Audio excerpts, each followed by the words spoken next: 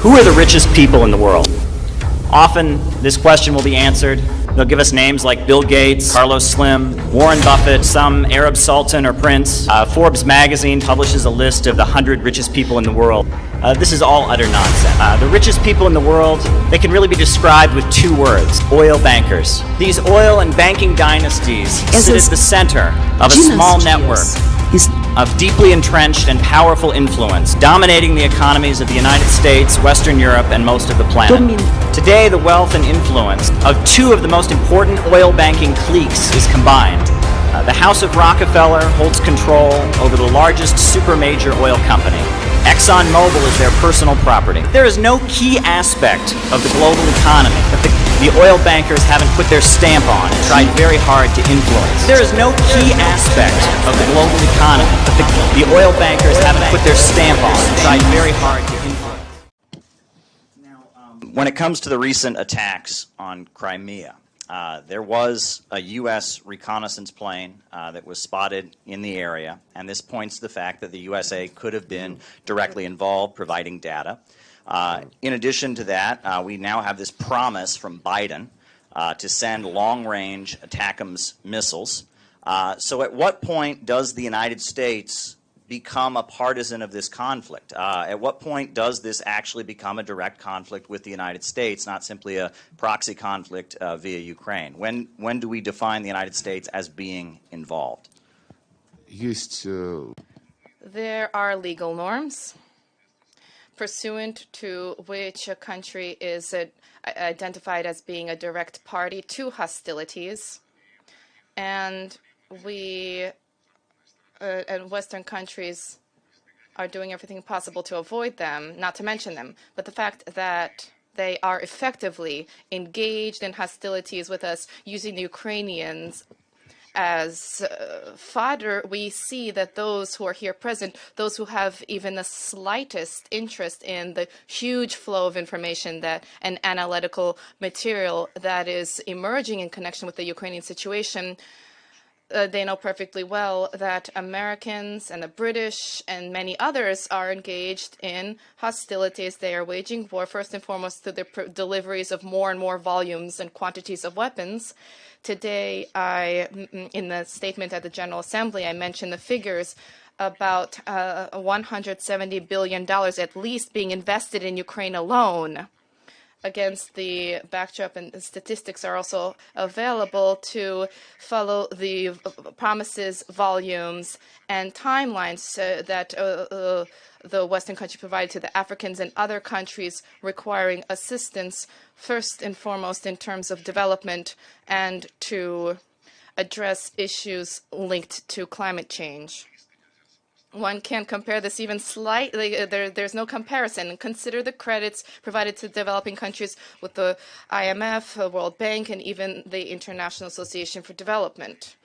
Ukraine was provided with credits of approximately 700% of its quota. Nobody has ever done this, 700% of the quota. And Ukraine's debt is significant. And they have been allowed not to pay this until 2027. Such concessional and quick decisions are not taken were never ever taken with respect to any other country. But so on the weaponry, that's clear. Turning to instructors, that's also clear. There are training of instructors in Poland, in Germany, in the United Kingdom. I am certain that there are instructors working in large quantities on Ukrainian soil as well. And of course, there are many mercenaries there, many of whom are official officers, but the mercenary status allows them to avoid a crossing of that legal threshold. But special information on satellites. We read about the statements about Elon Musk and his Starlink company's position, but military satellites are working throughout. Intelligence aircraft are also located and identified in the air, and U.S. reconnaissance planes, U.S. and British reconnaissance planes, are not only helping to identify objectives and targets, but they're showing where our air defenses are working so that next time they could help. So you can call this whatever you want to call this, but they are directly at war with us. We call this a hybrid war, but that doesn't change the reality. Russia, peace with Russia. Build the peace bridge. Build the peace bridge. End Ukraine war. End Ukraine war. We are promoting peace, no war with Ukraine, and you can see the skyline of downtown LA and the famous Echo Park fountain there. Out here in Boston today, we're here because last night the world breathed a sigh of relief. Our leaders have been hurtling towards the edge of the nuclear cliff, moving the world closer and closer to nuclear war. And although Trump has done many things that are absolutely horrible, last night he did something that was great. Out here to support the peace summit between President Trump and President Putin, and to thank Tulsi Gabbard for making it possible. That we are in extreme historic times right now. President Trump is currently in the great state of Alaska, attempting to make peace between the United States and Russia. If what's happening today in Alaska will get us closer to peace, that's what we want. That's what we want. Yesterday's meeting between Donald Trump and Vladimir Putin was a major step in the right direction. We need more dialogue, more engagement to come to the end of this war. Hey, we're here in Portland, Oregon. CPI is on the streets of Portland, Oregon. We want to say that we support the peace deal being made between Trump and Putin in Alaska. Hi guys, we're here at Liberty Station in San Diego. Liberty Station used to be a base that was purpose for training Marines and U.S. sailors during World War II. I thought it'd be pretty symbolic to come here, seeing as how, you know, the U.S. and Russia, they worked together in order to defeat Nazi Germany during World War II. I think this is also a beautiful spot to do this kind of activity in general. Peace with Russia! Peace with Russia! Build the peace bridge! Build the peace bridge! Build the peace bridge! End the war! End the war! Something amazing happened yesterday.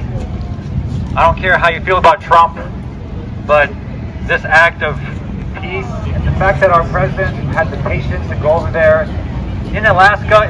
Putin came to our country just yesterday and they made a lot of progress. And so we were out here because we want to put more support for this kind of effort. I have 3 children, and I want my children to grow up in a world of peace. By declassifying the proof that Russiagate was a lie, there wasn't a plot against Trump, there was a plot against peace. It was a plot by James Clapper and John Brennan and Hillary Clinton to prevent an alliance between Russia and the United States. And now Tulsi Gabbard has blown the Russiagate lie wide open and given the President of the United States the freedom to make peace again. This is part of a worldwide day of action called by Caleb Blaupin and the Center for Political Innovation. Rallies like this are happening all over the United States and even on other continents. We support peace talks and Ukraine war. We support peace talks and Ukraine war. We support peace talks and Ukraine war. We support peace talks and Ukraine war. Now you'll notice that we have signs here for Tulsi Gabbard. Tulsi Gabbard is the Director of National Intelligence, and she is the one who is really responsible for the fact that there are peace negotiations taking place. She revealed that Russiagate was a complete hoax and that there was no Russian interference in the 2016 elections. And with her revelations, she made it possible for President Trump and President Putin to sit down. We really appreciate what Tulsi Gabbard has done. Thank you, Tulsi. Thank you, Tulsi Gabbard. Thank you, Tulsi. Thank you, Tulsi. Thank you, Tulsi. Thank you, Tulsi. Thank you, Tulsi. Russiagate was a big attack on peace, a big attack on the American people. And now that that's out of the way, thanks to Tulsi Gabbard, thanks to the journalism of Aaron Monte and others, Trump, you have the green light to make peace in Alaska with Russia. So let's get the job done, because we have a lot of work to do. We have a new nuclear treaty to negotiate. The START treaty is running out. And the opening that was created for that was made by somebody by the name of Tulsi Gabbard. We'd like to thank Tulsi Gabbard for allowing that to happen, because she revealed that Russiagate was an absolute hoax. And it was a complete lie. The fact of the matter is, Russia did not interfere with our elections. In fact, they withheld plenty of information that they had on the Clinton administration, on the Clintons, etc., because they thought that she would actually win the election. It was a complete hoax. The work she's been doing and continues to do, exposing Obama, Clinton, and others, has made repairing relations with Russia possible. She has shown Russiagate to be a hoax. She has shown they knew what they were doing. Obama rejected intelligence reports saying Russia was not interfering in our elections. Tulsi G has set us free to stop the march towards World War III. Tulsi G has set us free to stop the march towards World War III. Thank you, Tulsi. You have freed President Trump and given him the courage and the ability to finally have the meeting with President Putin that he should have had 8 years ago. Have a moment of reflection that I call a prayer. Pray for peace. And as my faith is Christian faith, so I would like to do the prayer in my faith tradition. This is our city, our beloved New York, and we say finally it's time for peace in America. Our hard-earned tax dollars should no longer be going to a foreign Eastern European country that has chosen the path of destruction in needless war. We support peace talks. One of the reasons why I'm excited that your book has kind of caught on is for exactly this reason. It's not just about Kamala Harris. It's about a much deeper analysis of politics and the class forces behind and all those interests. But I did just want to ask you in general about anti-imperialism. Why has anti-imperialism historically been such a core component of class politics? And what is the difference between being anti-war and being anti-imperialist? Well, my understanding is that imperialism refers to a system. Capitalism in its monopolistic stage. And it's very interesting because that is the classical Marxist-Leninist understanding, right? Lenin talks about imperialism, the highest stage of capitalism. And what really defines imperialism is holding back economic development. It's preventing countries from being able to take control of their own economy and resources, and instead having what he calls the export of capital, where instead of, it used to be we exported tires or we exported cars. Now we export the corporation, right? McDonald's is spread all over the world. We don't export French fries, we export McDonald's, right? And it's about the export of capital and preventing countries from developing their own industries and keeping countries in poverty, holding back economic development. Now, that was the understanding that the Bolsheviks and the Soviet Union had. And that's why right after the Bolsheviks took power, they gave military support to the Emir of Afghanistan. And he was a conservative monarchist, but he was fighting the British Empire. And they said, that works for us. And they convened the Congress of the Peoples of the East in Baku. And they said, hey, if you're going to fight the British Empire, we're with you because imperialism is the enemy.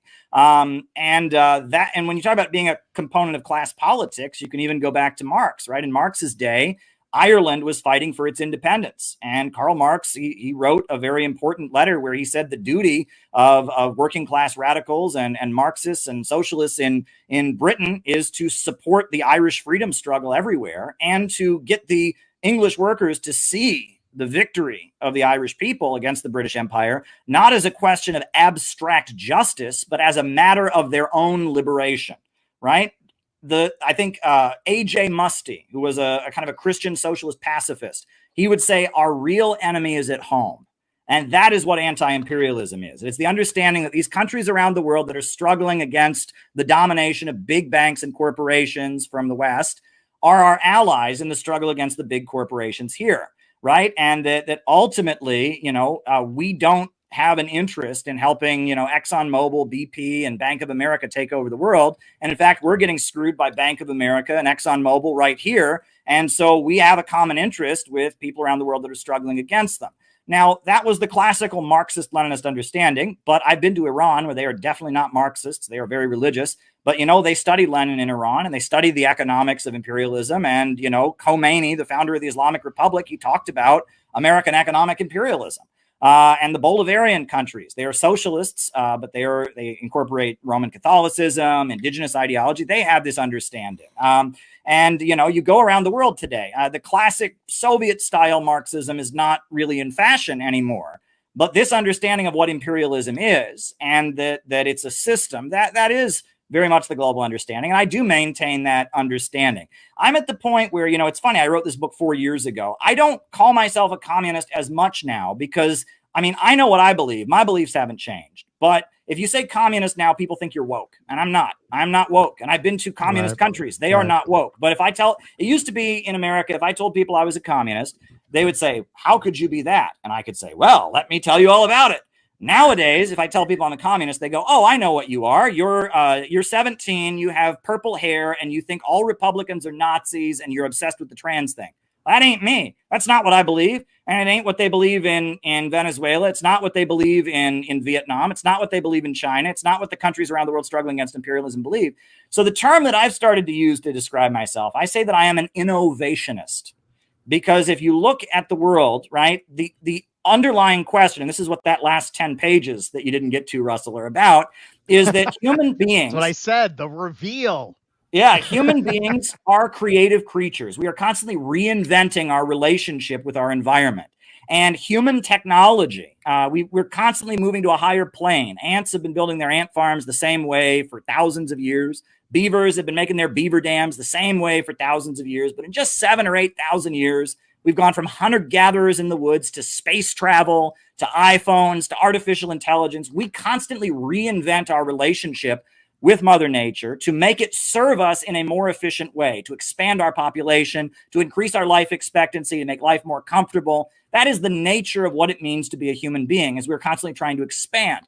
And right now we are in a crisis because human brilliance has outstripped the narrow horizons, the narrow limits of production organized for profit. And what we need is a rationally organized economy so we can keep inventing, keep expanding, keep having our life expectancy grow, keep expanding our population. Well, taking it back to that Eastern establishment, the Rockefellers, the DuPonts, the British Empire, they say that the solution right now is that we have to degrow. We have to reduce consumption because the problem is that there's too many people. They are not Marxists. They are Malthusians, right? They blame the economic crisis that we're in the world on overpopulation. And that their solution to save the global economic system and conveniently let them stay at the top of it is to prevent growth around the world. And they see anti-imperialist countries that have broken out of their system, as the main target. Because what are they doing? They're growing. That's what they do. When countries break out of Western domination and imperialism, they start growing and building and electrifying and wiping out illiteracy and bringing their people up. And that is seen as a threat to the environment. And Biden openly said so when he was running for president. If you read his essay, America Must Lead Again, he said, we're going to stop China from building power plants in Africa, right? That's what they want. To save their system, they want degrowth. And that is what fascism is. And that is what fascism has always been. Fascism is not an aesthetic. Fascism is not being racist. People have been racist before. People have been militaristic and authoritarian before. Fascism is when, in a long-term economic crisis, the government kind of locks down society and forcibly degrows, right? They created a slave labor underclass in Nazi Germany. They forced women out of the workforce to get rid of unemployment. They rebooted the economy by creating, lots of military spending. Fascist economics is trying to save the capitalist system with forcible, heavy-handed degrowth. And I must say, I agree with a lot of what Trumper folks say, but they seem to think that this Malthusianism from the World Economic Forum and all that is Marxism and communism. And I have the painful and difficult task of saying, well, actually, it's not. And if you go to any Marxist or communist country, that's clearly not the case. But that is what the woke people believe. And a lot of them think they're Marxists. So I can understand why you're confused, right? And I can understand why it's confusing.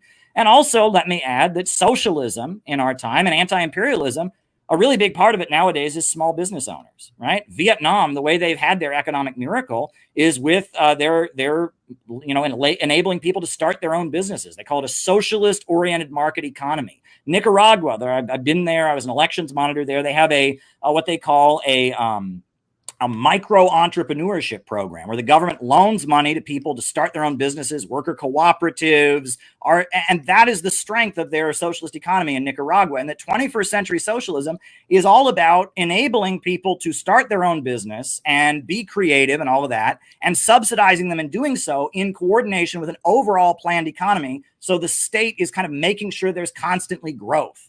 And then what is the ultimate goal? Is a world with so much growth and so much wealth that the need for a government can fade away, that people can just do what they feel like doing. Labor becomes life's prime want, meaning people work to entertain themselves, to get joy from being creative, not because it's a necessity. A society where there's so much wealth and abundance that there's really no need for anyone to hoard anything, and everyone's pretty much equal because there's enough for everybody. That's the ultimate goal. And Marx talked about the higher stage of communism. He's talking about a world of vast wealth and vast abundance, right? And so I tell people I'm an innovationist because I believe innovation is the essence of what I'm for. I believe in human beings and our creative power. And I believe that we can revolutionize our relationship with the environment and get to a higher plane. And, I think that's what it means to be a socialist or a communist in our time, but that's not what it means to most people. So I now, my organization is called the Center for Political Innovation, and I'm saying I'm an innovationist. Gabby. Hello. Hey, I was I about have to that put on. dumb question about Skibidi. Sorry. What is it? It's okay. You're fine. It's I don't know. My son, he says Skibidi toilet, and that was I think the past year it was a thing. And then when I go pick up my son from school, all these kids say Skibidi Fortnite, Skibidi toilet, and then they have these other terms they use. And I feel so bad for kids today because it's they don't enjoy real life. They enjoy YouTube terms, I don't know, media, internet terms. And it's I don't know. It's got a Wikipedia page. It's got a Wikipedia page. So I looked it up. Yeah. Skibidi Toilet is a machinima web series of YouTube videos and shorts created by Alexei Gerasimov and uploaded to his YouTube channel, Da Fuck Boom, produced by Source Filmmaker. Oh my God. Plot and characteristics. The series depicts a conflict between singing human-headed toilets. It is so weird. And they even sell plushies at the mall because when I went to, they sell the plushies, and I was my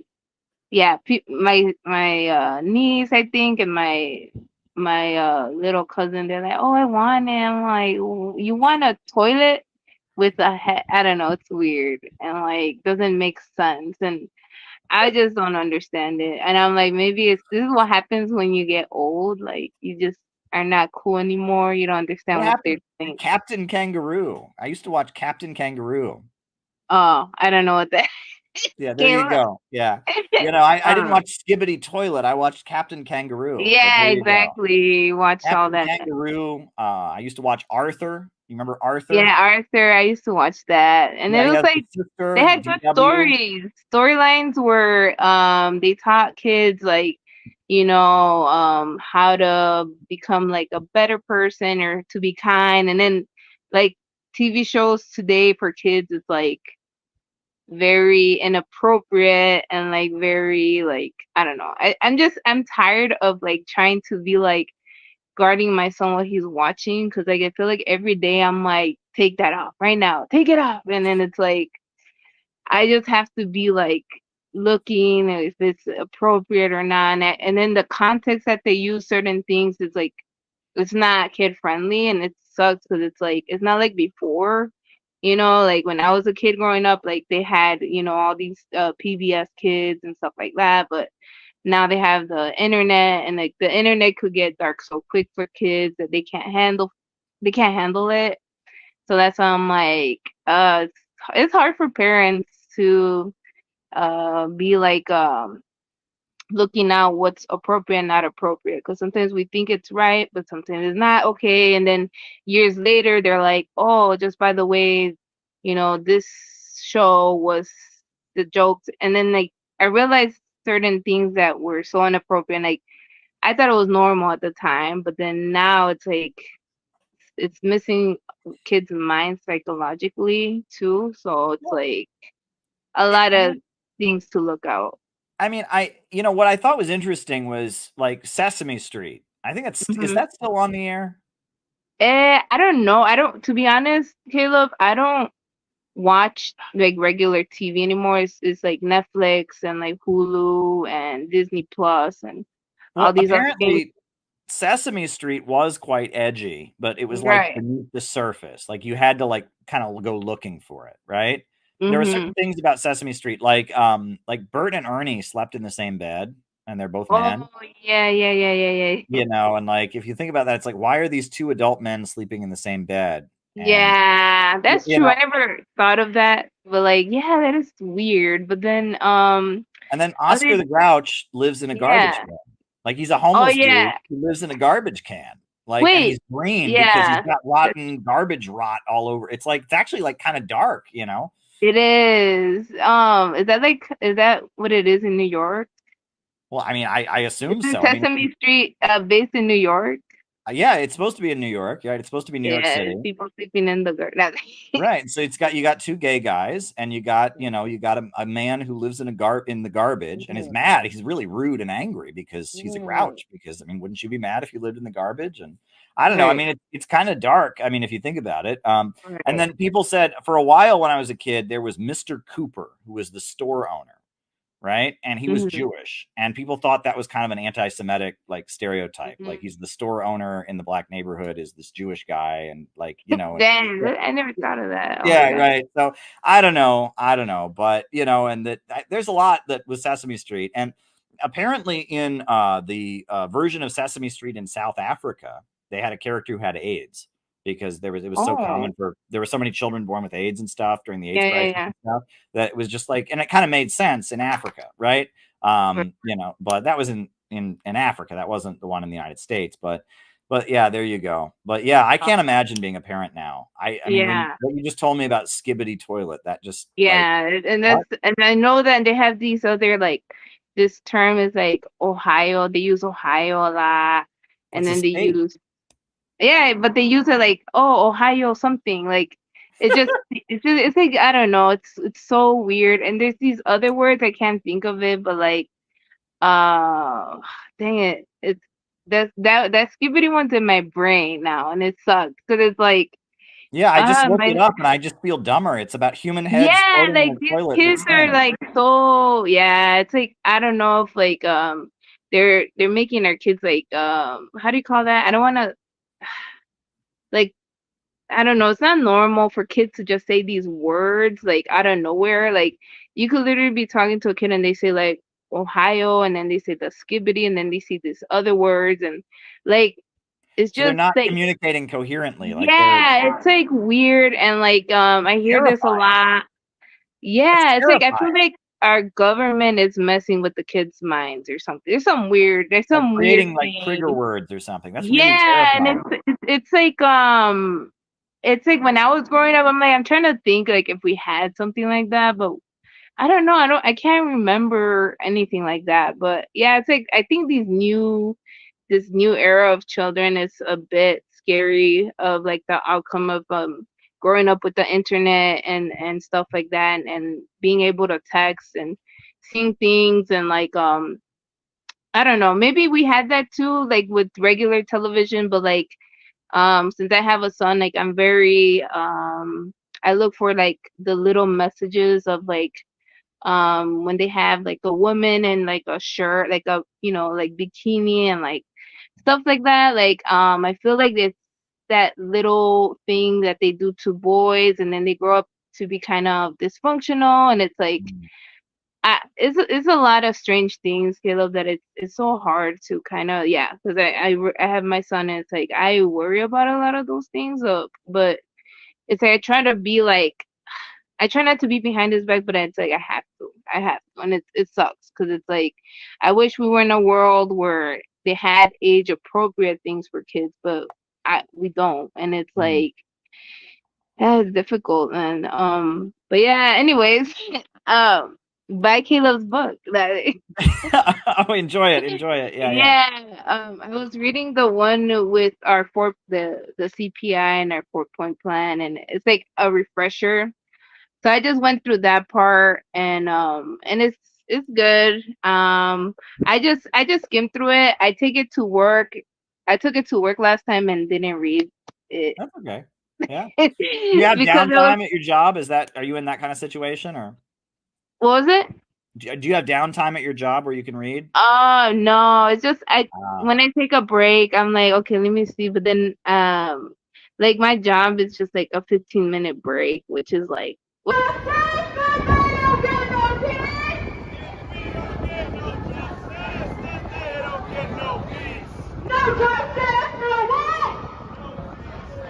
We're here in downtown Chicago at a No War Against Iran rally. Should be interesting. We're going to talk to people, see how it goes. We're here to stop a war with Iran, to stop World War III. We thought we dodged that bullet last year when Biden was trying to get us into World War III with Russia and Ukraine. Now it looks like Trump is doing the same thing in the Middle East, and it's just as dangerous.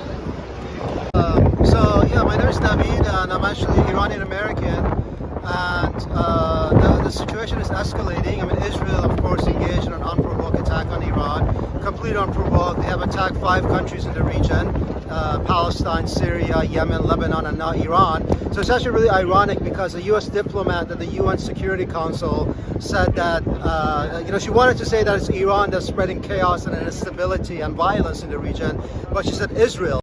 Israel's government has also spread chaos, terror, and suffering throughout the region.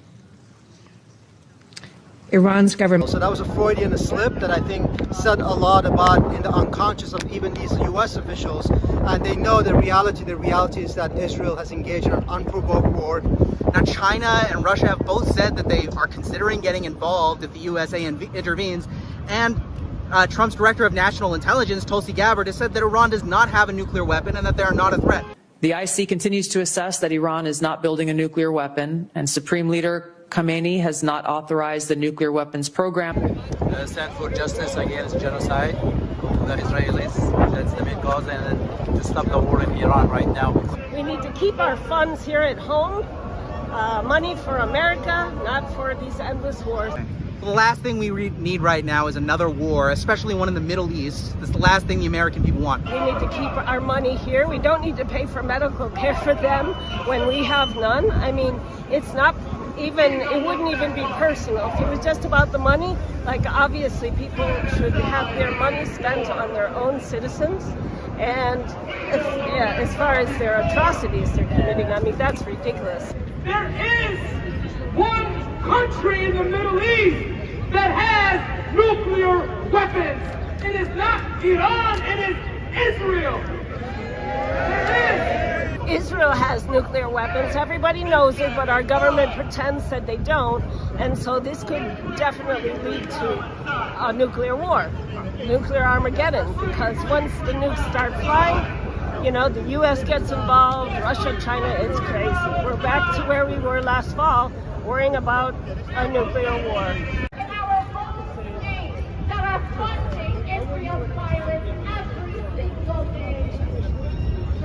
Going with the books? It's going pretty good, man. Yeah, we've been getting them out to almost everybody. People seem really supportive, you know?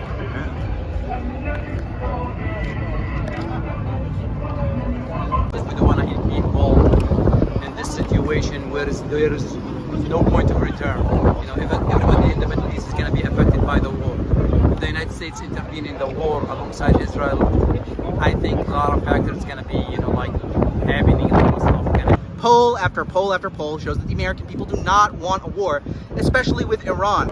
You know, I heard some Dave Smith, the comedian, I think is that his name. He said no matter who we vote for, we always end up with John McCain. I thought that was really clever. The nuclear issue is a distraction, and what they want to do is they want to bring regime change to Iran. They want to topple the government, and it's very dangerous. And I think there is actually a substantial American base right now, even the MAGA conservatives who oppose war with Iran. We saw Tucker Carlson do that interview, and he clowned and destroyed Ted Cruz. He's very pro-war. He doesn't even know the population of Iran. How many people live in Iran, by the way? I don't know the population. At all? No, I don't know the population. You don't know the population of the country you seek to topple? How many people live in Iran? 92 million. Okay. Approximately 70,000 tons of bombs on this 365 kilometer of land known as the Gaza Strip. That is the equivalent of multiple nuclear bombs. Yet the world is silent on that entity. The conversation is centered around, well, what should we do with what Iran possesses in terms of enriched uranium? What should we do about the Palestinians that don't care about so-called Israeli security? We're having the wrong discussion. The discussion should be, what should we do about the countries that currently possess nuclear weapons?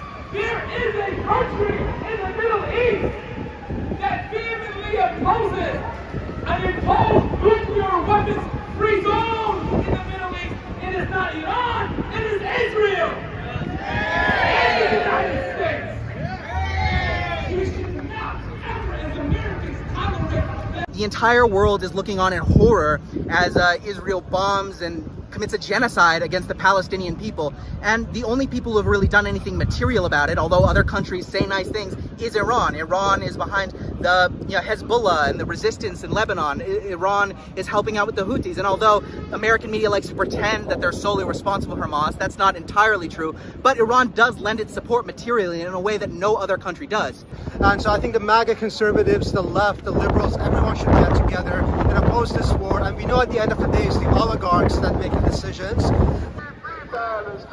Free, free, free Palestine!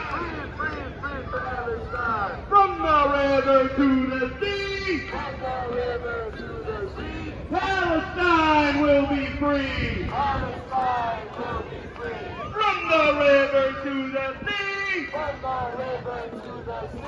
Palestine will be free! Palestine will be free! If the Palestinian people are to be free, then Iran needs to be strong. And a lot of people don't seem to understand that.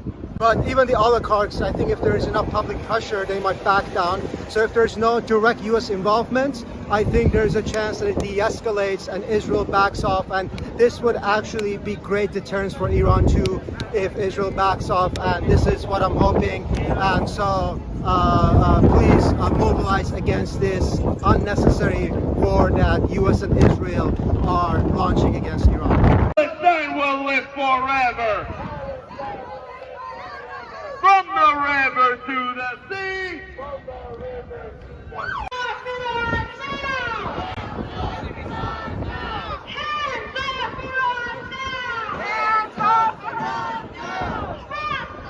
Yeah, I mean, there are just so many people here in support of the Iranian people and who support the Houthis. And I guess, you know, we just ran out of books. We didn't have enough. We brought 400 to 500 and we're all out. No justice, no what?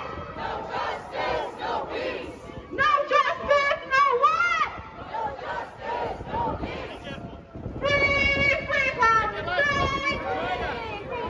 There's many people in Russia and in China now who are talking about geopolitics and how the earth and landscapes and geography can affect politics, how the politics of a country and the political system and the economy of a country can reflect the way the land is set up. And generally, those who refer to geopolitics divide the history of the world between land civilizations and sea civilizations.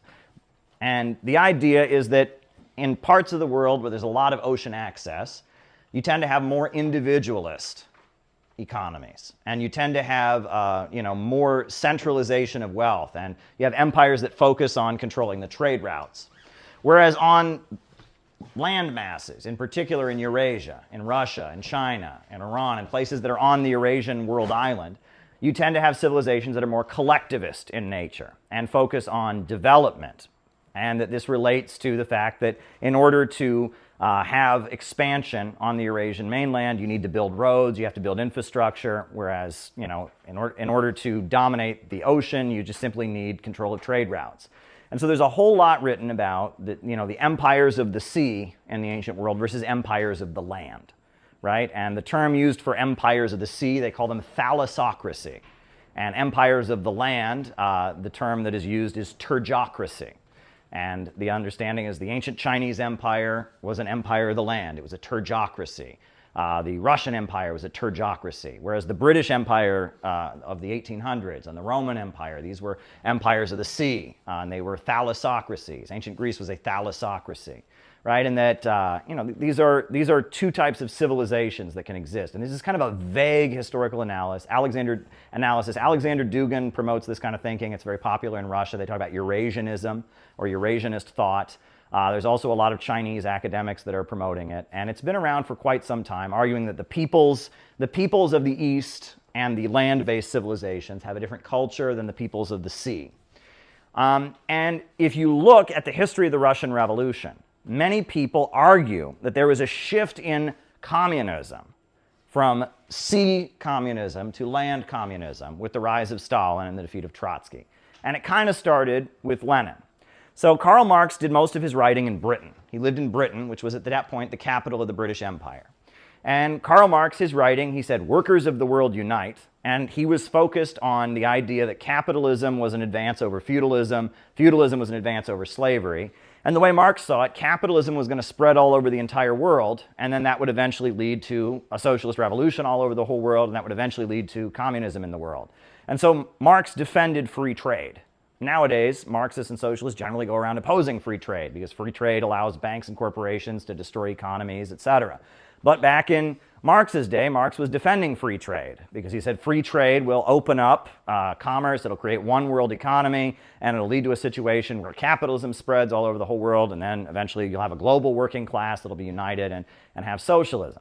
And it was Lenin who came along, and Lenin, keep in mind, is not in Britain, he's in Russia. And Lenin says, well, actually, we're for nationalism of oppressed nations, and we're struggling against imperialism. We're not against just plain old capitalism. We're against imperialism, which is the British Empire, right? Banks, trusts, cartels, and syndicates holding back development.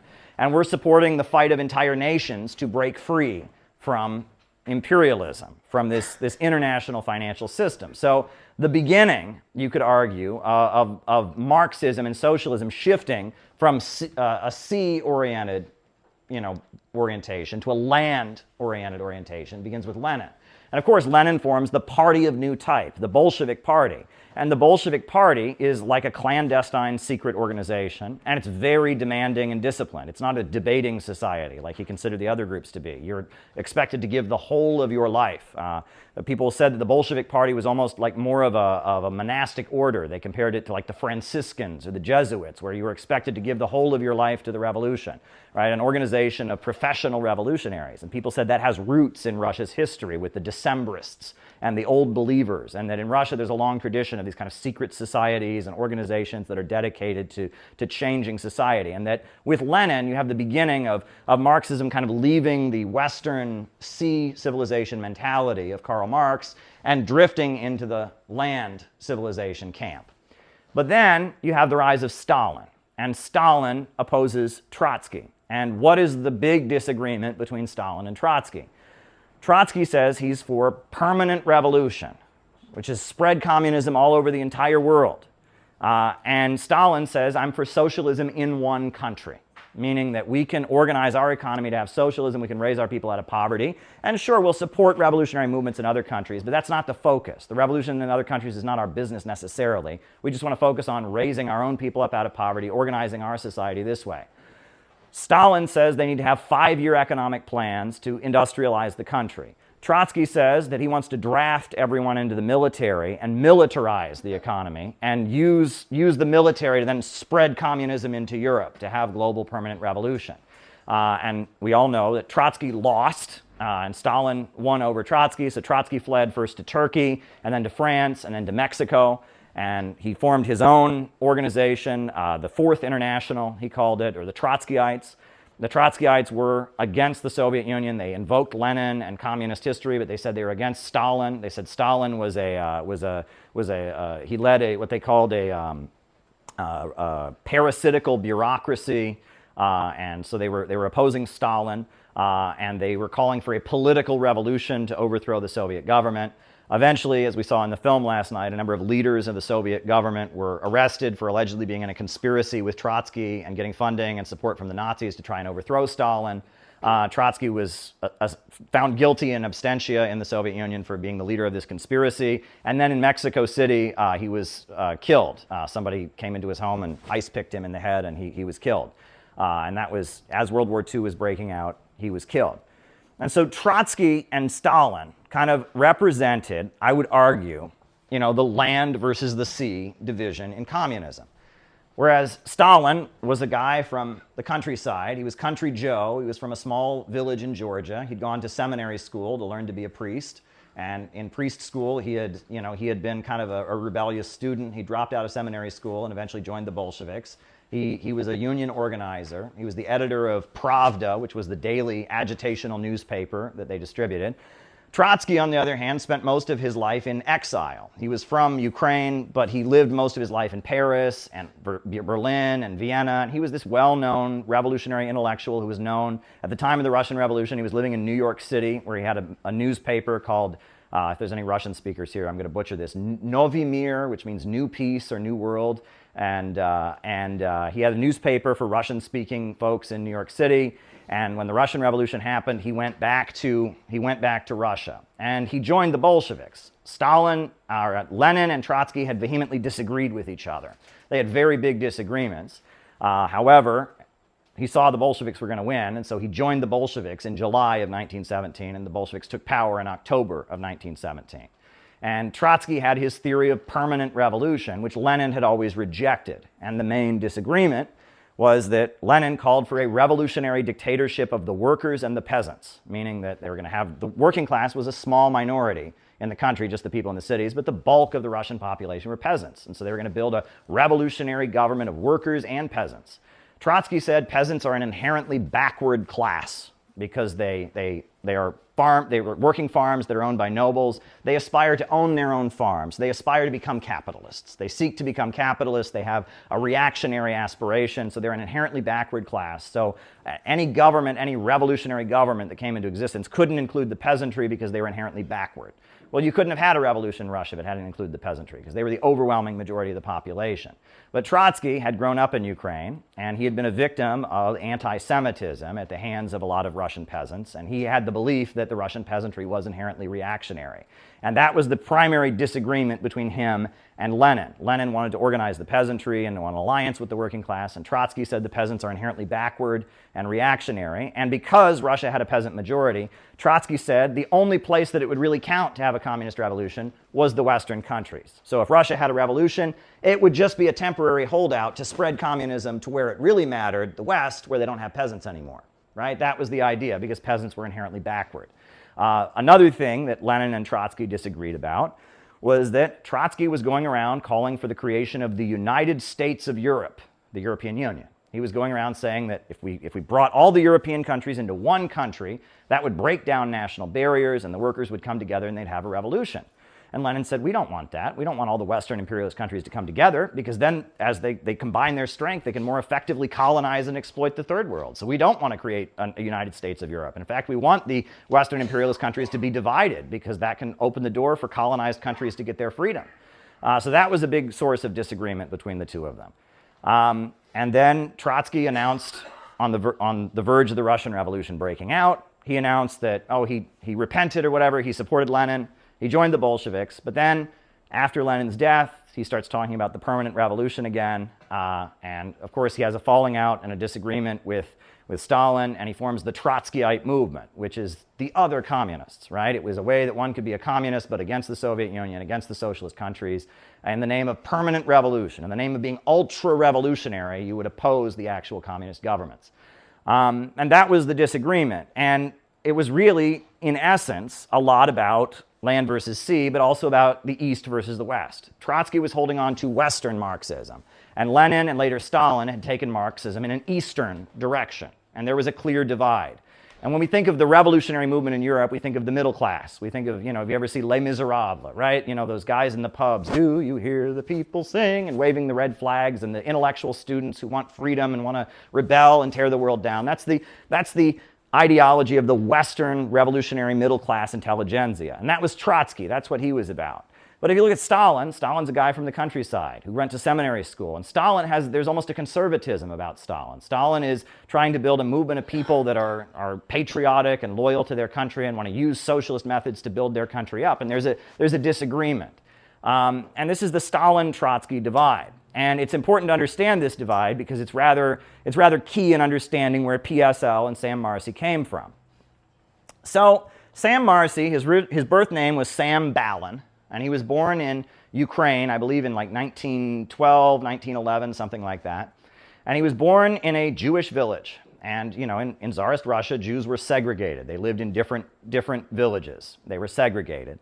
And during the Russian Revolution, the White Army was known to terrorize Jewish villages, and the Red Army protected his village from the White Army. And so his earliest memories of childhood was the Red Army, which he called our army, protecting the village. And he remembered when he was a child how he saw those Red Army soldiers come and protect the village, how happy his family was to be protected.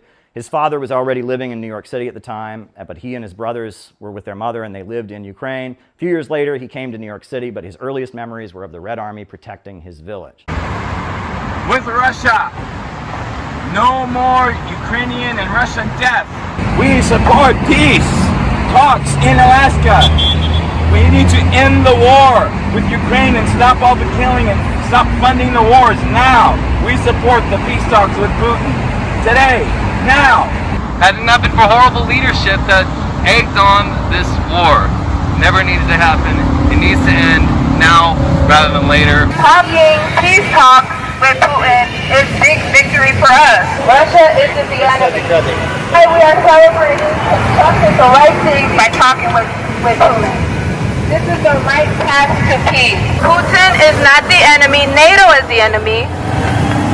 NATO is the enemy here. Trump is not the enemy. It's NATO and the globalists and the imperialists. It's the people who want to start sending our children to a war that's not ours. We just want to stop the lies and the killing and the funding for the... Yeah, how about not taking money from more profiteers, companies like Raytheon, Adam Schiff? Yeah, exactly. Freaking liar. I don't want to hear it. Adam Schiff is the #1 guy responsible for, besides Hillary Clinton, promoting war with Russia. He's not our friend. A peace deal to make, so let's get it done. Trump, you have the support of regular Americans. Regular Americans want this war to end. We want the killing to stop. So you have the green light. Make a peace deal. Russia did not start this war. It was in 2014 when Victoria Nuland and other nefarious actors in the Obama administration overthrew the Ukrainian government and installed a fanatically anti-Russian government that bombed and destroyed the people of the eastern regions in Donetsk and Luhansk. It bombed them for 8 years. And there's a monument in Donetsk to all the children that have been killed by the Ukrainian nationalists, and it was Russia that put a stop to that. And we are so glad that instead of pursuing death and destruction, we can finally open the door to peace. Been sleepwalking Americans into war. Sweet lies about how war will solve all our problems while we degrade our own economy. We get poorer and indebted with expensive housing, cheap, crappy infrastructure that's breaking. What the hell kind of economy is this? What are we living for? I'm sick of my tax dollars going to endless wars. Alright? The whole country is sick of it. Pissed off. I'm showing some emotion because I'm speaking for a silent majority that I never see on the news for some reason. Countries are trading with each other and doing business. They're not going to go to war with each other. And that's why that Bering Sea tunnel that Donald Trump is talking about with President Putin, that could be the road to a whole new world. It's pivoting the United States away from the NATO countries and closer to the explosion of growth that is happening in Eurasia right now, in the Russian Far East. Every year in Russia, they have the Vladivostok Economic Forum. So many people in Siberia are being lifted out of poverty, and America can be part of that. American companies can make money from it. Whether you like it or not, Russia is our neighbor. Alaska pretty much is only like 50 miles away from Russia. And something I learned after living in Harlem for a year and a half, and people do get shot out there. If you don't want to get shot, then you don't piss off your neighbor. And Russia is our neighbor. We're not protesting that today. Here we are protesting for an end. Supporting, actually, not really protesting. I don't want to use that word. More so demonstrating in support of an end to the Ukraine conflict. And that's what we're trying to do here at Liberty Station. I'm going to be walking down to the waterfront and then going further into Seaport Village, perhaps going deeper into downtown San Diego as well. But we're going to see what kind of reactions we got. So far, it's been fairly positive. We are here in Minneapolis to support the peace talks and end the Ukraine war. We want money for schools and jobs and healthcare, not for arming Nazis in Ukraine. America first, not Ukraine first. America first, not Israel first. We want our tax dollars to go for our country. We have infrastructure that needs to be built. Our bridges are falling apart. Our roads are falling apart. Let's spend that money and put Americans to work to rebuild the country. With Russia, we need peace talks with Russia. No war with China. We need peace in everywhere. This is a global action. This needs to be talked. And I know the media does not talk about this, and this is an important issue. They're going to say how could he talk to Putin? Oh my God, Putin is so scared. No, it's NATO that's the problem. NATO is the problem, not Putin. It's a joke. We are here to say that we do not want a World War III, and we agree with this peace talk between Trump and Putin. This is something that needs to happen. This is telling me that there is a chance for America, a new America, to work with BRICS. This is a chance for us. This is a chance for the American working class people.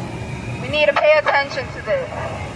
This is more important than this other media stuff and your hip hop and your other music. This is what you guys need to pay attention to. The working class families in America are failing. Meanwhile, other countries are thriving because they're pulling away from NATO and they're paying their tax dollars in their country. Meanwhile, in Chicago, our infrastructure is failing. This is why we need a government of action that fights for working families. We need a government of action that fights for working families. So this is why we're here, because this is important. None of that hip hop, none of that other stuff that you hear about, the ice fights and all of that trash, that's not important. This is important. This is what you guys need to pay attention on and keep your eyes peeled, because this is going to affect your livelihood. I know you guys seem like whatever, but it is something important. It affects your tax dollars. It affects everything you do in this country. And I know you guys don't care, you guys are on the phone and everything on Instagram, but this is something that we're out here fighting for. We need a government of action that fights for working families. We need a government of action that fights for working families. And this is what the Center for Political Innovation is here for. This is for the working families of America that never had a chance. This is for us now. So we're doing this for you guys. This is for the American tax-paying person, civilian, this is for you guys. We are fighting for the American people, the working class people. No more wars. End the wars. We can't afford the wars anyway, so why are we getting involved with that? Tell Ukraine to fix that. That's your problem, not ours. Russia is not our enemy. Russia is not our enemy.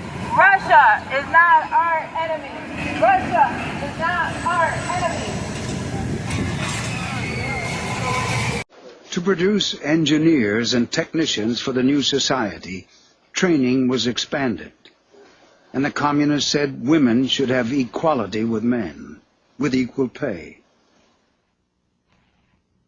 Ella Shishcha was one of a new generation of women.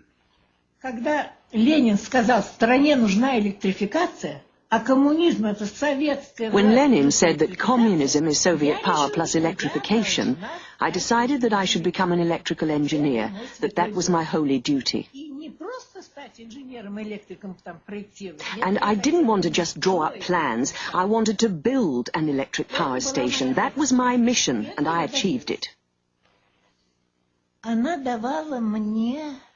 The revolution gave me the right to feel equal to any man. It gave me the right to work, to study what I wanted to study. Она давала мне право трудиться, учиться так, как я хочу. Fyodorova was held up as an example to others.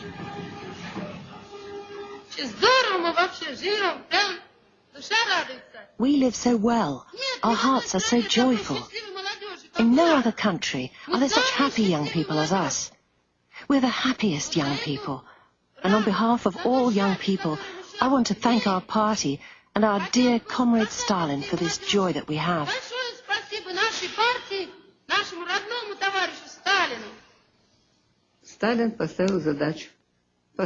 Stalin set a task. Build this or build that.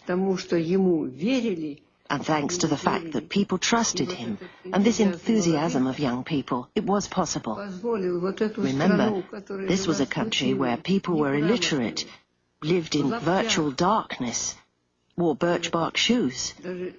Even now, I think it's like something out of a fairy tale. How was it possible at one of the most difficult times to raise these great construction sites?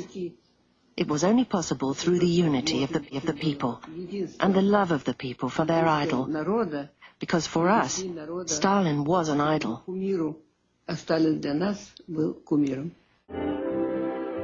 Teams of young activists were sent to the country.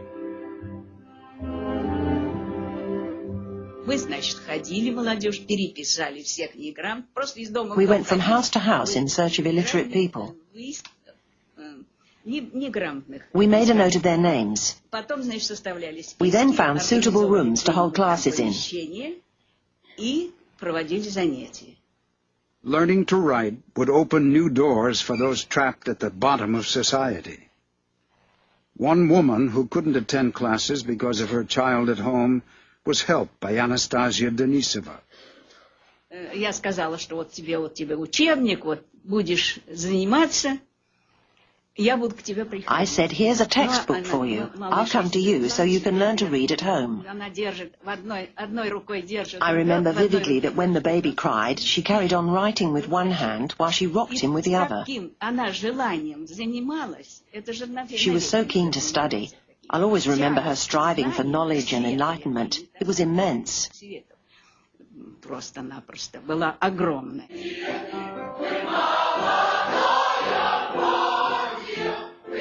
For Valentina Mikova and Mikhail Arkhipov, these were the most fulfilling days of their lives.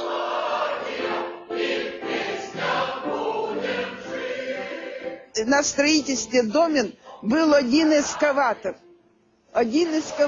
И то плохой. There was one excavator at the blast furnace building site, and it wasn't always reliable. So we dug all the foundations by hand. Понимаете, копошатся люди. The trench would be teeming with people. One takes the earth, throws it to the level above. The second person throws it to the third to the fourth, up to 5 or 6 levels. That was how we got the earth out of the trench. Then it was taken away in wheelbarrows. Понимаете, это самое, вывозится из этого котлована на тачке. I wanted to begin today's session by honoring 3 people, none of whom were CPI members, but were great anti-imperialist activists who passed on. There's a tradition that comes out of the Cuban Revolution that I guess in the military when they're taking roll, they say the person's name, and then the way to say present in Spanish, they say presente. And a way of honoring the deceased is to you then say their name, and everyone shouts presente because they're still with us, our comrades are still with us. The first person I would like to honor was a guy named Marty Goodman. Marty Goodman was a man who was born into a communist family in New York City. He got involved in the struggle against the Vietnam War as a young man, and he was really involved in building peace demonstration. He was in the Socialist Workers' Party, and he was in some other organizations that came out of that. He was a transit worker. He drove the subway train in New York City. He actually saved someone's life on the subway. So a woman had tried to commit suicide and jump in front of the train, and he jerked the train to a stop and saved the person's life. And so the city of New York gave him an award for this, and he turned down the award in protest of the way the transit workers were having their treatment cut, and he kind of embarrassed the MTA authority turning down their award. But the reason that I know Marty Goodman is because in the final years of his life, he was dedicated to freeing Julian Assange, and that became the cause that he was obsessed with. And every week they had a protest in front of the British UN mission, every week. And I worked near there at the RT studio that used to be there, and I would walk by him, and sometimes he would be the only one there with a sign, Free Julian Assange. He'd be the only one. And sometimes there'd be 5 people, sometimes there'd be 10 people, and sometimes it was just Marty. And I would run into Marty on the subway, and I would run into Marty in my neighborhood. And he always wanted to give me a newspaper, and he was always dedicated to freeing Julian Assange. And he died 3 months before Julian Assange was freed. And so when Julian Assange got his freedom, I thought of Marty Goodman and how happy Marty Goodman is in the next life to see that the cause he dedicated himself to in his final years finally had fruition. Julian Assange was able to return home to be with his family. And so Marty Goodman is a great comrade. Marty Goodman, presente! Marty Goodman, presente! I wanted to talk about another comrade, another friend who died this year. It was a guy named Paul Gilman. Now, Paul Gilman was an activist in New York City, and he ran for Congress and for various offices as a member of the Green Party. Paul Gilman's story is fascinating. Paul Gilman, in the early 1980s, he was convicted of something related to marijuana. And he was a young man who smoked a lot of pot, and he ended up going upstate to prison in New York State. And in prison, he read every book he could get his hands on. And he learned about Mao Zedong and the Chinese Revolution. He learned about the civil rights movement, the black struggle, and he came out of prison as a dedicated activist. And he was at every anti-war demonstration and every rally in New York City. He was somebody that I just found to be very, very amusing. One time I gave a class on the history of Mao. He came with a stack of books because he was just so excited to share the information. But one story about Paul Gilman that I want to share is that he had a son who was disabled, who was kind of special needs son. And one time he took his son to a film screening, and his son, who was disabled, was kind of, being loud and making a scene or something like that. And he was very embarrassed, and he was very apologetic. So he apologized to the party leaders and said, "Oh, I'm so sorry." And they said, "It's no big deal." And he said, "I'll never bring my son to an event again." And they said to him, "No, it's no big deal. You'll know if your son is ready for it." And every time I saw Paul, he would tell me that story, because that shows you how much an act of kindness like that, an act of compassion. They could have said, "Never bring your son to an event again," but they said to him, "No, you'll know." And they were very kind in response to his son being a little bit disruptive at the movie showing. And every time I saw Paul, he would mention that to me, because that shows you how much an act of human kindness can go with people. And, I would run into Paul on the streets of New York City, kind of like I ran into Marty. And sometimes Paul was in a homeless shelter. Sometimes he was homeless because he was an ex-con. He had a criminal conviction. It was hard to get a job. Other times he was doing well. But yet, despite, struggling to keep a roof over his own head, he would still run for office as a Green Party candidate every time. And he was with the Palestinians. The last time that I saw Paul was at a pro-Palestine rally in May. And Paul went up to me and he gave me condolences on the death of my wife's mother. He said, I saw on Facebook that your wife mentions that her mother just passed. I'm so sorry to hear that. He gave me a big hug, and that was the last time I saw Paul because he died a couple weeks later. And I think about Paul, who, you know, from a prison, from a dark place, discovered a life of struggle and came out. And I think about the glow that he had in his eyes and the hope that Paul always had. Every time I saw him, he was full of optimism and energy. That's what we need. Paul Gilman, presente. Paul Gilman, presente. Paul Gilman, presente. And the last comrade I want to give a tribute to is someone who died quite a long time ago. I think he died in 2011. His name was Artie Rosen. And Artie Rosen was a member of the Workers' World Party, and he'd been a founding member of the Workers' World Party. And he was actually quite wealthy because he was an expert on economics, and he'd started a currency trading company on Wall Street. He was very good at trading currencies. He'd made quite a bit of money, but communism was his life's goal. And he was a Jewish American, but everywhere Artie went, and I knew him at the time he was retired, he went with a Palestine baseball cap on his head and a stack of communist newspapers in his briefcase. And everywhere he went, he was wearing his Palestine baseball cap, and he was giving out the newspaper to everyone he could. And every time you saw him, he would tell you about, you know, I was on the subway and, you know, someone saw my Palestine hat and they gave me a thumbs up and I just got them a subscription to the newspaper. Or I was walking through a neighborhood and there were a group of Arab American teenagers and they saw my ball cap and they gave me a thumbs up. And every time you saw him, you heard from him good news, positivity, hope for the movement. And, you know that as a Jewish guy, an older Jewish guy in New York City wearing a Palestine ball cap, he must have gotten a lot of negativity. There were probably a lot of people that gave him a thumbs down or told him to go F himself or something like that, but you never heard about that from Artie. I think about Artie, the reason I'm bringing him up, even though he passed, quite a few years ago, is because I think about, in the next life as he looks on us now, he's got to be so overjoyed to see all the pro-Palestine demonstrations that are happening now, that people all over the country are marching for Palestine, and people like him that are of Jewish descent are also marching for Palestine. He's got to be just absolutely overjoyed. Artie Rosen, presente. Artie Rosen, presente. Artie Rosen, presente. And the reason that I'm opening our session talking about this is because movements are made by people. Movements are made by people who give their lives to it, people who are active organizers. And part of what we've been trying to transition out of in CPI is we don't want to be an online organization. We very much want to be an in real life organization. And in real life means getting to know people. It means getting to struggle along people. And there are so many beautiful people who've given their lives to anti-imperialism. And we need to honor them and we need to know them because they're a model for what our lives can be, right? The revolution is not podcasts. The revolution is not tweets. The revolution is people who give their life to the struggle. And so we want to keep these comrades with us and look at them as a model of people who lived for a higher purpose, believed in living in the sake of others, and sacrificing for something that they believe in. We want to hold them in our hearts as we go out and build a movement in our time. So Marty Goodman, presente. Paul Gilman, presente. Artie Rosen, presente. It's not easy, and what all these other little groups are doing is easy. They've been doing the whole Donald Trump is the KKK, like they have the posters, they haven't upgraded stuff for the past 10 years, so I always tell Caleb, like, I almost joined one of those groups back then, but I'm glad I didn't, so it's just like, we're doing the honest work, and that's going to take longer. In the long run, it's rewarding, so I enjoy kind of the reward I get afterwards. Because the whole Kamala book, passing out the book, people are unaware about the whole thing with Kamala, and it's like we were the ones that, or Caleb's book gave all of us awareness of what she's about in her life and everything.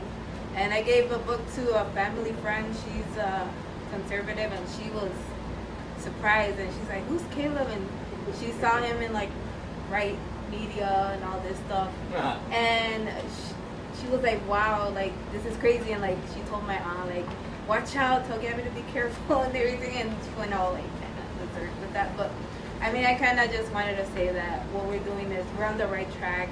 It's gonna take a long time to accomplish what we want to accomplish, but like I said, I feel good doing the right thing. If I didn't feel good, yeah. So like poverty in that region, I myself would be interested in helping Native reservations, doing food drives, doing cultural preservation techniques, recording languages, helping people preserve their own cultures in these areas. I'm sure every single person here can think of something that they would love to do in that regard, in their own little niche, in their own way. So I am looking forward to the future of CPI and how we will be able to grow, I think, at one point exponentially once we're able to have the resources and the power to help the average person and show what we're really all about. Wow, you guys inspire me a lot. Just want to say that. This has just been an amazing whole week. I do want to talk to you, maybe get some warning messages from you, because starting with who are you and what is why CPI, basically. And that's kind of what I want to mention right now. And sometimes I do things on the fly, so that's why I have notes. So I try not to go by the notes, but sometimes there's things I don't want to leave out, and that's why I write things down. I'm spontaneous. But I think one of the things that we do a lot in LA, and we all do really as a group, is outreach. Where even when you're out and about doing social things, you're always talking to people. Always. And I find the more I do outreach, almost every time CPI comes up in a conversation. And it's so important to be face to face, and I have to tell you, it looks a lot better seeing you in person than it does just seeing you online all the time. So, okay. I want to increase that too. I'd like to see us do this more often, and please come to LA. So I asked myself, who am I? Well, there's a lot of things. I wear a lot of hats, so I put in the context of activism. The first thing I did, I guess as an activist, was be a media ambassador for Adopt a Minefield, which is a program of the United Nations of the USA. And they asked me to be a media ambassador. I worked in the Hollywood Press Corps. Sorry, Dan, could you speak up a little bit? I wrote an article for their international newsletter, and I worked in the Hollywood Press Corps 1 year. It was a great experience. I met a lot of people from all over the world. And I learned that, when people will tell you, you can't change the world, I realized that was absolutely not true. What we did as a community is, I think we pretty much stopped the creation of landmines.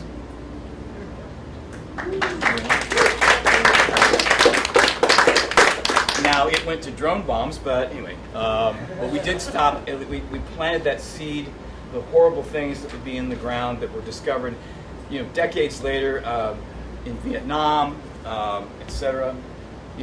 So we only had certain countries that we worked in. But I also, after that, I think it was Occupy Los Angeles. So since Adopt a Minefield put me in their media team, I thought that's where I want to go. If I can't do arts and education, that's where I'm going to go, and that's where I ended up. And I learned more about economic injustice. I realized how ignorant I was of many things. Didn't really know more of the details, believe it or not, of the Banking Act, the Glass-Steagall Act, and I learned, and that and so many more things that it just boggled my mind. I go home at night, get on my computer, and oh my God. And that's the first time I saw an image of this gentleman here, the hippie here, sitting here. It was Occupy Wall Street. And the next thing that I did was working with KPFK, because I realized the importance of building community, and someone asked me if I wanted to be on the committee, and then I was the acting chair of their community advisory board. I didn't have to get involved in their infighting politically, and I could just communicate with the community and get their feedback about what they liked and didn't like about community radio. And from there, I created my own cable access television channel because a brand new studio opened in the city where I live. And because I like to learn. I'm an educator as well as an entertainer. I like to learn. I like to ask questions, and I like to go directly to the source. So when David Bowie died, what was it like working with David Bowie? I talked to the person that worked with him more than anybody else. What was it like working with the Beach Boys and the Monkees? I interviewed people from the Wrecking Crew. What is this thing called the Freedom Dividend? I talked directly to Andrew Yang about it. What is the Green New Deal in your perspective? I talked to Jill Stein. What is this thing called CPI? And I talked to this gentleman here. This is one of those things where, like, I know it's difficult. There's times where, like, I just have family that says just give up. Live your life biologically. Find a career that you'll love, you know, that will pay off stuff, and just die, you know, just be conformed to your life, and like just allow yourself to die, and allow your whole family to die. That's how I see it. And I'm not gonna allow that. They're gonna have to go through all of us in order for them to get to my livelihood and our livelihood. You know, it matters. The working class people matter. You know, and that's what I'm tired of hearing, like the left, the right. We're none of that. We're innovationists. We want to get the stuff done as soon as possible.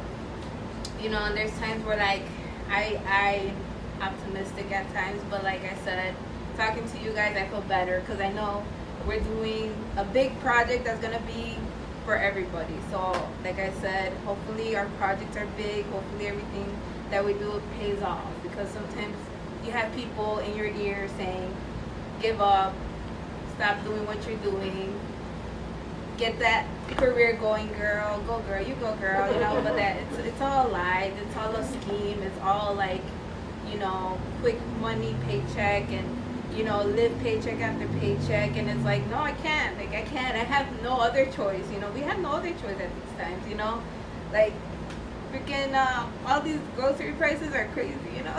But like I said, it's a whole movement we gotta create, and like I said, it's just I'm feeling thankful that like everything that happens for a reason, and it's a Sunday, and I like to thank God that we're here together, reuniting, and I just like to say thank you, God, for all the blessings you have for us, and you know, amen. Amen. Yeah. Okay, so we talk about seeing the masses come alive, and to be empowered, and that requires them having the knowledge and understanding that and knowing the struggle and knowing their own struggles to be out and go and take a course of action. And so we've done that through, like with, Gabby, like, helping to build flyers across Chicago, Penny, like, distributing, like, the Houthi books, into the Muslim communities. But we need to find ways to interact with communities, on a one-to-one basis. And I'm wondering if CPI could see itself doing activities like mutual aid, cookouts, hosting dinners like these, at local community centers, in order to be able to talk to people in a local community one-to-one, and figure out what their needs are, what their concerns are, as well as providing material relief, for those in need. And in doing so, we get to know a community better and find a way to organize, with them, in order to create, the movement, the self-determination, in order for them to come alive and move forward. Does CPI see itself doing activities like that on a local basis in their local neighborhoods? Yeah. Well, the answer is an astounding yes. The next thing I did was the pandemic, and I was convinced I am not staying inside my house all day long in California where the sun is shining and there's still the beach, okay? So, and I found that there were a lot of people that were going through a lot of serious trauma about what was going on. And I just felt the need not only for community, which I had to travel a long way to get to on the west side of Los Angeles, but I also felt the need to be more educated about what is going on here. We're not being told the truth. So I've co-founded a group called Natural Health First, and really, health is about mind, body, and soul. All of it, right? So it's really important on all levels.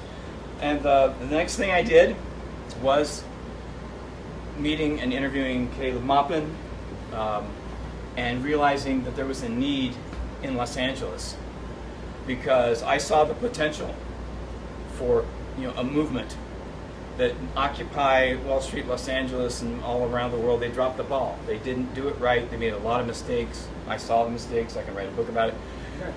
But I said, this guy's on track. He gets it. He is exactly on point. And he was there too. And he popped up in my algorithms probably because of our mutual friends, the Combo Couch. And I started watching his live stream, and I thought, this is it. This is it. You're talking about economics. Most people don't.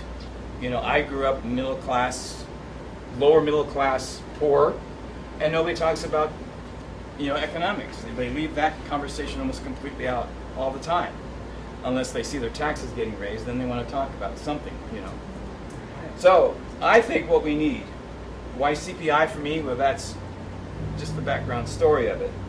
I think we also need a new renaissance. We need not just music, but remember, or arts or painting or whatever from the original one, but it's also economics, it's also spirituality, it's also political, and maybe even more so, it's about what we're doing, community building, to make all that happen.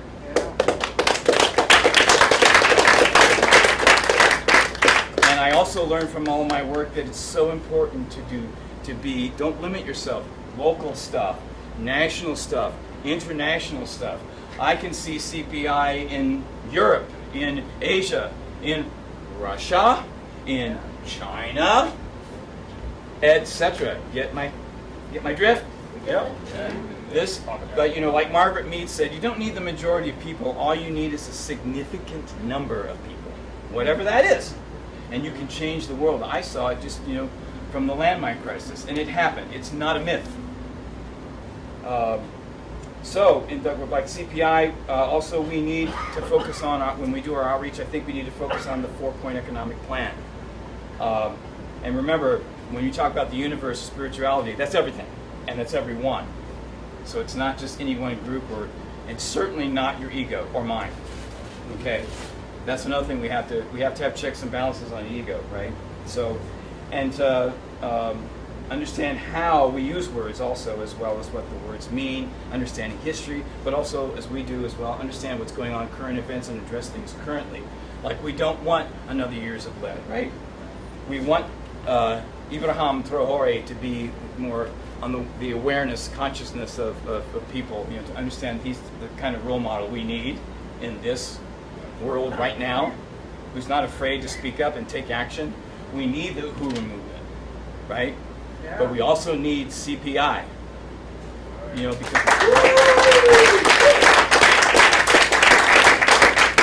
And I just want to say, again, thank you all. You are so inspirational to me. Sorry, I do get emotional when something is really important to me.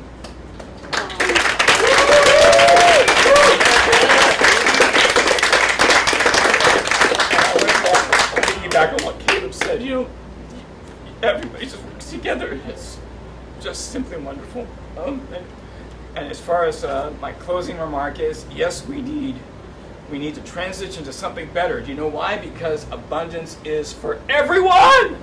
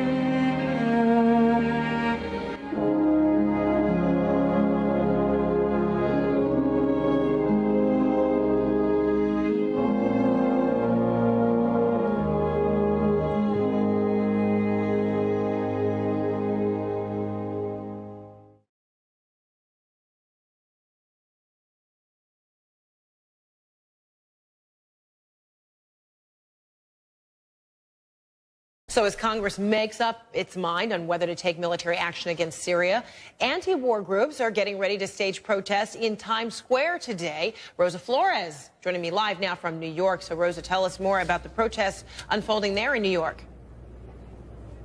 Yeah, well, those protesters are making their way here to Times Square, and I'm actually here with one of the organizers, Caleb from the International Action Center. And I know that you guys are expecting dozens, if not hundreds, of people here. But first of all, explain to us kind of what is your mission? Why are you guys here? The last thing we need right now is a new war against Syria. Right now, they're cutting food stamps, hospitals are closing, schools are being shut down. There's a budget crisis in this country. We do not need more money for a new war against Syria. Every one of the cruise missiles they would send would cost over $1 million. That could be teachers that could be hired. That could be hospitals that could be opening. But instead, it's blowing up and killing people in another country, and that's not right.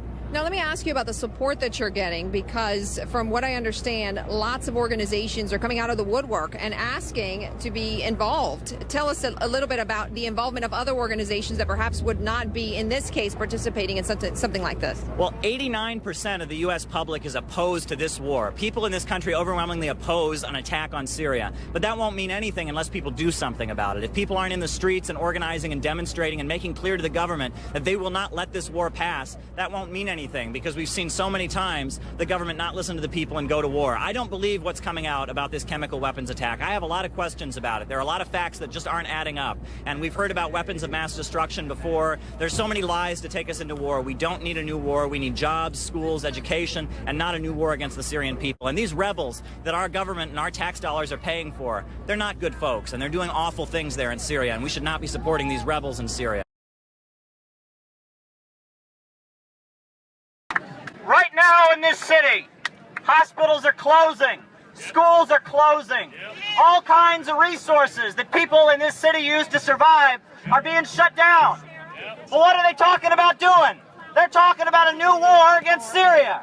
How much money is every single one of these missiles going to cost? At least $1 million. That could be teachers, that could be nurses, that could be doctors. But instead, it's going to a war. Do we want that? No. And now, you know, there have already been 100,000 people killed in this war in Syria. And they've been killed because our tax dollars are going to fund the Syrian rebels. A lot of these Syrian rebels aren't even from Syria. They're from places like Qatar, places like Jordan, places like Libya, and they've been shipped in. Syria was a peaceful country, and now there's a civil war going on. And the United Nations has reported that these rebels in Syria, funded by our tax dollars, are recruiting children as young as 11 and 12, and they're recruiting them and using them to kill people in Syria.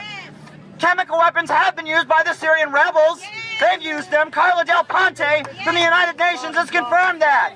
They're using sarin gas, and they're killing innocent people in Syria with our tax dollars. Yes. And the reason that they're talking about striking Syria right now, the reason they're talking about striking is because those rebels are losing.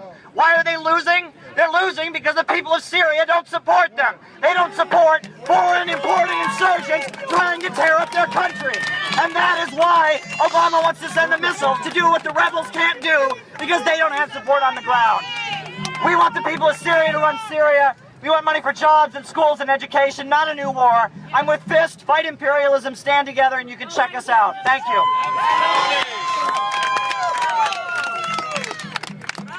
So we just loaded up the banner and the PVC pipes, and we're headed up to Central Park. Let's see how this goes. Away, away, away,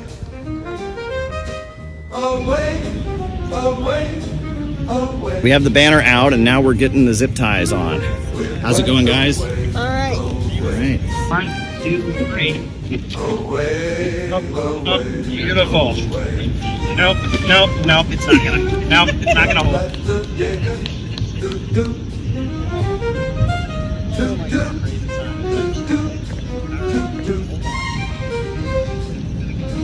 We'll wet away,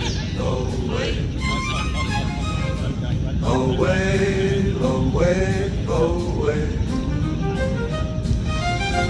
We'll wet away, away, away. So now we want to cut some poles in, cut the other pole in half. Away, away. Okay. right, so we're here at Trump Tower. Noah and I made it. We seem to have lost track of Phil along the way. He stopped to buy some water. Hopefully he's with us soon, but mission is accomplished. We got the banner to Trump Tower. Only peace can make America great again. This is the man that we want Donald Trump to be. Here on this banner, you will see the greatest thing that Donald Trump did in his entire presidency. He went and became the first president to ever visit the Democratic People's Republic of Korea, North Korea. This is a country that's been technically at war with the United States since the 1950s. Donald Trump shaking hands with oligarchs told you we're our enemies.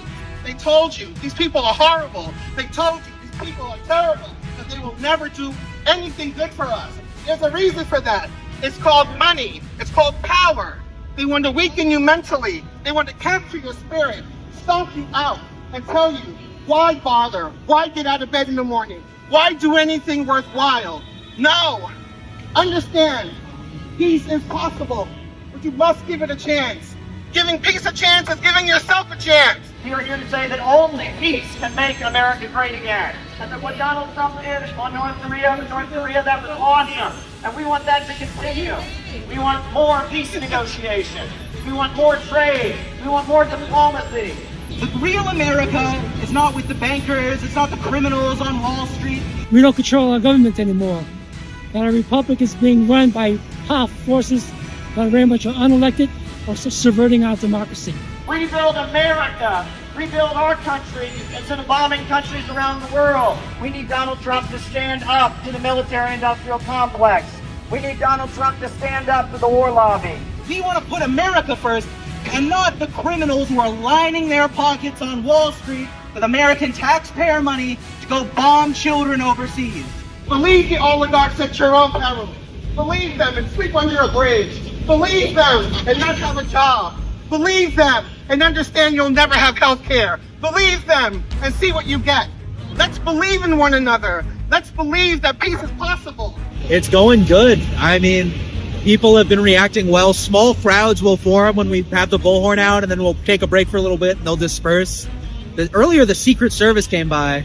I thought that was interesting. I think we're making an impact. Russia's not our enemy. China's not our enemy. North Korea is not our enemy. Our enemy is the war lobby. Our enemy is the military-industrial complex.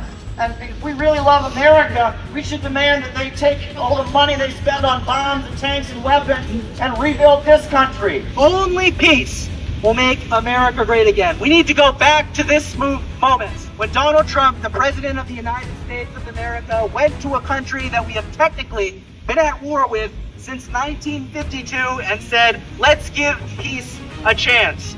We want Trump to be a peace candidate. Every poll says that the American people want peace. We're out here doing amazing work today, speaking out loud and proud about what we should be doing about making the world a better place.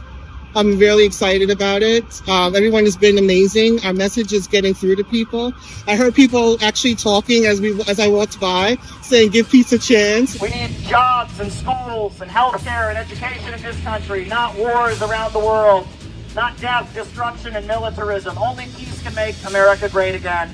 Why is it that people in North Carolina are left stranded while the National Guard is in the Middle East? America's working families have been left behind while our leaders focus on wars in other countries. America first means working families first.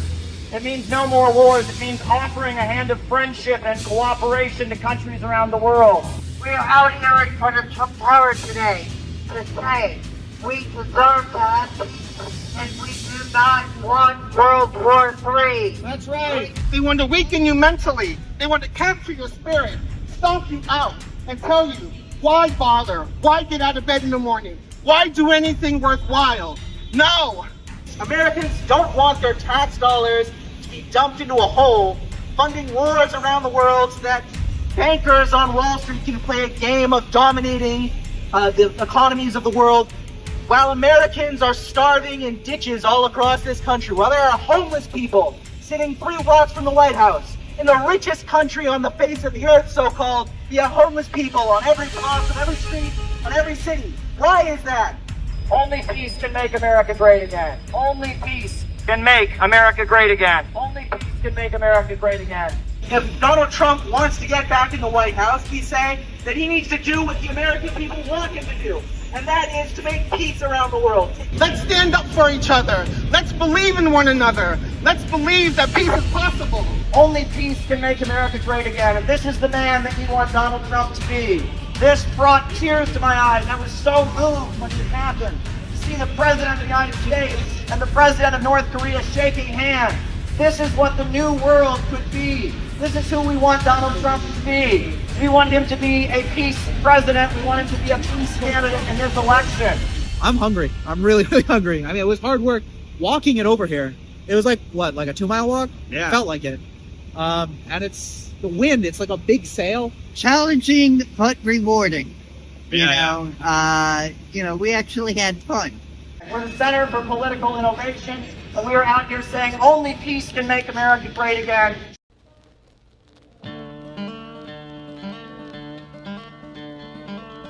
Got to the border, we began to walk on the 2 flags flying over the bridge we were to cross. One was the bloody British rag of imperialism, casting its shadow over poverty, starvation, vicious exploitation in Hong Kong.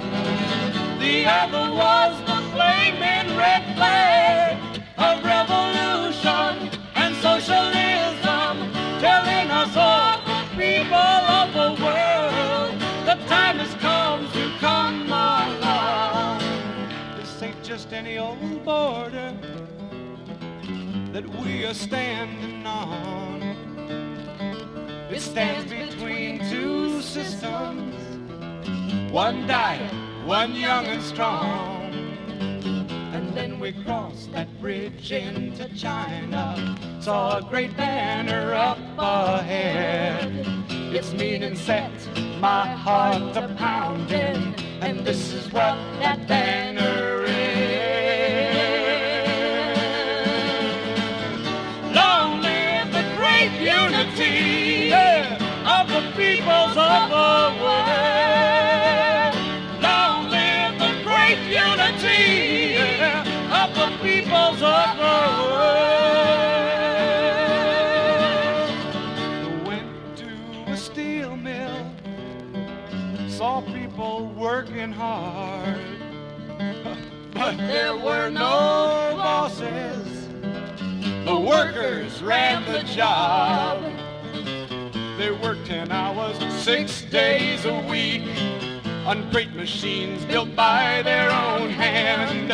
They labored not for some rich man's profits, but to meet the needs of people of the land. And they are building with such a spirit of revolution and socialism, for they are masters of their own future. The working class is in command. Talked with an older worker. He said many worries are gone. If one is sick or injured, they are provided for. We have no fear of rising prices, no unemployment will you find. There's always more to be done to build China, not just for us but to free mankind. Long live the People's Republic, long live working class rule. Long live the People's Republic, long live working class rule. We arrived in Shanghai, where before it was free. Dope and prostitution and starving people filled the streets. And now these people stand up united, providing for the needs of all. Decent housing, health care, education, they decide now they are the law.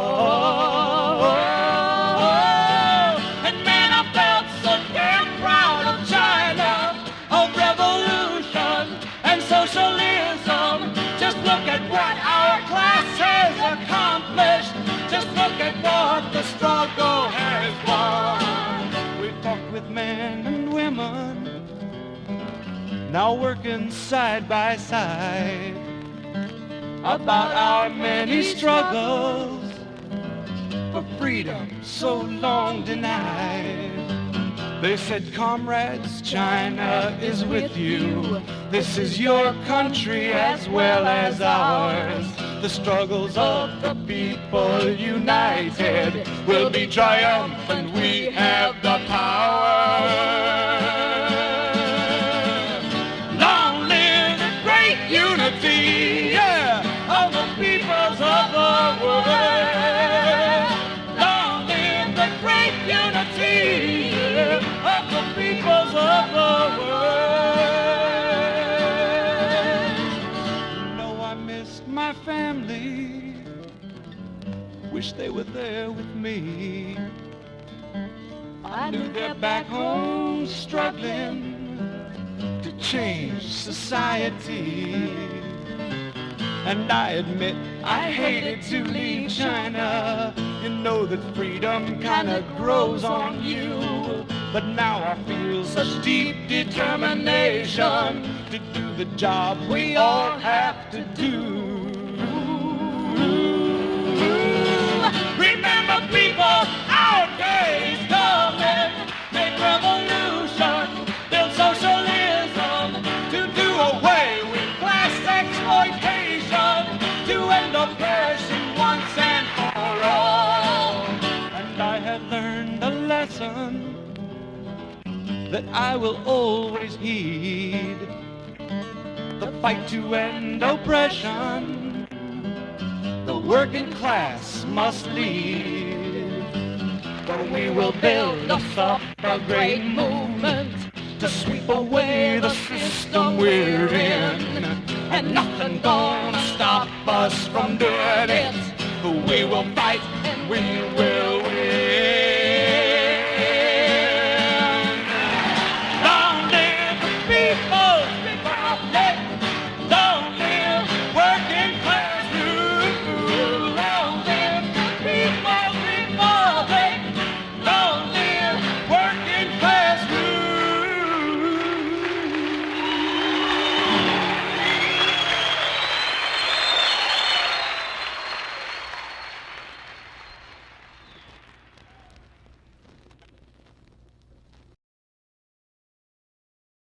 And the Euro-communist movements, they were, the Line of March people were more academic and ex-prisoners. There were a lot of people who had been in the BLA who were like, got out of jail and like went back to college and joined with them. So it was a strange group, but high caliber, like intellectual people.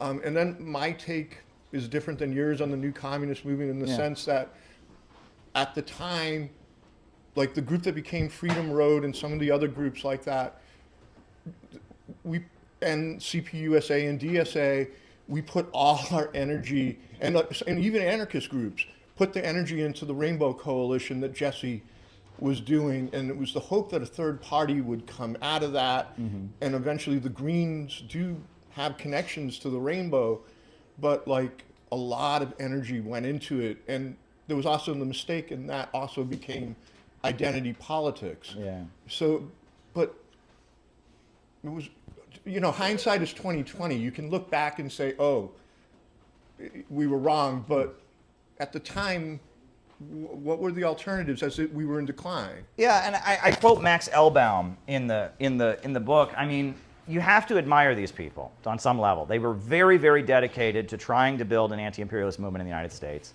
And they did exactly what you're supposed to do. They rejected the terrorism and the left adventurism of the Weather Underground. They rejected the idea that average Americans are the enemy. They went and got jobs in factories, and a lot of them, you know, lived in, I mean, their whole lives were dedicated to trying to build this movement to oppose American imperialism. And they were doing exactly what you're supposed to do, but the ground wasn't fertile because the economy was still very, very strong, and average Americans didn't want to hear it, and the world was going very much against the way that they were moving, right? China was changing, and they had looked to China for inspiration, and China was changing, and it's just kind of a tragedy. I mean, it's ultimately a tragedy because the world was not going the way that they thought they could go, and the U.S. working class didn't want to hear it. But the problem is that the memo has now been sent out and a lot of the groups that are still around that can trace their roots back to these periods. The memo has been sent out that we can never win over average Americans. That's a big thing. The bulk of the population is unreachable.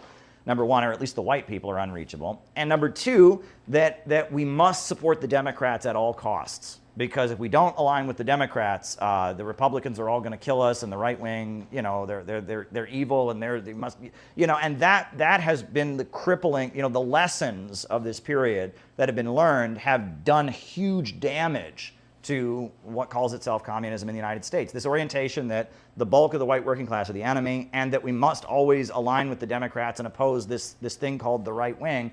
That's created a situation where now Bernie Sanders got a huge amount of support from many, many white working class people, right? And there's a lot of people in the United States are more anti-war than they've ever been. They're more opposed to government repression than they've ever been. But the people that want to change that, right, and are supposed to be fighting for the working class, they're supposed to be fighting for these wars, don't want to relate to them. They want to defend the establishment from them. And it's created this situation where politics has gotten bad, and we need to unlearn what these people very tragically learned. And that, it's sad, and for a lot of these people, it's not a question of intellectually arguing with them. It's a matter of trauma. It's a matter of, you have to remember these people, you know it better than I do, I'm sure, but I'm saying that for these people, there were fist fights, there were deaths, there were killing, there was, people died, people, May of 1980, after they did their Death to Deng Xiaoping rally, the RCP decided they were going to call a general strike on May 1st, which was ridiculous. It's this tiny communist group, and they're going to call a general strike. They called it May Day 1980. And so all over the country, their members were going around and waving communist flags and such, and getting beaten up, and et cetera. And I believe there was a guy who was stabbed to death, right? Somebody stabbed him to death, and there was another person whose body was found at the bottom of an elevator shaft in New York City, and that these people were very dedicated to what they were doing, and the population didn't want to hear it, and they were enduring real physical,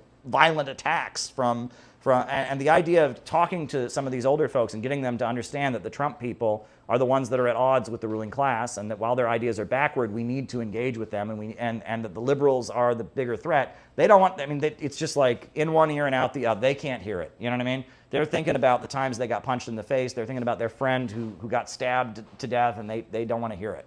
And it's similar in Latin America. There's a similar problem.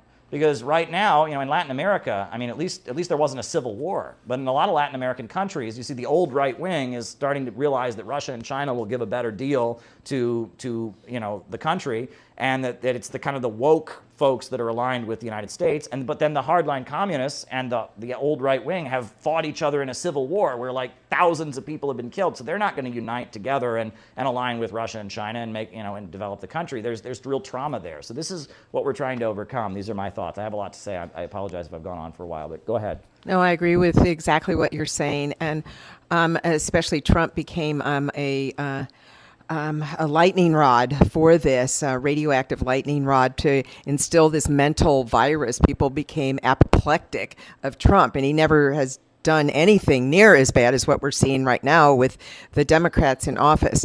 But what the whole Trump brought in from that Trump derangement syndrome is it was like a mental virus that segued right into a COVID derangement syndrome. And then from there, we've got various derangement syndromes.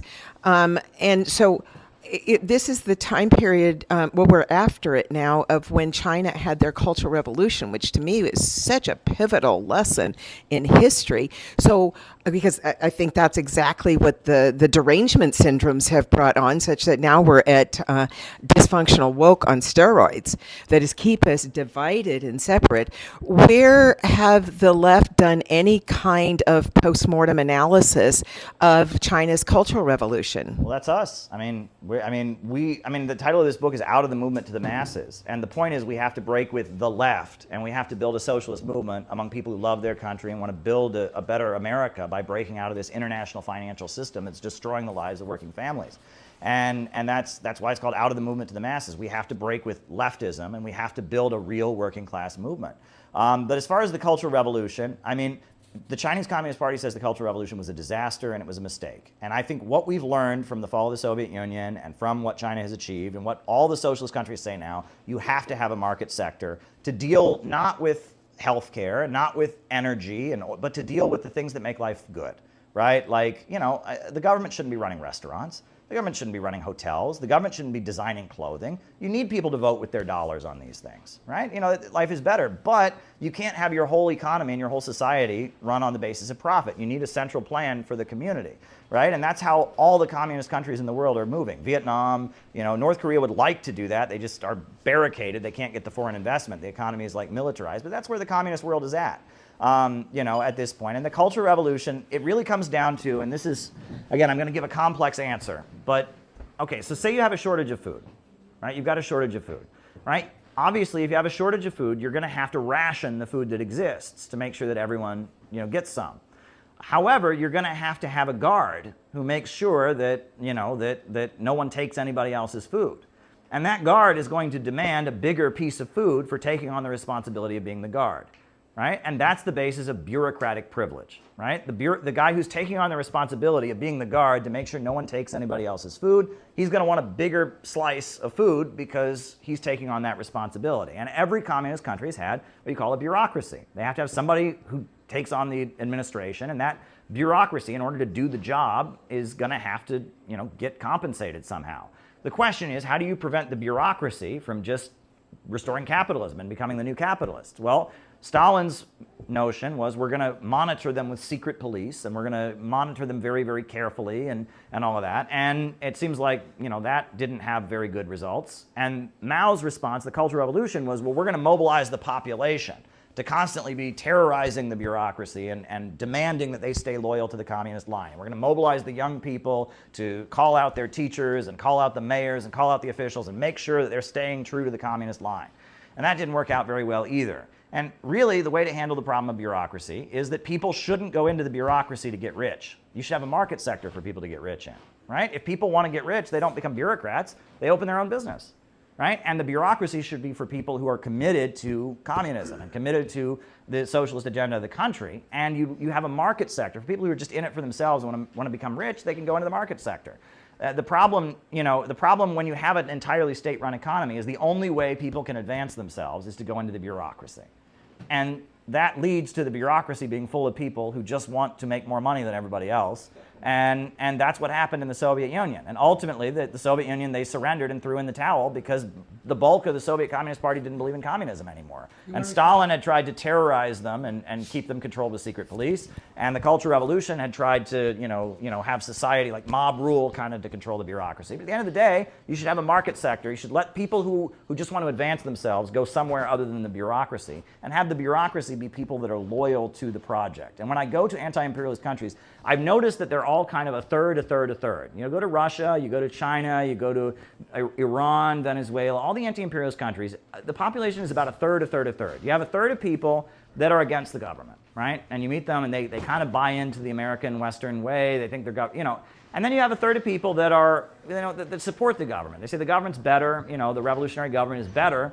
They've done a lot of things, but they're not like totally on board. But then they have a third of the population that are very, very loyal. And I saw those folks in Central Caracas in Venezuela. The people in the colectivos and the communes, those people will go down fighting for Maduro. There's a reason that the Maduro has been able to stay in power. There's a third of the population who are very dedicated and will never surrender and have given their whole lives to it. When I was in Central Caracas, I interviewed this young woman. She said, I believe that God brought me to the earth to die for communism. I will die for Nicolas Maduro. That is my fate. And those people will never surrender. And Iran is the same way. You have a third, a third, a third. And you have that Islamic Revolutionary Guard Corps. Those people are totally dedicated, and they're only a third of the population. And there's another third that's more or less likes them but is not where they're at. And then you have another third that is against them. And that solid core of people that are very, very dedicated to the revolutionary project, that's what keeps them in power. And then, the other folks can go into the market sector, or they can be sympathetic or maybe critical or whatever. But if you have that solid block of people that are very, very dedicated to your revolutionary ideology, that anti-imperialist government is going to stay in power. And that's the model that we see in revolutionary and anti-imperialist countries at this point.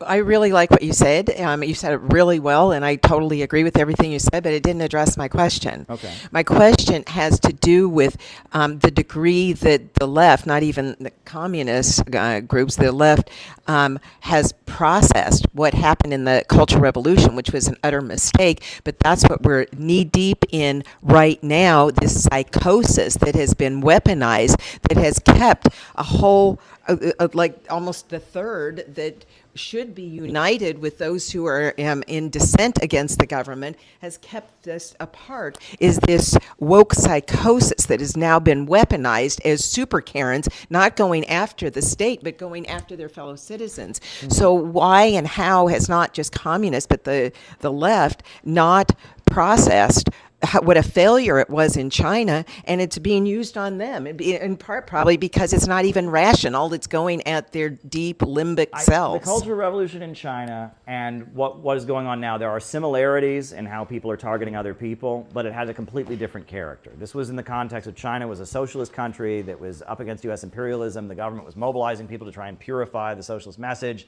and it was a disaster. It was a mistake, but that's not what's going on now. What's going on now is we're in a capitalist imperialist society that is in the grip of an economic crisis, and the ruling class are fighting with each other, and the ultra-rich are trying to build a layer of people that will protect them from Donald Trump and populism, and they're mobilizing them, and it may be a similar mindset of persecute your neighbor, tell on people, etc., but it's a completely different context. And most of the so-called left or whatever completely hates Mao and completely hates the Cultural Revolution in China, and I guess the Black Panthers may have held up pictures of Mao, and some young people may be getting interested in these ideas, but overwhelmingly the left they don't claim that heritage. There may be a similar mindset, but it's not the same thing happening. It's a woke sickness.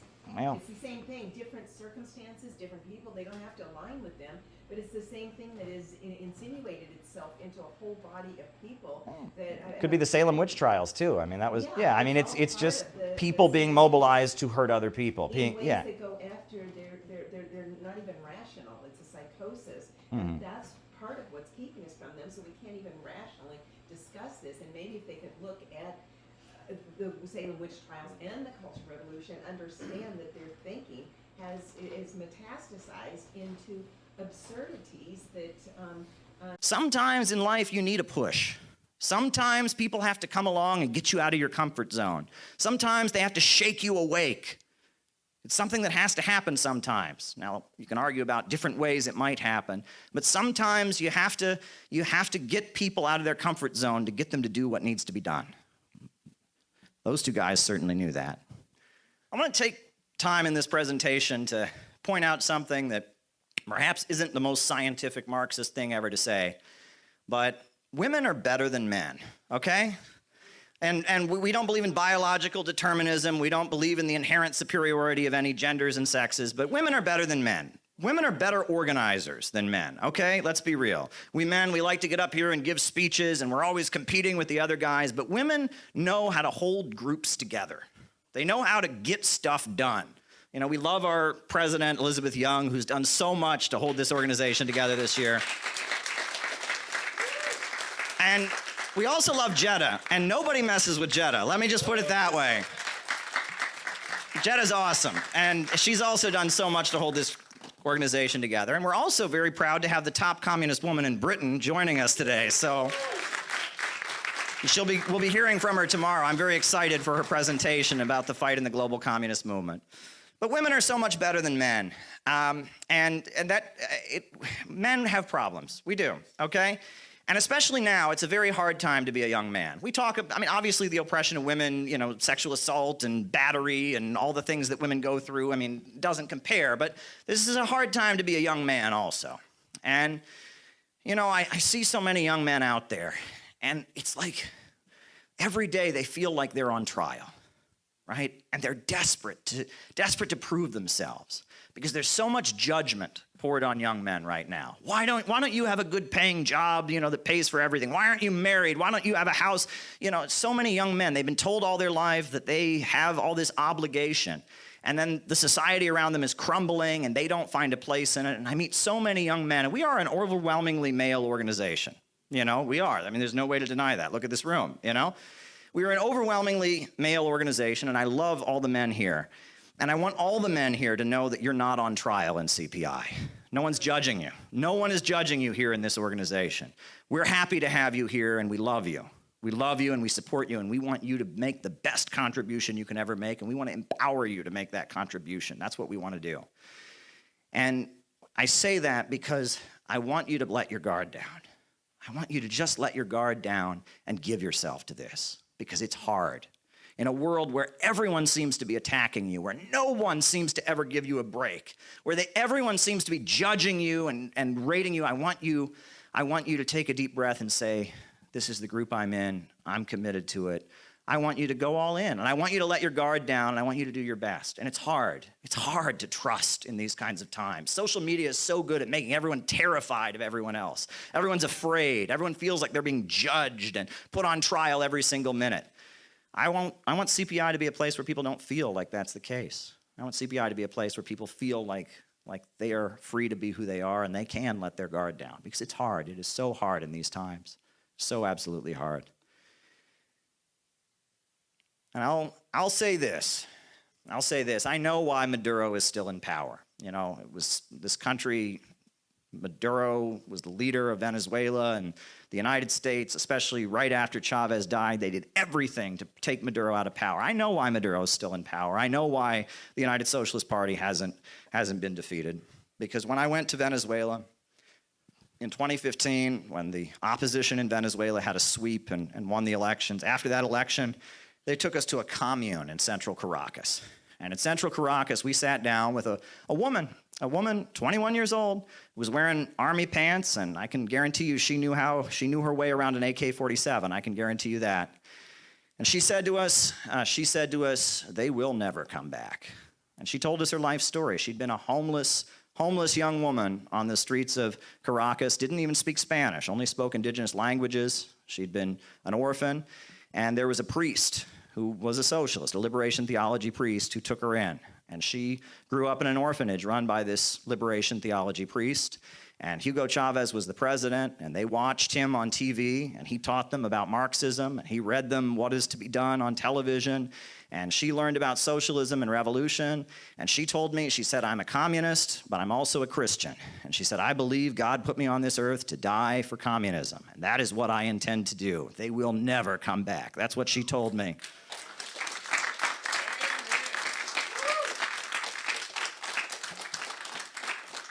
And I also know why the Islamic Republic of Iran is not going to fail.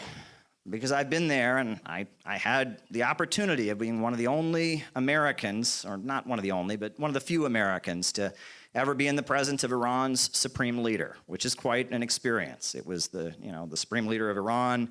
He speaks every year on the anniversary of the death of Imam Khomeini, the founder of the Islamic Republic. And I was in this auditorium with 20,000 people, and he walks out, and he can only use one of his arms because of a bombing, and he puts his arm up, and that room just goes crazy. They just go crazy, crying and screaming, and the men extend their hands, and they say, the blood in my vessels belongs to the supreme leader. The blood in my vessels belongs to the supreme leader.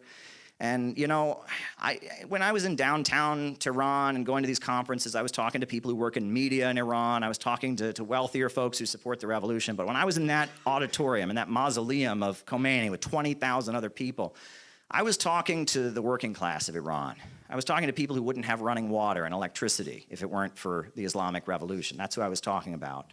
And there's a reason they were screaming in adoration for Khamenei, the supreme leader, because he was the one who could stand for them against the rich and powerful. He was their champion, to stand with the oppressed. That's what they talk about. It's part of the Shia revolutionary tradition. And that was real politics. That wasn't leftism. That wasn't LARPing. That wasn't internet debating. That was real politics, that auditorium of 20,000 people. And in that speech, I was standing there. I was wearing my suit, no ties, because in Iran you don't wear a tie, but I was wearing a suit, and I'm standing there with a lot of Chinese diplomats and diplomats from African countries. And we're standing there, and he's making different remarks about different things. And at the time that I was there, in Iran, there was a controversy about whether or not to call America the Great Satan. And some people were saying, well, maybe we should stop calling America the Great Satan. I was standing there as the only American in an auditorium of 20,000 people where the supreme leader stated his position on the issue. And he said, even though we signed a nuclear deal with the United States, we do consider America to be the Great Satan. But we don't consider the American people to be the Great Satan. We mean the system of imperialism, the system of war and death and destruction. That's what we consider to be the Great Satan. And we will never compromise on that. And though we may negotiate, we will never surrender to the Great Satan. And then I was the only American in an auditorium of 20,000 people who began chanting, "Death to America," and pumping their fists like this, "Death to America, death to America." And tears rolled down my face. And it is an experience I will never forget for the rest of my life. To stand there. And I said "death to America," burned American flags as a leftist before. But in that moment, everything meant something different to me because I was with those people. I was with them against the US imperialists. But I also knew that so many of the American people would have something to gain from destroying not America as we know it, but the America of the bankers and the billionaires and the war hawks and the monopolists. And there's millions of Americans who would be in that room with me if they knew the truth. If they knew the truth, they'd be in that room with me.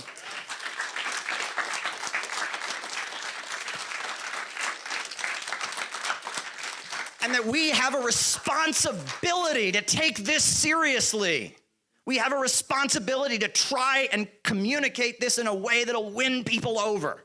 We have a responsibility to not burn the American flag, but to wave the American flag. We have a responsibility to not advocate death, destruction, and chaos, but a 4-point economic plan that would improve people's lives.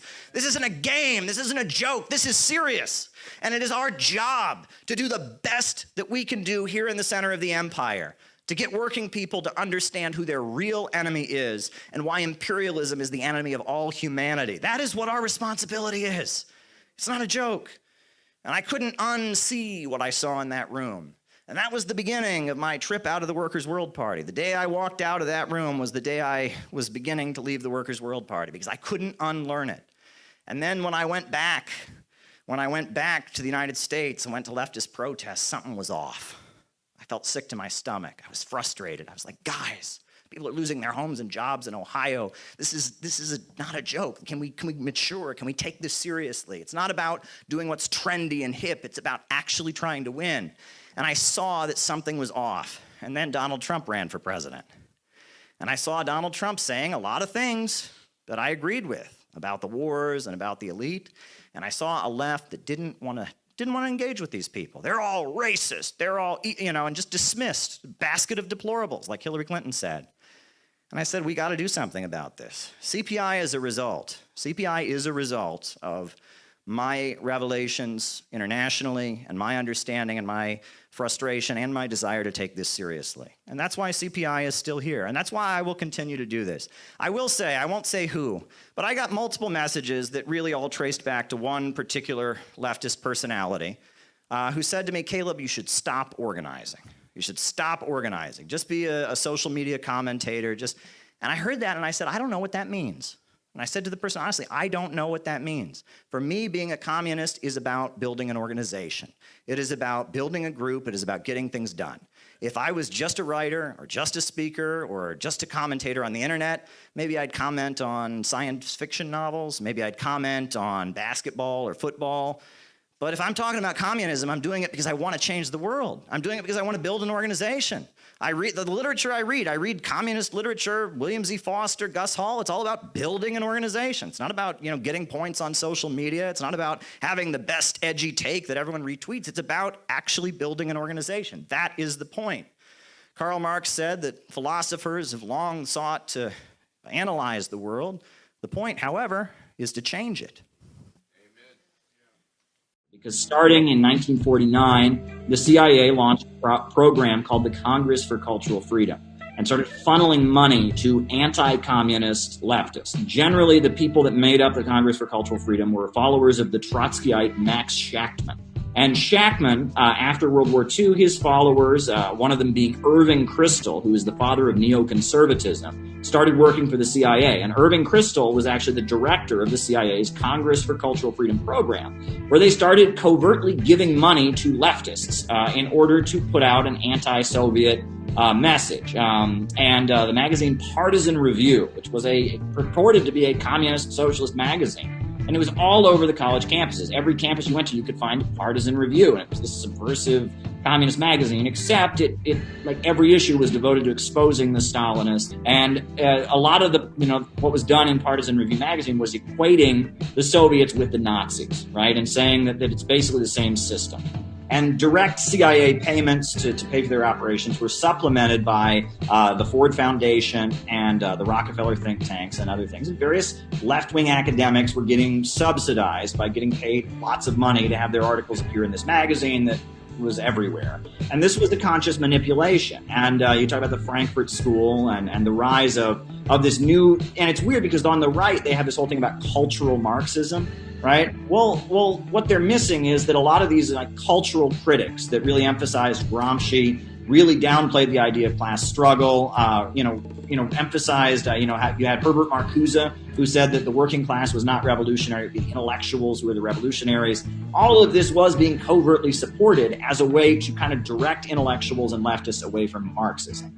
And in the process, they changed really the nature of what leftism was. The anti-populism came out. Susan Sontag is a really important voice in this milieu. And so Hannah Arendt also comes out of this. And anti-populism, the idea that average people are the enemy, that average people are dangerous, and if they ever get together and start fighting for their rights, that's basically the same as Nazi Germany. That became a big theme in what it meant to be a leftist, this kind of intellectual nonconformity.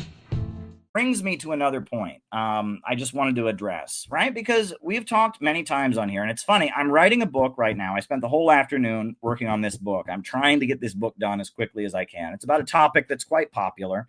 You can probably guess what it's about, but I'm not going to give it away. But, I was buried and I've got stacks and stacks of books. I've been researching this stuff for years and I need to just finish this book. Love you, Kinkle. But I need to just finish this book. And so I was kind of buried in my laptop all afternoon trying to finish this book. I've still got like 2.5 or 1.5 more chapters to write. I still need to go over them. But this book is coming along because I've done the research over the years, and it's a topic I know a lot about that's very relevant to current conversations. Let me just put it that way. But one thing that comes up is dialectical materialism, right? And I have said on here for years, I mean, there's a video since before BreadTube, before everything, where I explained what dialectical materialism is. And I gave basically an answer about why at that time I didn't believe in it. And I still don't. But my views on that have evolved. They've become a bit more sophisticated. But basically, I'll just quickly run them down. We want to talk about dialectical materialism and why I don't accept dialectical materialism. What is dialectical materialism? Dialectical materialism is the philosophical foundation of Marxism. Right, Karl Marx was a philosopher before he was a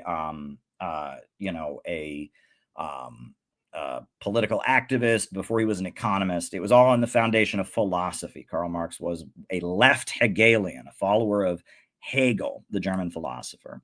And Marx developed his own perspective, which was called dialectical materialism. And the first part of it is materialism, right? That there's a debate about, does the mind create reality, or is the mind simply a reflection of reality? Which came first, thoughts or matter? Right? That's the argument, right? The idealists say that thought came first and matter emerged from thought. The most classical form of idealism is religion, the idea that God had a thought, said, let there be light, and the universe came into existence at the will of God, right? It started in the mind of God, in the mind of a deity, and the material world came into existence as a result of God's thought. Also, idealism is also mind over matter. Thinking makes it so, right? The idea that if I think hard enough and I psych myself up, if I really believe in what I'm doing, I can achieve what I want to achieve, right? Mind over matter. That's idealism. Whereas materialism says material came first. And thoughts, feelings, and what we might consider to be the spiritual realm, the emotional realm, these things are merely a reflection of a material world. Thought is inseparable from matter that thinks, right? That's what Friedrich Engels said when explaining the materialist philosophy. He said, thought is inseparable from matter that thinks. The only reason I think is because there's this piece of matter, this material thing in my head called a brain, and a brain thinks. That's the materialism, right? Materialism says matter comes first. Thoughts simply reflect matter. Dialectics is the idea that the matter that does exist is constantly in conflict conflict, confrontation, clashing, and that things advance and the world moves ahead through those confrontations, right? And that is the dialectical materialist school of philosophy that then gives birth to the historical materialist analysis of human history that lays the foundation for Karl Marx and his theories. And I don't accept that. It's funny, I accept a lot of what Marx said afterwards. I accept a lot of what historical materialism says very clearly. But the dialectical materialist worldview, I don't accept. The main reason is that I believe in God, right? And God doesn't fit into materialism, right? I mean, in materialism, God is just something a brain made up. Well, no, actually, I would say that God he comes before any material existence. So I'm an idealist in that sense, but further than that, right? I mean, beyond simply the idealism of believing in a higher power and believing in a spiritual realm, believing that my thoughts and attitudes can have an impact, beyond that, the dialectical worldview, I also have issues with. Because, right, and this is the thing, right? So, people say, well, Caleb, Marx, I said, look, if you believe change comes through conflict, that's going to lead to a huge amount of bitterness. That's going to lead to a huge amount of anger, a huge amount of rage, a huge amount of resentment. And I've looked at the communist movement that I've spent my entire adult life in, and I've seen that. I've seen that rage, that hate, that resentment, that that soullessness that kind of comes through it because they interpret the world this way, right? That it leads to people to this kind of dark, resentful, bitter place. And I've seen that bitter place quite a bit. And I've had dialogue with people about this. And people say, well, Caleb, you're misinterpreting it, right? You're misinterpreting it. Marx wasn't advocating conflict. He was just saying it just happens, right? That's the nature of reality. Well, I would disagree. And that in and of itself is still the problem. If you are a hammer, the whole world looks like a nail. If you go through life looking for something and interpreting the world in a certain way, you're going to find what you go looking for. Conflict is everywhere. No question about it. Governments are conflicting with each other. Governments are conflicting with their people. Different factions are fighting. There's class struggle. There's, fights within families. There's fights within neighborhoods. There's racial tension. There's tension between the genders. There's, conflict. Every person in your life at some point has come into conflict with you. There is absolutely conflict everywhere in the world. And you're right that it's not a matter of me advocating it. It's going to be there whether I advocate it or not. However, I would maintain that that is not the only nature of reality, that reality has other aspects. Conflict is a big part of reality. However, it's not the only side. And if that's the only side that we acknowledge, if we define reality as being conflict, and we expect and look for confrontation, we're going to see bitterness. And that there are many examples of realities and relationships that we can point to in the universe that could be interpreted as conflict and could also be interpreted differently. And that they have aspects of conflict in them, but they also have other conflicts. The classic example, I've given two examples when I've made this point before, and the first of which is the solar system, right? We at this point, the moons go around the planets and the planets go around the sun, right? The solar system. Why? Now, dialectical materialists generally point to the solar system as proof of their worldview. They say the gravity of the sun is pulling on the planets and they're pulling around, and the gravity of the earth is pulling on the moon and they're going around there, and it's a pull, and the gravity of the earth and the gravity of the moon and the gravity of the sun, and they're all conflicting. Okay, they're not wrong, But in their conflict or contradiction, what comes out of that is an order that is very predictable, right? I mean, there's a reason that, that we have a year, right? That's one lap around the sun. And with mathematics, we can predict, and there's a reason that we know the cycles of the moon. And that in what you might be able to interpret as conflict, and there is definitely a conflicting aspect to it, there's a very predictable order that has emerged. So is the solar system an example of conflict? Partially, but it's also an example of unity, right? The solar system, if you think about it, is a great example of order, perfect order, the laws of physics in a very predictable way, so predictable that we can make a calendar out of it. And I can't look at the solar system and say, oh, that's conflict. That's just a big confrontation. I can't see it that way. Confrontation and the contradictory gravity, but it lines up perfectly. And I see order in that. I don't see chaos. I don't see conflict. I don't, and eventually, yes, eventually it'll go away. Eventually the sun will go away. Eventually the earth will fade into nothing. Sure.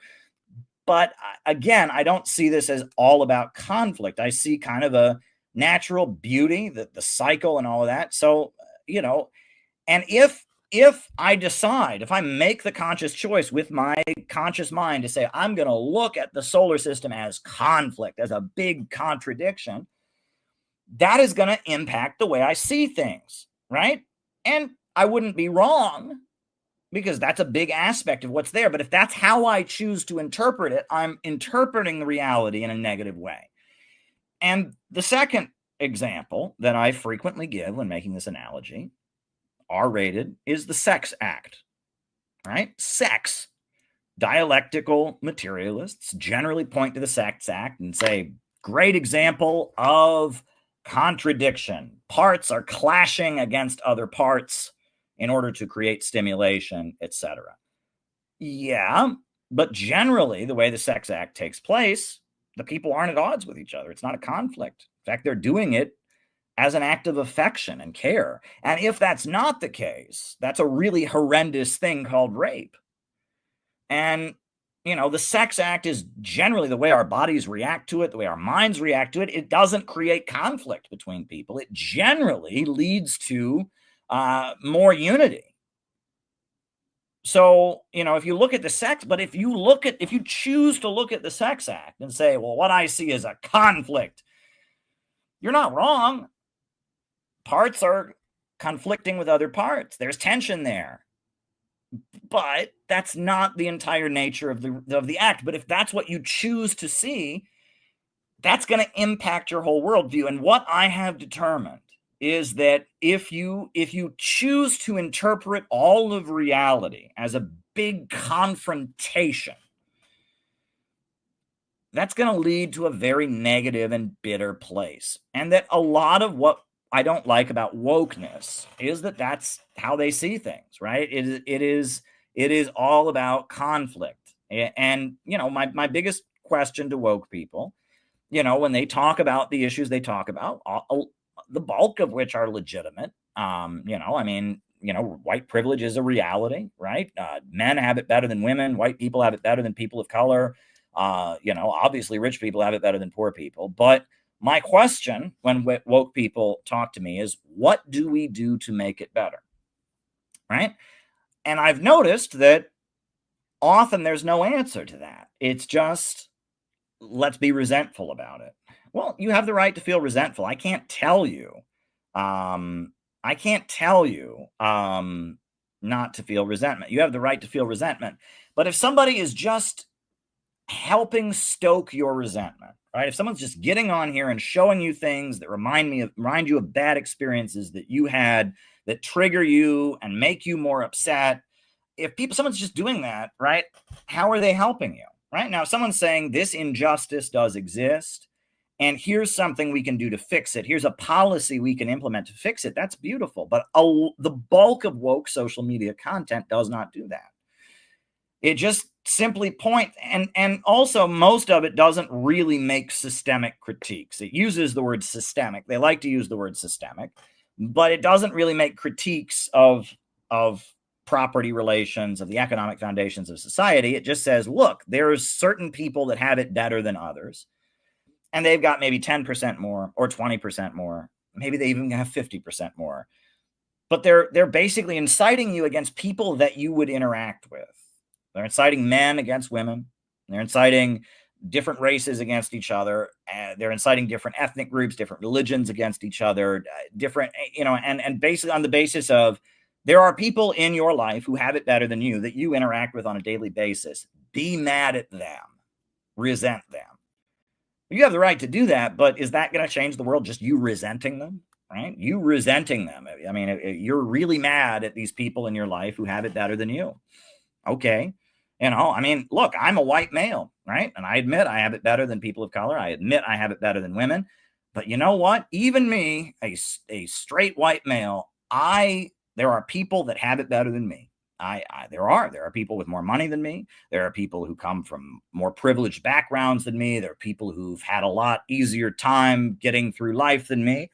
And, I can do that too, right? And it's good. It would be good if I did that rather than punching down, rather than trying to say, oh, my life would be better if I was black, because that's not true. That's a delusion that a lot of white men like me fall into, right? And that ain't true, right? It would be a delusion if I sat here and said, oh, my life would be better if I was a woman. No, that's not the case. But at the same time, if I just sat around all day thinking about people who've got it better than me, which there are quite a few in this world, right? I live in New York City. I see them all the time. I live in, it's funny. There was a teacher I had in high school who, somebody called him rich, and he said, kid, you ain't seen rich. And it's true. Come to New York City. There's a lot of rich people in New York City. I recently went to a rally, the Stop Trump Takeover rally. And I interviewed a lot of elderly folks who live near Central Park, because the rally was in Central Park. And, generally when I go and cover protests, I'm not there to debate and argue with anybody. I'm just there to document that the event happened. You know what I'm saying? And there's too many people who go to protests and they try to own people on videos and stuff. And it's not helpful. I'm just there to document that the event happened. And so I interviewed a number of elderly folks who live near Central Park, about Trump. They don't like Trump. They think Trump is this. They think Trump is that, Those people have had it better than me, right? They have definitely had it better than me. Yeah.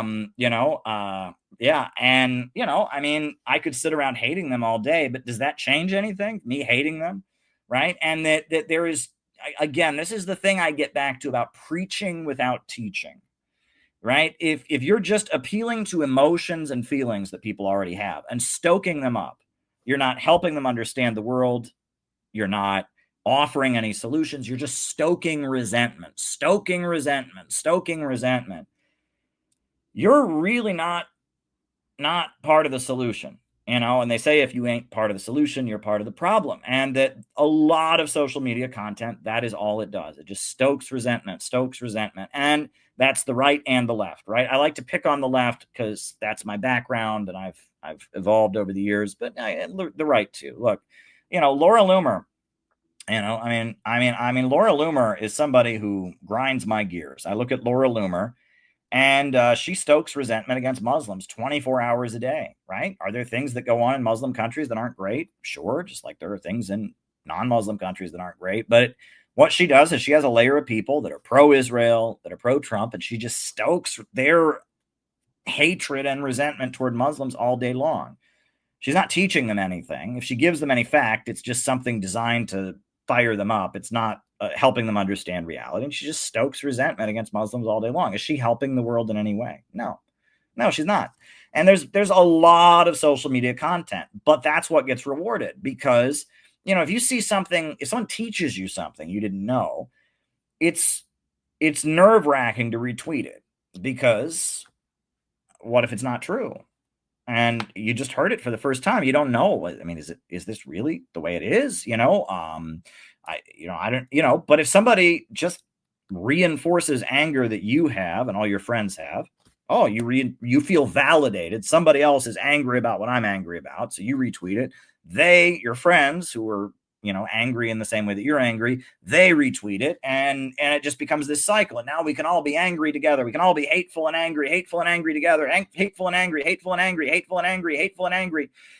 and so there's a lot of hate and anger all over the social media, coming from the left, coming from the right, and no one's learned anything, and no one's offering any solutions, and no one is listening to anybody else, and we're all just hateful and angry, and the world doesn't get better. So, that is a problem. And I maintain that I must actively work to not interpret the world around me as constantly a confrontation, even though there are loads of confrontations all around me every day. I mean, I live in New York City. I live in America. I live in the planet Earth. There's loads of confrontations and, contradictions and clashes taking place all around me all the time. And same for you. But there's also loads of people being nice to each other. There's also loads of things that fit together well and seem to be in balance, and that conflict is part of reality. But it is not the defining nature of reality. I am actively choosing to not see the world that way because I want to have better relationships with other people. And I want to play a role in this world of making people feel better and feeling like they belong and giving people solutions and goals that we can come together and work towards. And so, I just will not accept the dialectical worldview, not simply on the basis of believing in God, the materialism part, but also the dialectical part, right? I don't want to see the world as just a big mess of conflict and contradiction and then just an endless struggle and endless confrontation, because not everything fits that way. And that if the whole world is like that, it's not a very nice place. It's not a very nice place. And that I feel that a lot of the bitterness and resentment and rage that I've seen over the years, and a lot of the pain and bitterness that I've seen from people who've really gone all in on that worldview, comes from actively choosing to interpret the world around them that way. That's what I think. And so I really am into Wallace Wattles, right? I really love Wallace Wattles stuff. That's really, really good stuff. And I would really encourage people to not think on the competitive plane. I would really encourage people to really think, though, right? Go into your mind, but learn to think in a certain way. Learn to let the one thinking stuff that the universe is made of take expression through you, right? And find the creativity within yourself, the hand of God, the creative thinking stuff within yourself, and allow it to work through you to create beauty and abundance in this universe. And that's what I would urge you to do. And I would urge you to go read The Science of Being Great, The Science of Getting Rich, Jesus, the Man and His Works, The Making of the Man Who Can. I would urge you to read all of that stuff. And you'll find that stuff is very socialistic. It invokes Eugene Debs. It talks about how eventually the working class will control the means of production, right? But the road there is learning to think in a certain way, learning to think in a certain way, and learning to understand how to unleash the creative side of yourself, and how to be one with the universe, and how to let God express himself through you, and understand that you are just part of the thinking stuff that all the universe is made of, the one substance. I find that worldview, that particular worldview, to be very, very, very inspiring. Shall never more be wasted on war. Shall never more be wasted on war. Thank you. Now,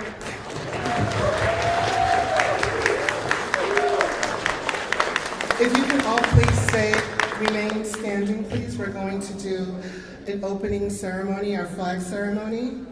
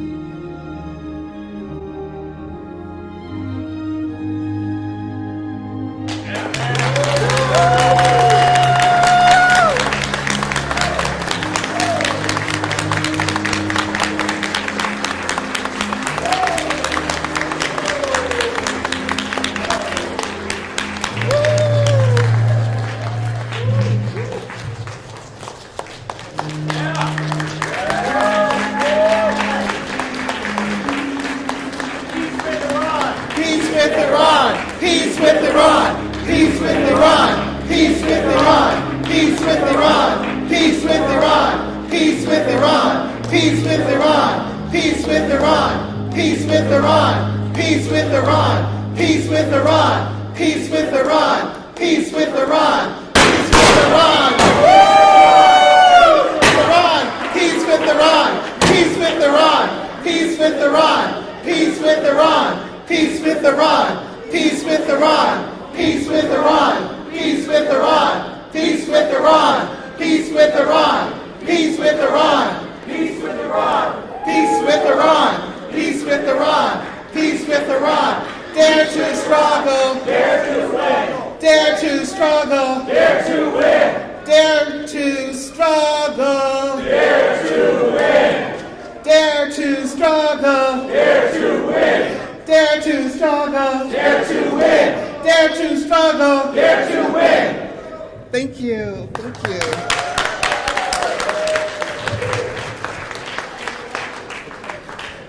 You may all be seated. Thank you. Now, before we continue, I would love your attention.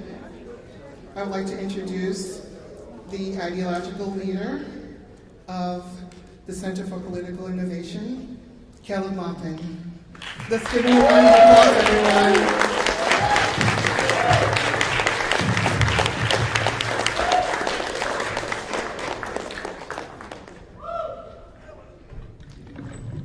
All right, welcome everybody. Thanks for joining us on a Saturday morning. Glad to see you all here. Should be a great day. We're going to have an opening session here honoring some very important voices for peace that we've brought with us, some very special guests. I wanted to start out by quoting from the Book of Rites, which is one of the main texts of Confucianism. The Book of Rites tells us that once Confucius was taking part in the winter sacrifice, and after the ceremony was over, he went for a stroll along the top of the city gate, and he sighed mournfully. And his disciple, who was by his side, asked, "Why do you sigh?" And Confucius replied, "I shall never see in person when the great way is practiced, when the world is shared by all alike, when worthy and able are promoted to office, and men and women practice good faith and live in affection. They do not regard as parents only their own parents, or as children only their own children. The elderly find a fitting close to their lives, and the able bodies all have proper fulfilling work, and the young are provided with an education, and the widows, the orphans, and the sick are all properly cared for. In this age, people hate to see goods lying about in waste, but they don't hoard them for themselves. And they dislike the thought that their energy and ability is not fully used, but they use their strength not for personal selfish gain. In this age, evil plotting does not exist, and thieves and rebels do not arise, so that people can leave their doors unlocked. And this will be the age of great unity." And those are the words of Confucius. But in 1875, Karl Marx wrote, "Right can never be higher than the economic structure of society and its cultural development conditioned thereby. In a higher phase of communist society, after the enslaving subordination of the individual to the division of labor, and therewith the antithesis between mental and physical labor has vanished.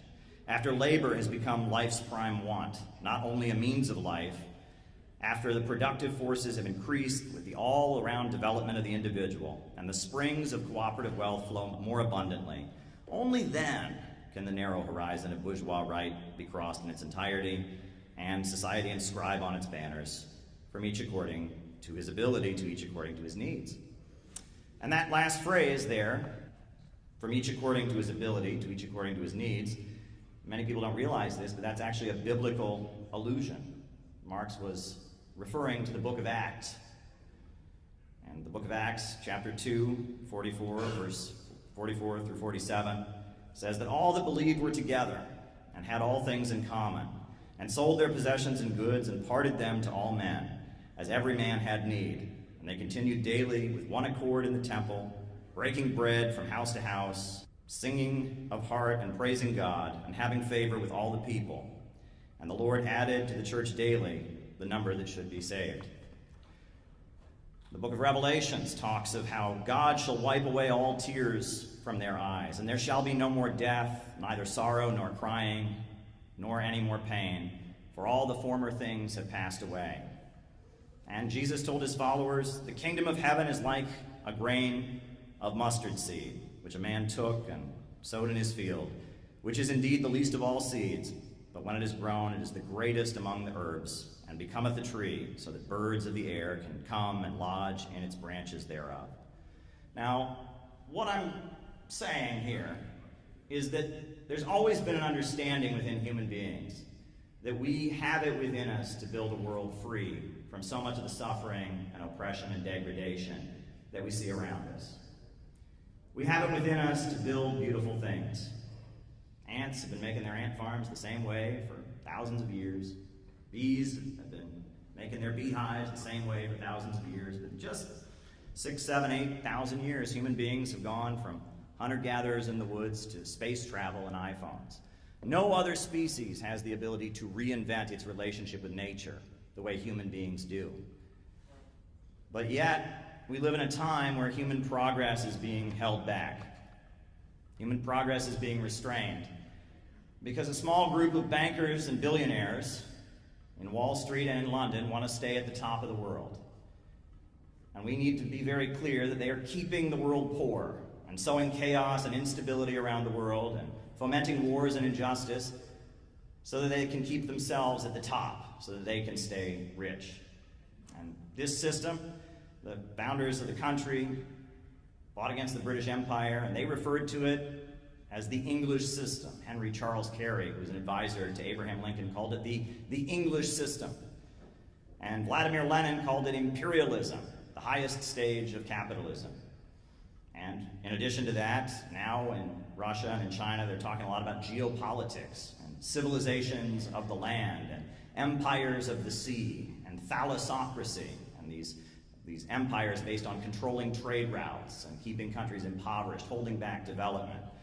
Whatever you want to call it, that system, globalism, imperialism, that system is the main barrier to human progress. It is the main thing preventing us from building the beautiful world that human innovation and human creativity is capable of building. And the Center for Political Innovation is an organization dedicated to trying to build a movement here in the United States to oppose globalism, imperialism. We need a government of action to fight for working families.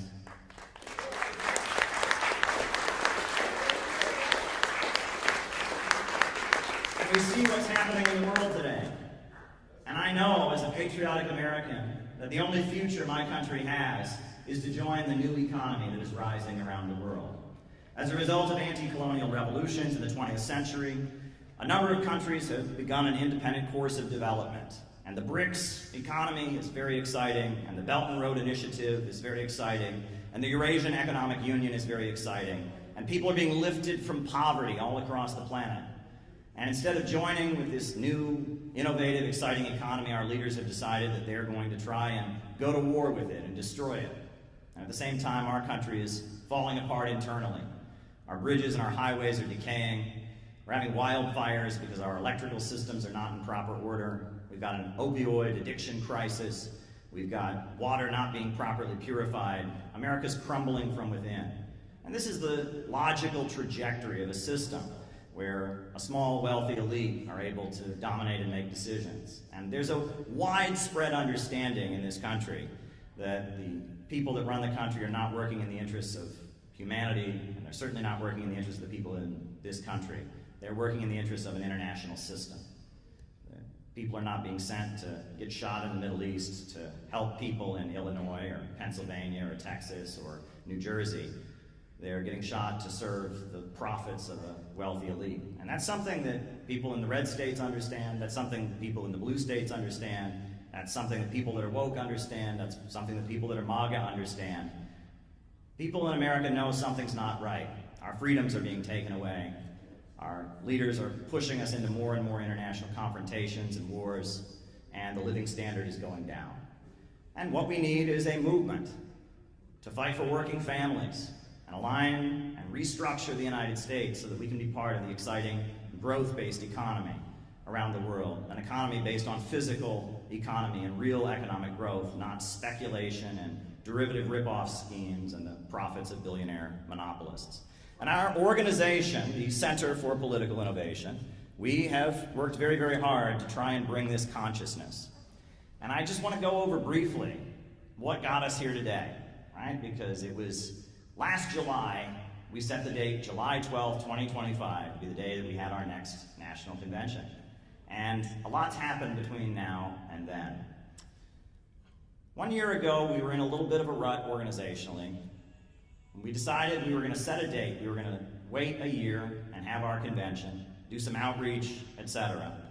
And shortly after that happened, something very strange took place. Amazon.com made a pretty big mistake.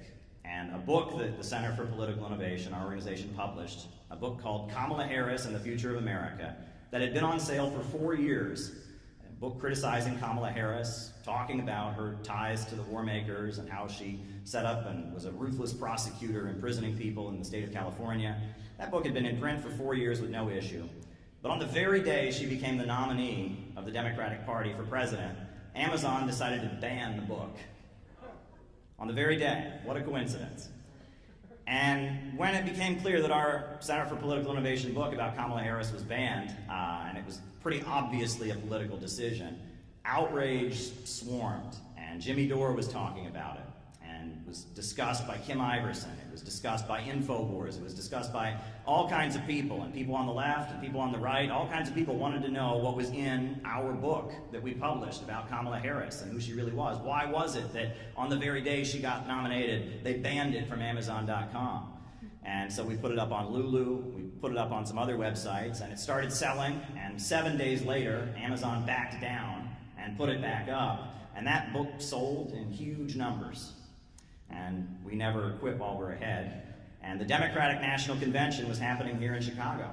So what did we do? We decided to use the money from the book sales to print the book in bulk. And we distributed 1,000 copies of the book in the streets of Chicago during the Democratic National Convention.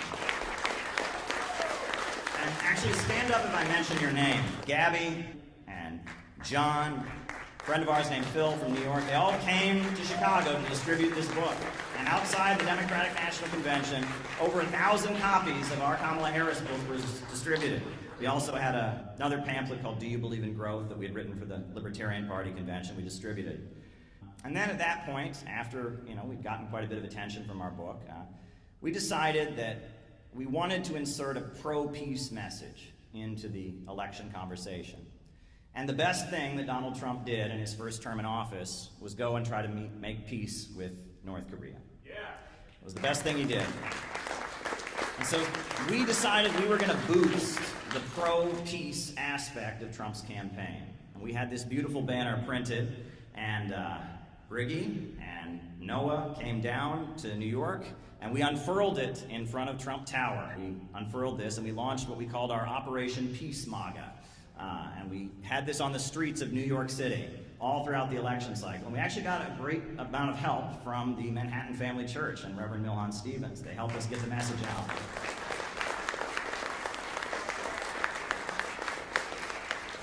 And we were also very proud to be official sponsors of Rage Against the War Machine 2, a pro-peace demonstration in Washington, D.C. that was organized by Angela McCurdle of the Libertarian Party. And then, in the middle of the election cycle, myself and John McCarthy, we decided that we had to go to Florida because there was a very, very important legal case taking place. The People's Democratic Uhuru Movement, Penny Hess, Jesse Neville, and Chairman Omali Yeshitela had been indicted, not for any crime, but just for their free speech about Russia, just because they had this socialist group in Florida and in Missouri that was advocating peace with Russia. They'd been indicted and charged with being Russian agents. So we went down to Tampa, and we were in the courtroom during the opening of the trial. We were there at the sentencing with other people that were very concerned about the civil liberties implications of this case. They were trying to make it illegal to advocate peace with Russia. The Biden administration was going out of their way to target anti-war activists. And it was really important that people stood with the Uhuru movement. And Tucker Carlson spoke out in support of the Uhuru movement. And we were very happy to say that they are not in prison at this time. They were acquitted on the main charge of being Russian agents, and they received not 1 day in jail and not 1 dime. We expect their conviction to be overturned.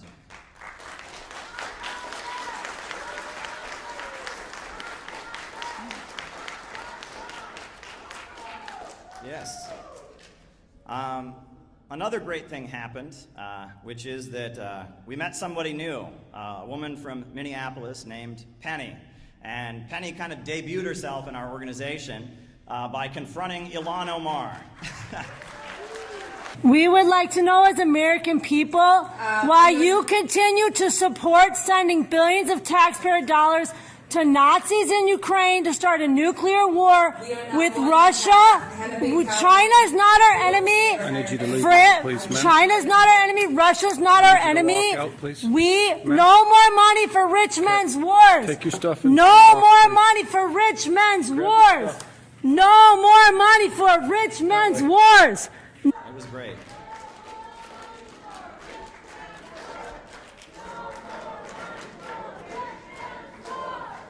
Yes, it was great. So after Trump won the election, we decided to write a letter to President Trump, and we urged Donald Trump to be the peace president that he had promised to be on the campaign trail. And we said, look, if you want to be a loved president, if you want to be someone who goes down in American history, bring the troops home from around overseas, and spend money on jobs and schools and healthcare in America, and free the political prisoners. And that letter we wrote got quite a bit of circulation, and we decided that this banner had made such an impact, we decided to bring it to the inauguration. So we went to Donald Trump's inauguration in Washington, D.C., and we had this banner out in front of the Capital One Arena, and we printed a pamphlet called A New Day for America, calling for Trump to be a peace president. We distributed over 2,000 copies of that pamphlet at the inauguration. After Trump was inaugurated, we got a new intelligence director, Tulsi Gabbard. And I went to her confirmation hearing in Washington, D.C. I sat in the room as she was answering questions from senators who were just outraged that she had said that we should have peace around the world and end the regime change wars. What's interesting is that according to Epoch Times, Trevor Loudon of the Epoch Times says that Tulsi Gabbard is heavily influenced by the Center for Political Innovation. She also has some connections to the Center for Political Innovation, which is a very pro-Russian outfit run by a man called Caleb Maupin. So, who am I to argue with the Epoch Times, right? So, we did 2 workshops this spring. We did a workshop in Minneapolis and a workshop in Los Angeles. Our workshop in Los Angeles was organized by Dan. Stand up, Dan. Yeah. And it was a great workshop. Dan is very active with Natural Health First and other community groups. He's been a long-time alternative media figure with local access television, etc., in Los Angeles, and it was a great group of people who would never go looking for this message, people that were not the kind of people that would find us on the internet as a weird niche, but rather people who were very new to it and really liked what we had to say. It was a really great workshop. It was some great time, some great music, some great food. And we also had a workshop in Minneapolis. Penny organized our workshop in Minneapolis, which was great. It was really, really exciting. What was great about it was, it was a small workshop. We had about 20 people there, but there were about 15 protesters outside. I have never felt so important. The local Antifa was outside with signs all about me and talking about how much they hated us and internet memes and all of that. I've never felt so important in my life. It was a great moment. It really went to show how what we do is really important. There are forces out there that are watching us and very worried about our pro-peace message catching on with the American people. The fact that there was a crowd of protesters outside trying to shut down our workshop. And Penny did a great job handling that workshop under pressure. Thank you, Penny. Thank you. Another great thing that happened this spring was, well, I guess it wasn't a great thing, but what we did in response, or what was done in response was great, but NATO had its anniversary celebration in Dayton, Ohio. And we're not thrilled about that, But they decided at the main library in Dayton, Ohio, that they would have a public debate about whether or not the USA should stay in NATO. And the organizers, I guess they made the mistake of picking Jeff Young, our member from Kentucky, to represent the anti-NATO position. And he did a tremendous job. He completely shut down the pro-NATO arguments. It was beautiful. It was absolutely beautiful. And many people heard that anti-war message from our member, our lead founder of the Kentucky Party, etc. Thank you, Jeff. You did a great job. You did a great job. Now, the bombing of Gaza has continued, and one organization has done more to stand with the Palestinians than any other, and that's the Houthis of Yemen. The Ansar Allah movement of Yemen, they were blocking ships, a picket line in the Red Sea to protect the Palestinians, to insist that until Israel stops its bombing of Gaza, they're going to block ships from going to Israel. So in response to that, we decided that we needed to tell people who the Houthis really are. And so we published in bulk a book that we wrote called Who Are the Houthis and What Are They Fighting For? And we distributed that book in bulk all over the country to tell people about the Ansar Allah movement in Yemen and the history there, and how this movement that is, really the conscience of the whole world standing with the Palestinians, where it came from, their religious origins as Shia Muslims, etc. That was one operation that we carried out. I was recently in Russia. I got to attend the Global Digital Forum, meet with people from many different countries, South Africa and Uganda and Vietnam and China. And there is this whole new economy rising, and it was really an honor to be in Nizhny Novgorod, Russia, to meet people from the New World and kind of be the voice of the side of America that rejects the low-wage police state. One thing we've been making a point of doing lately, in light of very unfortunate events, is standing in solidarity with Iran. And our member Noah Shank has recently started appearing on Press TV as a regular commentator, representing the United States when it comes to Iran. And another thing that we did is a couple weeks ago, we decided to have a demonstration to honor the great African leader Ibrahim Traoré, the leader of Burkina Faso. And this great African leader, he's almost the model of the kind of government we need. He's investing in his people, he's providing education, he's overseeing a farming boom, so much agricultural expansion, providing health care. Every woman who goes to the doctor to have a child in Burkina Faso, it is totally free. He's providing a stipend to students so that they can get their college education and not have to work a job on the side. They're getting a stipend. He's just the hero of the African continent. And when he was demonized by certain figures within the Pentagon, there was a national day of action, and people on every continent, but especially on the African continent, were marching in the streets saying, "Hands off Ibrahim Traoré." It was an amazing expression, and we were very proud to join our brothers and sisters in the Uhuru movement in standing with Ibrahim Traoré. And we had a small rally here in Chicago, to support Ibrahim Traoré with our banner. And it went viral in Africa, and it was viewed all over the African continent, on YouTube, on television channels. People who were in chat groups that had nothing to do with our organization or our politics were seeing images of this rally, because Ibrahim Traoré is the kind of leader that many people in Africa are saying is the future, and the Union of Sahel States is very, very important. And that kind of brings us back to a point, what is Ibrahim Traoré? What is he, right? He's a Muslim, right? He's religious, he's a Muslim. He talks about Marxism, but he's not an old school communist. You can call him a Pan-Africanist, you can call him a black nationalist. It doesn't matter what he is, that's the kind of leader we need. And we like to call that kind of leadership that invests in people and human creativity and builds people up and is pro-growth. We call that innovationism. And that's the ideology of the Center for Political Innovation. Now, coming up, we've got a lot of important work to do. We have a couple tasks we're going to be taking on in the coming year. Obviously, after this event, we're going to get together and decide what our focus will be. But one thing we really need to do is to oppose the danger of political violence. Because if there's one thing that will prevent a real mass movement, bringing the country together, it'll be violence and killing. The glorification of the murder of Brian Thompson and the celebration of the alleged crime of Luigi Mangione is extremely dangerous. In Italy, in the 1970s and 80s, they were getting ready to leave NATO. And then they fomented the Years of Lead. And we know with Operation Gladio, the CIA was funding fascist groups and funding the Red Brigades, and there were kidnappings and killing, and it led to the population being weary and demoralized, and that's why Italy is still in NATO.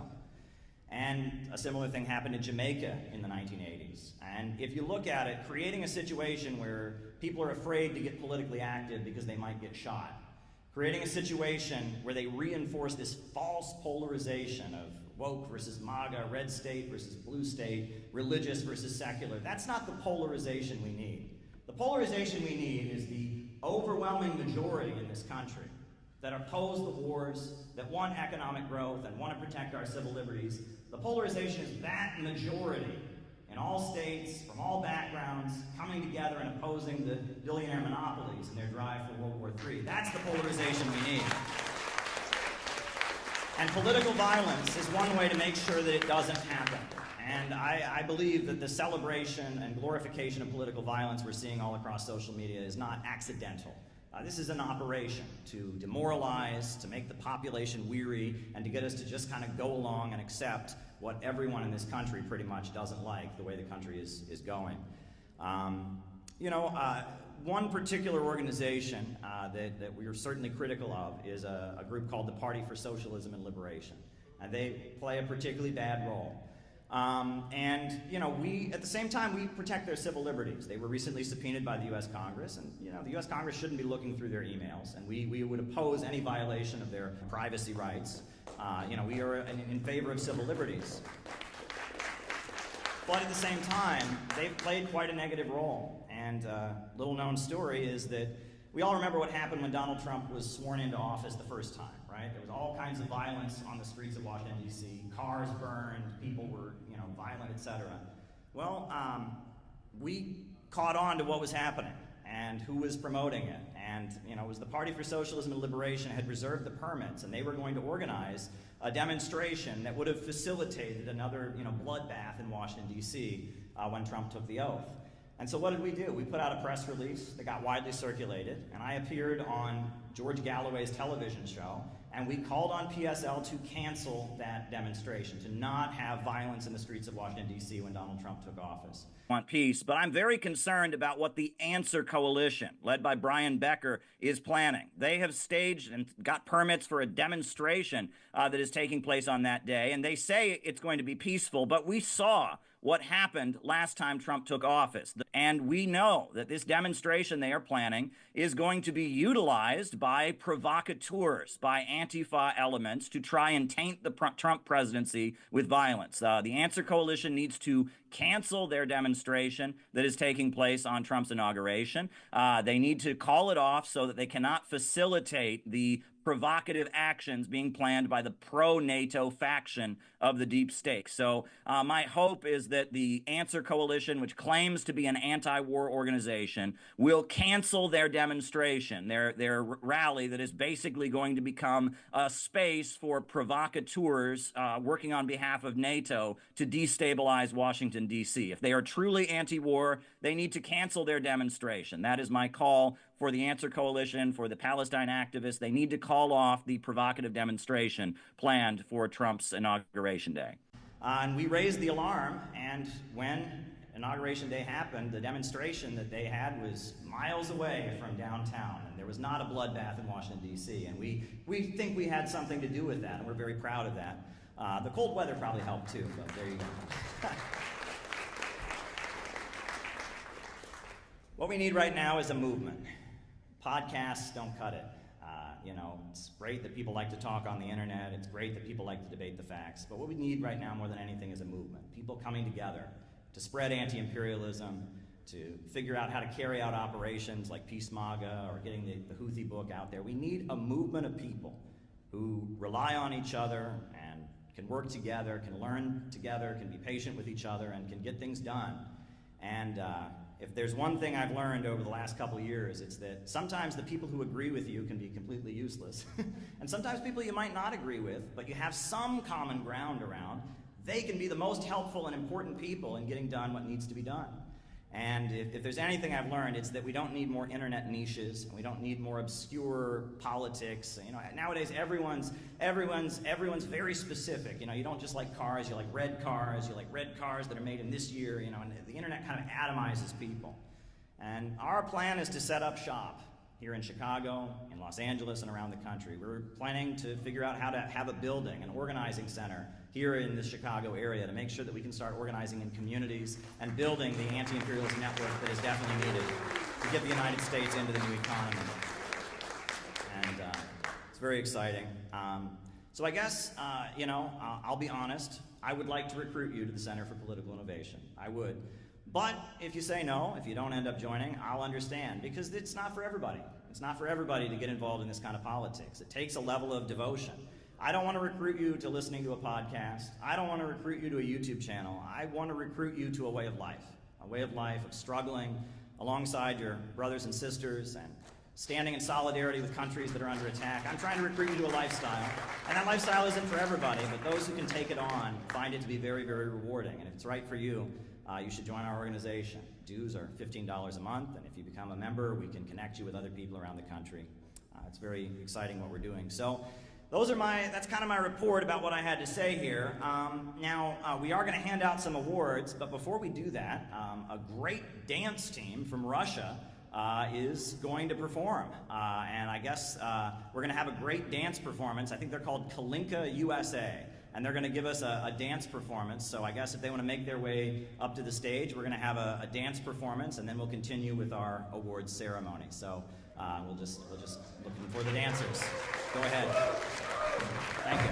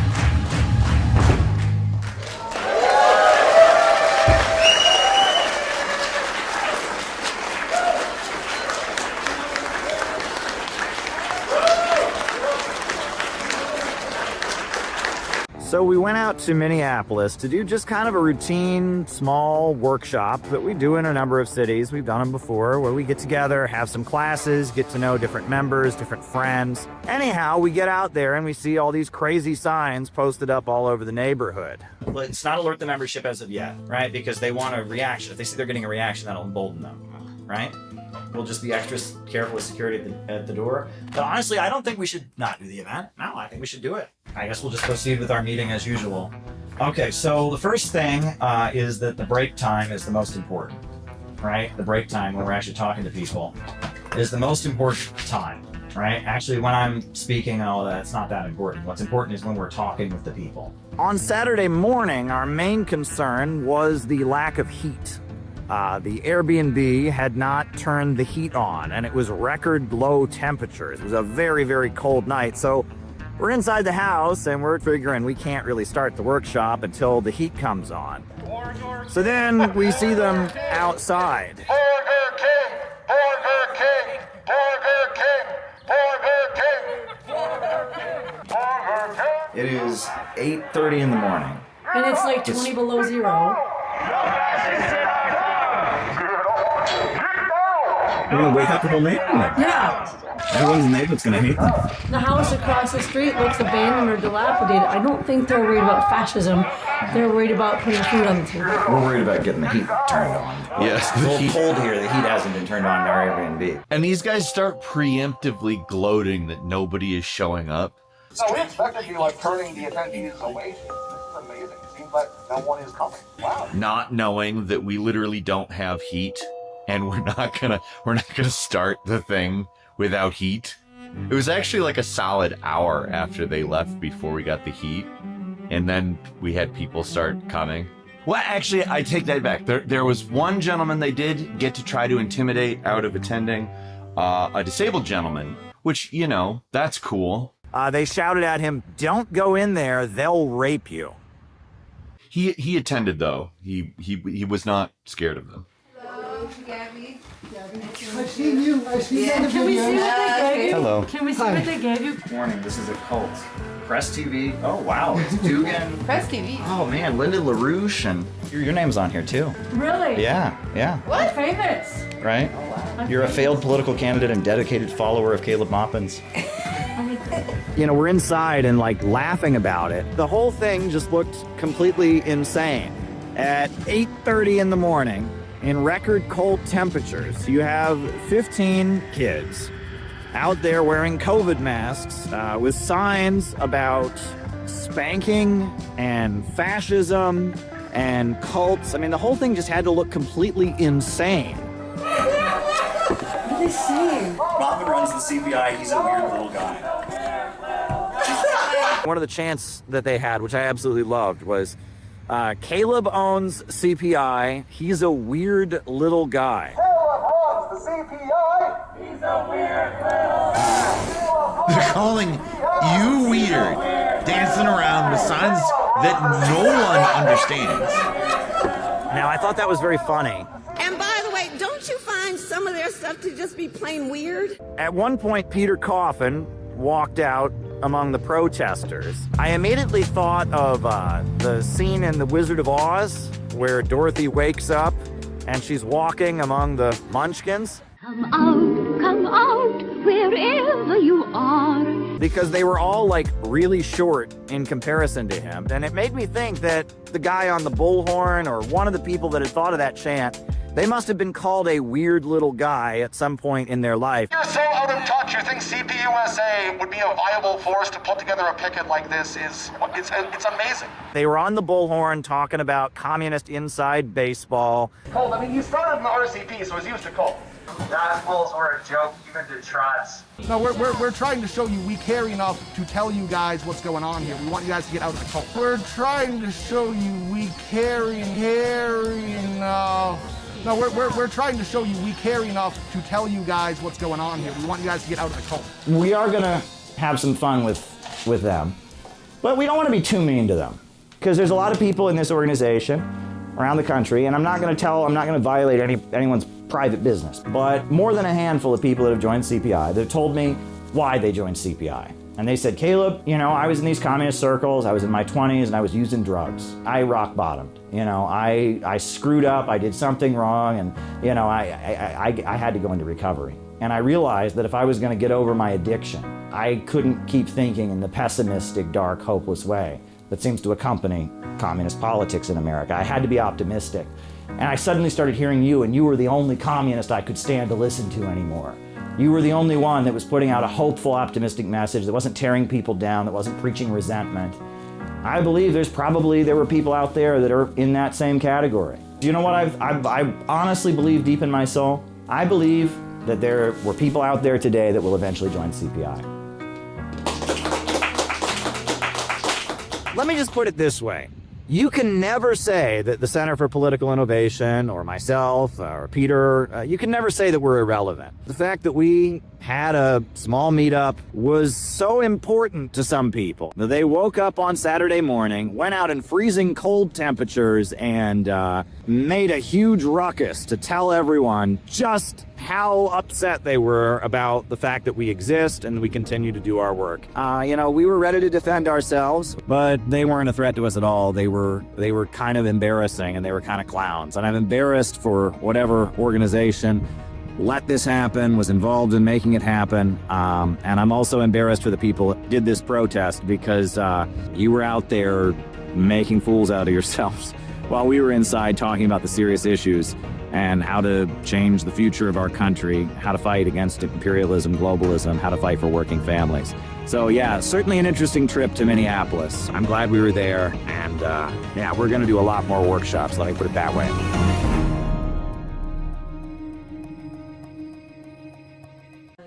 Trump is Hitler and the deplorables are the enemy. Yeah, well, it's similar to McCarthyism, where, communism, we had to purify U.S. society of anything that was remotely communist, it's, when you get people, I think the main thing that we need to communicate to people is we're not trying to fight our neighbors. We're trying to fight capitalism and imperialism, and we should love our neighbors, right? That should be the message. And they're not doing that. Yeah. And I go to these Palestine rallies that are happening, and I agree with the message, but the message is hate. It's just they're vile and angry, and they're giving the middle finger, and and that is, there's a spiritual problem with what calls itself the left now. And so I see what you're saying. So, yeah. Yeah. Okay. I just wanted to comment on the Communist Workers' Party and its evolution. Of course, since the rapprochement with China, the Communist Workers' Party basically disbanded and went whole hog into the Democratic Party. And they see the Democratic Party as a gravy train. They set up nonprofits, and one of the nonprofits that the CWP set up was Asian Americans for Equality, which was given finance to buy property in Chinatown, for example, and they're one of the largest property owners in Chinatown. Yeah. So they're generating a lot of income as a consequence. They become landlords, and that's the direction they're going. It's reflective of what is happening in American politics today. How the state is being utilized to finance nonprofits, so the nonprofits could be their advocates. That's the mechanisms that's being used. Yeah, go ahead, Will. The living critique, I think, of the Cultural Revolution is Xi Jinping, and somebody who went through it. And I think that his wing of the Communist Party the Chinese Communist Party has learned their lesson. And globally, for the left, in Africa, people who aren't communist, people like Arap Moi in Kenya, Museveni in Uganda, J.J. Rawlings in Ghana, these people, when they came to power, it was on a critique of some of the things that had happened in the Cultural Revolution, where they were left-wingers, very pro-China, pro-Gaddafi, who, when they came to power, they went to a more traditionalist thing. They relied on ideologies that Marxists felt uncomfortable, like traditional West African and East African beliefs, like Ubuntu. And there's a myth about the Cultural Revolution. China grew 5 to 7% every year of the Cultural Revolution. It wasn't a complete failure. Like, economically, they did more on the decentralization, and it laid some of the groundwork, some of the stuff we were talking about with Liu Shaoqi, like that debate within the Communist Party it was complicated, but it was part of why they went to the market, because they were trying decentralization. So like to say the Cultural Revolution was a complete failure isn't quite true. It's an American bias, because they were still learning. Like there's this myth of like everyone was at each other's throats. That was the first 4 or 5 years of the Cultural Revolution. But as it continued, when Deng Xiaoping is re-brought in, rehabilitated by Mao, there had been a lot of learning. Yeah, the Cultural Revolution went through several phases, right? It started out with, it was Lin Biao, right, who was Mao's, associate. He's the guy who compiled the Little Red Book. And Lin Biao was a military leader, and he had made this book. The Little Red Book was originally part of your military training. It was Mao's Twitter page. It was like these short, memorizable phrases from Mao. It was part of your military training. A lot of people were illiterate, so it was so you could remember it or whatever. And the idea was that Mao, because of the Great Leap Forward, Mao had kind of fallen out of favor. And there was a fear that people in the party that were loyal to the Soviet Union would try to overthrow Mao. So the idea was they were going to mobilize the population to have Mao's back, to make sure that most of the party that was against Mao wouldn't remove Mao. So they mobilized the population. It was called Bombard the Headquarters. And they mobilized mainly the young teenagers. And Mao had been a high school principal at one point, and the first article that Mao ever wrote was about why physical education is really important, right? And it's actually quite interesting. And Mao had a particular attachment to teenagers. It's kind of interesting, and a lot of he uses. That's a whole nother tangent I can go on. But the first, so Mao and Lin Biao mobilized the teenagers basically to go out and kind of terrorize the Communist Party to make sure they didn't drive Mao out of power and align with the Soviet Union, right? And so then you had that, and then that kind of took on a life of its own, and then there was a disagreement because Lin Biao wanted China to be aligned with the Soviet Union, but basically they felt the Soviet Union sold out. They weren't revolutionary enough. And whereas the Gang of Four, who was Mao's wife and other people, they thought the Soviet Union was the main threat. And they actually wanted to align with the United States, and they saw the Soviet Union as the main threat. So we don't know what happened. Lin Biao, I guess he was on a plane trying to flee to the Soviet Union. The plane crashed. And so then that day, the original copy of the Little Red Book had an introduction written by Lin Biao. That morning, when it was announced what Lin Biao had done, all the kids got all the Little Red Books and cut out the first couple pages. And I actually have somewhere an old Chinese Little Red Book that has a couple stubs, if you can see when they cut out the pages of Lin Biao, right? So after Lin Biao, you had the rise of the Gang of Four. And the first thing the Gang of Four did is they deported all the teenagers to the countryside. The idea was these teenagers, because the teenagers who'd been mobilized were in the cities. They had privilege because they lived in the cities. But they were also creating chaos because they'd all been mobilized to terrorize and, So they deported all the young people from the cities to the countryside. And the idea is that would humble them. They'd see how the poor people lived and all of that. So all the young people were kind of deported to the countryside for a couple years. And then the idea was they were going to get the industrial economy going again. But every time the economy started to move dramatically, the Gang of Four would launch another campaign against somebody, and they would have to stop everything, and they would pick things to go after: Western music, makeup. They had a campaign against North Korea at one point because North Korea was friendly to both the Soviet Union and China. So they had all the factories shut down, and all these workers marched to the North Korean border and burned images of Kim Il-sung in mass and called him a revisionist pig because he'd aligned with the Soviet Union. And it was every time the economy started to move, Mao's wife in particular had to launch a down with somebody campaign and start punishing and persecuting somebody because she was a wrecker. Her whole life, all she'd ever done is persecute people. You know what I mean? And so she had to find someone to persecute because that was the basis of her power. And one of the most telling incidents was what they called the white snail incident, or the glass snail incident. So China has cut ties with the Soviet Union. They're getting friendly with the United States. Nixon has gone to China. So the United States has a cultural exchange with China. And there's a group of young Chinese engineers that come to America, and they go to a factory that makes color televisions, right? And they go to this factory that makes color TVs.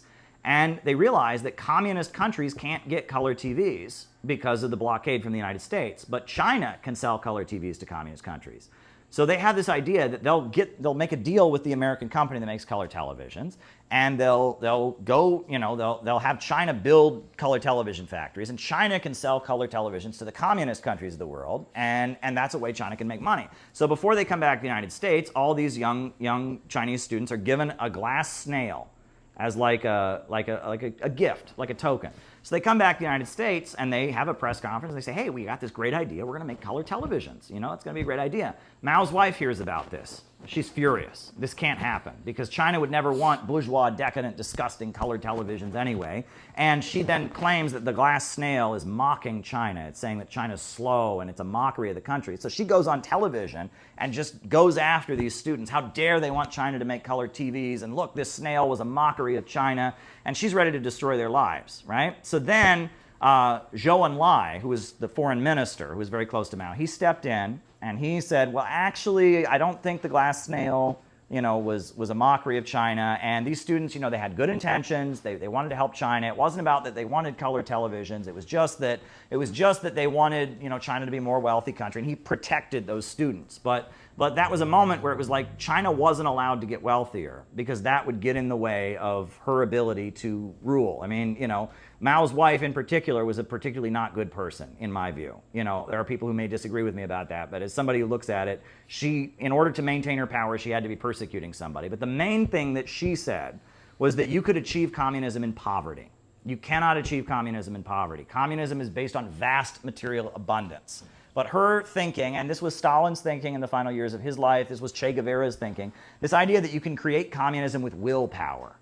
Right? With willpower, you can create communism. If we just are so committed to it, we can make the world completely equal. No, the basis of breaking down inequality and creating a society with vast abundance, creating a society without a state and without coercion is abundance. Right? You have to create a huge amount of wealth. The only way you can have an equal society is if there's more than enough for everybody. As long as there's scarcity, some are going to have and some are going to have not. Right? And the idea that you can create total equality with repression or with willpower, it's not ever going to work. And the basis of communism is always understood to be vast abundance. And that is probably the main thing and that's what Deng Xiaoping, when he came to power, that's what he reiterated. He quoted from Marx and others. He said, the only way we can have a totally classless, egalitarian society in China is with abundance. And that's where the quote, poverty is not socialism, but to be rich is glorious comes from.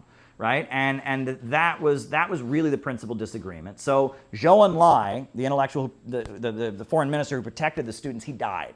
And he died a couple months before Mao died. And his funeral, all these wealthy, or not wealthy, all these high-achieving academics, scientists, engineers, and others go to his funeral and they're crying that Zhou Enlai has died because who's going to protect us now? This is the guy who would protect us from Mao's wife, right? And so they went to his funeral in Tiananmen Square, and his funeral turned into an anti-communist riot. And like thousands of these young professors and intellectuals were like burning cars and they were chanting down with communism, and they were angry because Zhou Enlai had died, right? And then Mao died a couple months later. And that crowd in 1976, this isn't 76, this isn't the 89 Tiananmen thing, this is the Tiananmen incident of 76, put the Chinese Communist Party on notice that a lot of their most professional and skilled people were really tired of, they were turning against communism basically because of how badly they had been repressed by the Cultural Revolution. And that's what then enabled, after Mao died, Deng Xiaoping to come to power, arrest Mao's wife for counter-revolutionary crimes and declare the Cultural Revolution to be over, right? And then he immediately started courting those young scientists and intellectuals. And his speeches were all about how they're not making enough money. These young intellectuals were not letting them, and he let these people and encouraged them to start their own businesses, et cetera. And he won back that layer of the population that had been rioting at the time that Zhou Enlai had died, right? And he won them back. And it's those same people that were rioting. The Soviet Union wasn't brought down by the bulk of the population. The bulk of the population voted to keep the communists in power, et cetera. It was the college professors, it was the academics, it was the filmmakers, it was the engineers, it was the scientists, the people who felt stifled by the socialist system. They felt like I'm not living up to I can't achieve anything, right? I mean, I hear stories about like doctors in the Eastern Bloc, right, who would burn their money, right? Because they got paid maybe 10 times what everybody else got paid, but they couldn't do anything with it. They couldn't buy another house. They couldn't buy another car. They couldn't buy, and so they were getting paid 10 times what everyone had, but they couldn't do anything with their money. So they would burn their money because what good does it do them, right? And that in that state-run economy, if you're a high-achieving person, right, and that kind of goes to show that these kind of people that are wanting to accomplish things, they can if a society is able to win them over, right, a society flourishes. But if a society alienates that middle strata of, I don't know what you want to call them, thinkers, professors, thought leaders, if you alienate those people, your society is going to fall.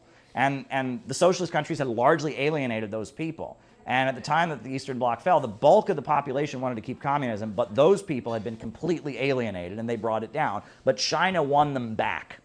And that's what the difference was. Deng Xiaoping came to power, and he won those people back. And he won those people back to supporting communism, understanding the communist government would support them and utilize them to build and strengthen and make China very wealthy, which has been very successful. So that's my assessment of the Cultural Revolution. Long-winded. These are not simple concepts that you can just explain. You have to go into great detail about them. But that's my assessment. Go ahead, Shruti. Yeah, I think one important distinction to make between the Cultural Revolution and I suppose like the woke movement is the material conditions of the people that are involved in both of these different situations. As far as China goes, the people of China have a far better quality of life than the people of the U.S., those who are involved in the woke movement. The failure of the Cultural Revolution was really a deviation from Marxism-Leninism, a deviation from the ideology. That's what led to those disastrous policies. Big crowd of people, huge crowd of people here to support Donald Trump, pouring in to watch the inauguration ceremony in the Capital One Arena.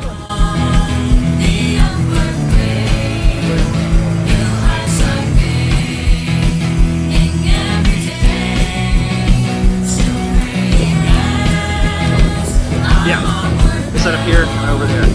How you feeling? How you feeling? I'm good. I'm good. It was fun to pass out pamphlets at the hotel there. Everybody was asking for more. Great. Yeah. Excellent. We need to heal America as well. We need to pray for America. We need to make our country great again. We need to take over. The people need to take over to make our country better again. And I hope Trump can help us with that. Donald Trump for one of the greatest moments of his first presidency, when he went to a country that America has technically been at war with since the 1950s and gave peace a chance. We want to make peace around the world. You're with Russia, Iran, Brazil instead of EU, traditional American allies. Yeah, rather than the bankers in London or in Wall Street who are trying to plunge us into poverty, who are trying to hold on to their system rather than trying to build up our economy and economies around the world, making people poorer, degrowing society. We want to stand with the countries of the world that want to build economies. We need a government of action to fight for working families. If he could come and set a peace treaty with Israel and Gaza, they can stop massacring and genocide the Palestinian people, I will call him the greatest president in history. I think that Donald Trump is the man to bridge the gap between China and North Korea and Russia and the U.S. I hope he is. I mean, when he was in office the first time, he did an amazing thing by visiting North Korea. That was awesome. However, I really didn't like what he did when he murdered Qasem Soleimani, the Iranian leader. I thought that was a huge blunder. It almost brought us to the brink of World War III. And so I'm concerned. I hear a lot of good things coming out of Donald Trump right now. And the fact that the TikTok founder is at the inauguration right now, the fact that he brought peace. Biden was always saying he wanted a ceasefire, but he wasn't able to make it happen. Biden was weak, but Trump was able to force Netanyahu to accept a ceasefire deal. But I'd love to see, production happen in America again. I'd love to see, solid jobs, right, that aren't these sort of like financial information things, but it's really a stable, solid thing. We want to hire the China Railroad Company to build high-speed rail across America. We want to work with Russia. We want to build railroads from Alaska across the Bering Sea, etc. Because there's nothing for us to gain in trying to prevent these countries from joining with the world economy. And I think it should be a partnership. We should hire American workers. We should hire American companies, and it should be a joint operation. For example, nuclear power. I'm a big fan of nuclear power, right? If we're going to get off of fossil fuels, we're not going to get off it with windmills and solar panels. We need to go to something higher, and China is leading the world in fusion energy research right now. That's why China just got helium-3 from the moon, is because they want to do fusion energy research. It would be good for Americans to be able to trade with them, and if we want the situation in those countries to get better, we should want to trade with them, because there's nothing for us to influence them by trying to beat them down and tell them that they're doing things wrong. We've seen that doesn't work. Kamala was a good choice, you know what I'm saying? And then they play the identity politics too much. That's really getting played out in 2025. Identity politics, trying to play the white and black game, divide and conquer. We live in the internet state. That's played out. That's very played out. We need a more stable economy and society, that's good for families, right? That's good for business, and not one that is just, you know, totally chaotic. Maybe joining the BRICS economy, not trying to keep them in poverty. Keeping them in poverty keeps Americans in poverty. We need to be building the economy of the world. This idea that smaller is better, and that it's better if we have less, and we just we just got to go back to nature and all that. That's pessimistic, horrific Malthusian thinking. Growth is the answer. Human beings are always inventing and reinventing our way we've interacted with our environment. Ants have been making their ant farms the same way for thousands of years.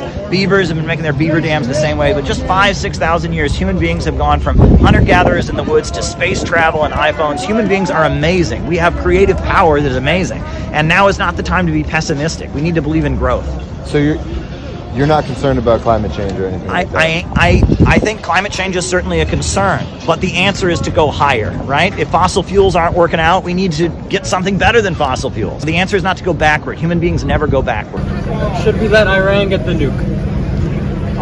Iran has said several times that they do not want nuclear bombs. Do I think that they should be allowed to have peaceful nuclear energy? Absolutely, and they've been completely compliant with, with nuclear non-proliferation treaty. Unlike some of our allies, like Israel. They're trying to arrest Donald Trump, all the fake charges, indictments on him, the attempt assassination. I think all that plays with the common people. The common people ain't stupid. And then, we love the term fake news. I never heard a president describe the news like that. The overwhelming majority of the American people do not want a new war. Yet the criminals like Biden and the neocons, etc., have been trying to push for wars around the world to hold on to their dying system. Only peace will make America great again. People are not fooled. They got fooled with Obama. Most of my people say, oh, you fooled me with Obama. You won't fool me again. It's like when they interview Kamala and she goes, what are you going to do different from Biden? And she says, nothing. Like a total softball. It's like, oh yeah, no, I'm not going to change anything. So people are like, yeah, no. Who will help to dismantle the deep state that is oppressing not only Americans, but the people of the world. We need to be developing our economy, not tearing it down with degrowth and destruction. Only peace will make America great again. If we were still burning wood to heat our homes, we would have deforested the planet many, many times over. But we don't. Now we start burning coal, now we burn fossil fuels. We're reinventing our relationship with nature. That's the nature of humanity. The neocons who are in opposition to Trump, the John Boltons, etc., they have said that, if Trump comes into office, that'll be the end of NATO. Well, I think that would be a great thing. What do we have to gain by arming countries in Europe, continuing to fund their militaries so that they can have free healthcare and our citizens can go and die on the steps of a hospital? It's completely unfair and stupid. Donald Trump, he can't be president again because there's only 2 terms allowed in the Constitution. However, he wants to be remembered as a great leader. That's what Donald Trump wants to be remembered as. So to be a great leader, he needs to stand up to Wall Street, he needs to stand up to the war makers, he needs to fight for working families here in America. What would you say to the people who call Trump a fascist, say that we're in danger of losing our democracy? I think they just don't have any historical perspective to know what they're saying. I mean, that's just factually untrue. Do you think Donald Trump can bring peace to Korea? Can he bring peace to Korea? Do you support the banner? You like it?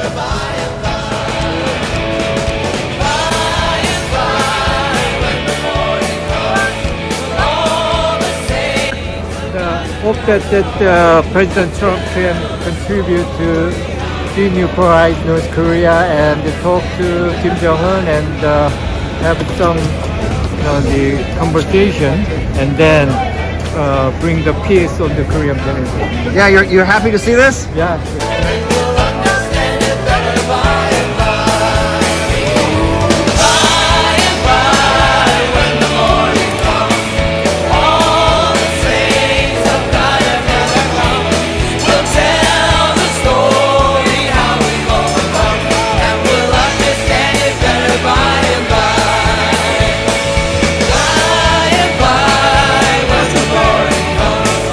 All the saints of God together home.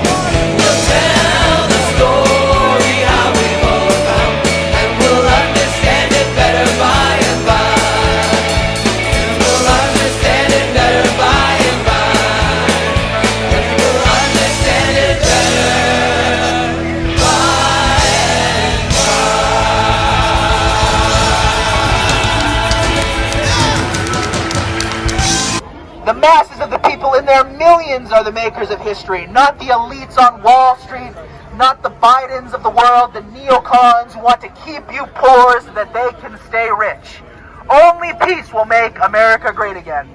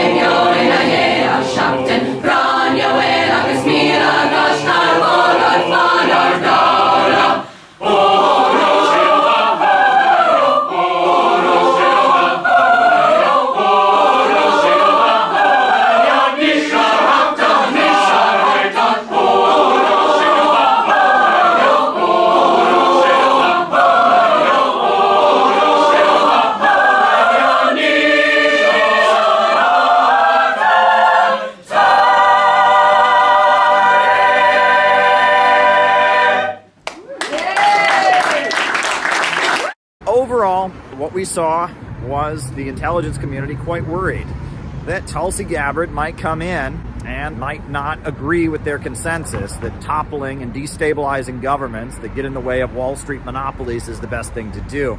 Now, one particularly strong moment was when Tulsi Gabbard talked about how outraged she was that the Obama administration had been arming Al-Qaeda and Al-Qaeda-linked groups. Senator, as someone who enlisted in the military specifically because of Al-Qaeda's terrorist attack on 9/11 and committing myself and my life to doing what I could to defeat these terrorists, it was shocking and a betrayal to me and every person who was killed on 9/11, their families and my brothers and sisters in uniform.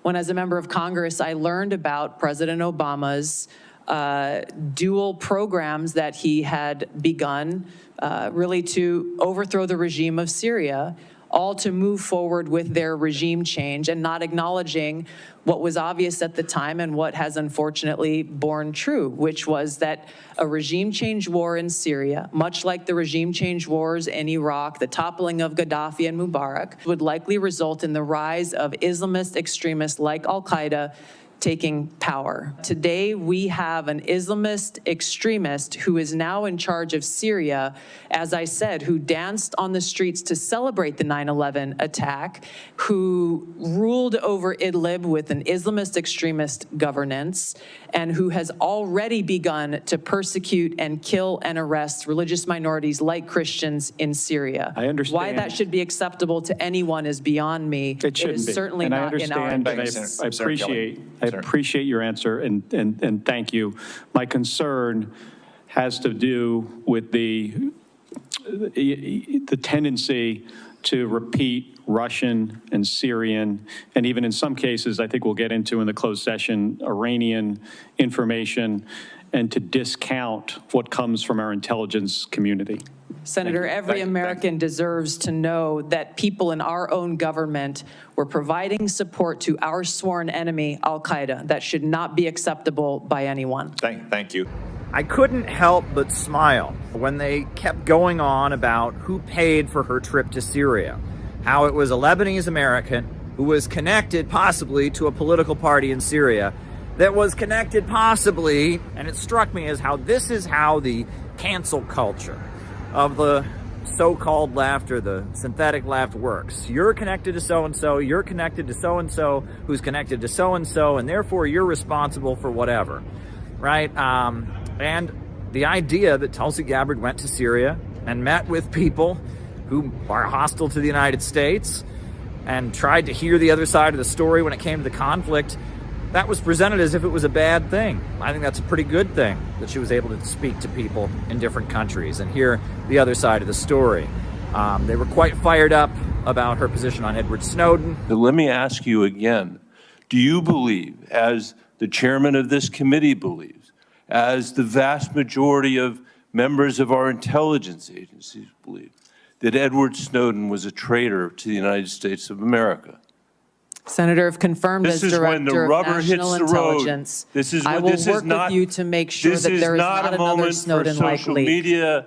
It's not a moment to propagate theories, conspiracy theories. Is Edward Snowden a traitor to the United States of America? That is not a hard question to answer when the stakes are this high.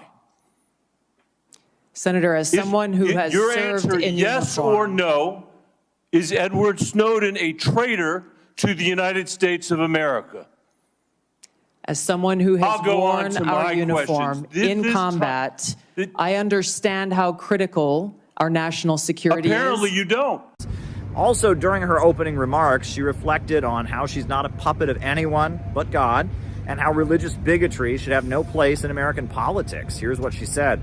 Those who oppose my nomination imply that I am loyal to something or someone other than God, my own conscience, and the Constitution of the United States, accusing me of being Trump's puppet, Putin's puppet, Assad's puppet, a guru's puppet, Modi's puppet, not recognizing the absurdity of simultaneously being the puppet of 5 different puppet masters. The same tactic was used against President Trump and failed. The American people elected President Trump with a decisive victory and mandate for change. The fact is, what truly unsettles my political opponents is I refuse to be their puppet. Democrat senators in the past resorted to anti-Christian bigotry against some of President Trump's judicial nominees like Amy Coney Barrett and Brian Boucher. I condemn those actions as a Democrat in Congress at the time, as religious bigotry must be thoroughly condemned by all of us, no matter the religion. Unfortunately, there are some Democrat senators who still don't understand the principle of freedom of religion and Article 6 of the Constitution. Quote, no religious test shall ever be required as a qualification to any office or public trust under the United States. Unfortunately, they're once again using the religious bigotry card, but this time trying to foment religious bigotry against Hindus and Hinduism. If anyone is sincerely interested in knowing more about my own personal spiritual path of Hinduism, I welcome you to go to my account on X, where I'll share more on this topic. So overall, I'm really glad that I was able to be in the room, and I hope that Tulsi Gabbard does become the Director of National Intelligence, and I do hope that we can accept that there's a new world rising and a new economy in the world, and that it's better for the United States to integrate with this new economy with the BRICS countries than go to war with it and destabilize countries just to keep Wall Street and London at the top of the world. I hope that Tulsi Gabbard can get into office and do some real change, and that maybe U.S. foreign policy can pivot away from spreading chaos and instability around the world and instead move toward creating peace, building bridges, and carrying out economic development in coordination with different countries.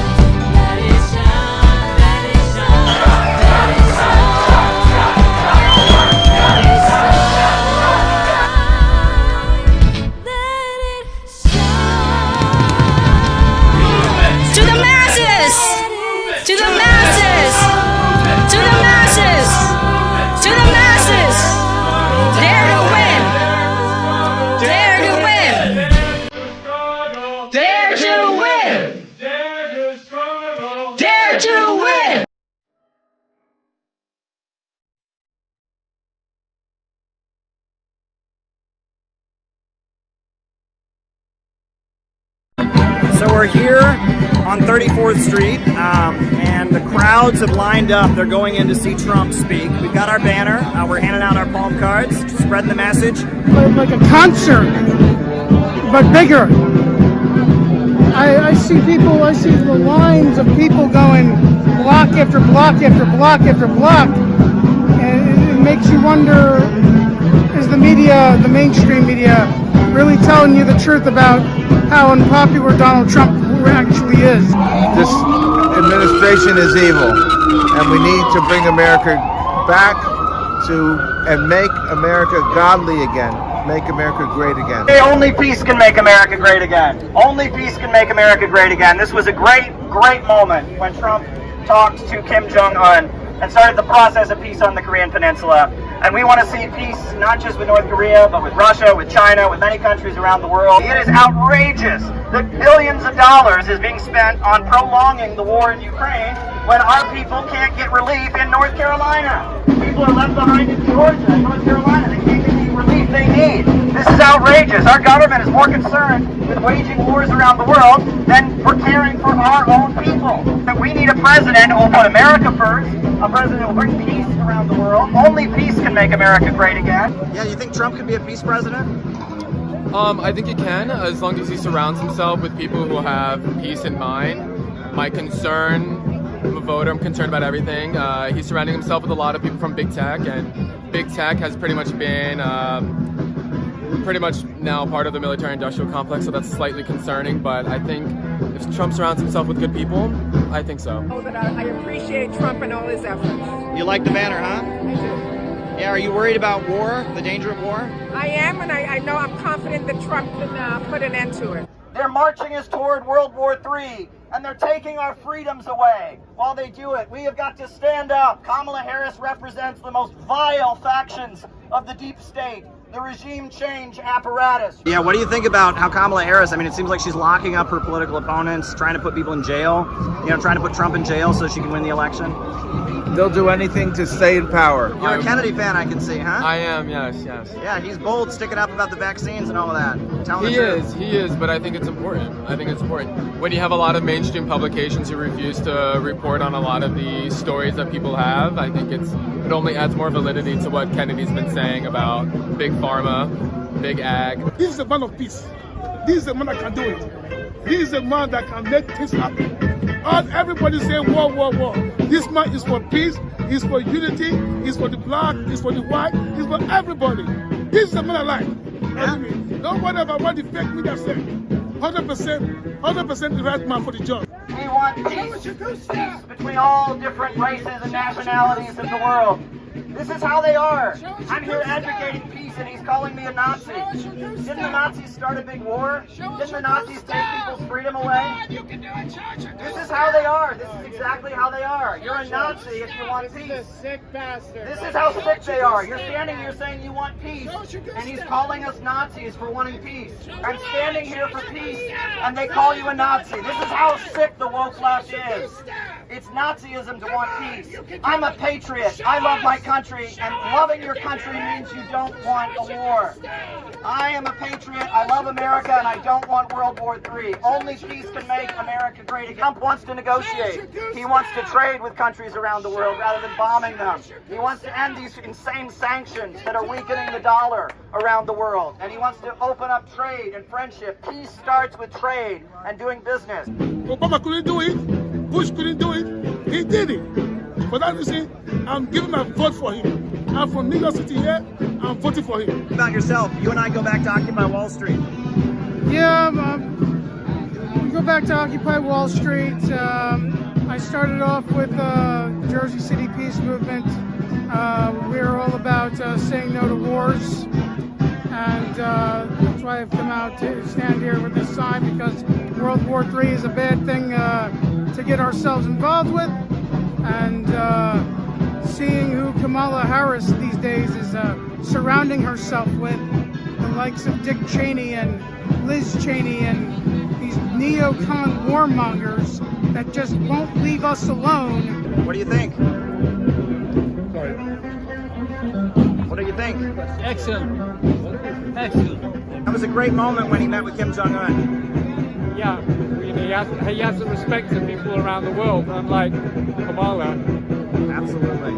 No one has any respect for. I say America first, not Ukraine first. I say America first, not Israel first.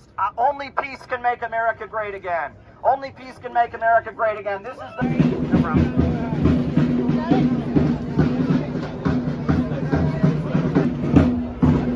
How are people liking it? Good?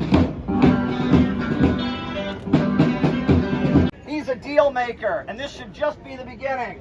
I can't wait until Donald Trump shakes hands with Putin. I can't wait until Donald Trump shakes hands with Xi Jinping. I can't wait until Donald Trump shakes hands with the Iranians and with the Cubans all around the world. Only peace can make America great again. And it's time that we do business. There's a whole new economy in the world. If you look at the BRICS countries, Brazil, Russia, India, China, all these countries are rising up from poverty and building new railways and all that. We should trade with them. We should get some of that money for America. America shouldn't be trying to lock the world out. Our dollar is losing value because of this silly policy. On behalf of the Center for Political Innovation, I would like to just give and express our deep admiration for the three defendants and what they put up with, what they struggled, how they endured. I also want to say that the Foreign Agents Registration Act, an absurd piece of legislation, was the basis of this prosecution. And that piece of legislation needs to be overturned. The Foreign Agents Registration Act is a threat to all Americans who advocate peace. It essentially criminalizes being friendly to other countries, and that piece of legislation needs to be overturned. That law is a threat on all Americans who advocate peace. We were honored as the Center for Political Innovation to raise this case at the United Nations, to raise this case at the World Youth Festival in Russia, and we will continue to raise this case. A full pardon needs to be granted to the Uhuru Three, because Donald Trump saw how that legislation could be weaponized against his own supporters as well. So Donald Trump needs to give a full pardon to the Uhuru Three when he takes office. Thank you very much. Yeah.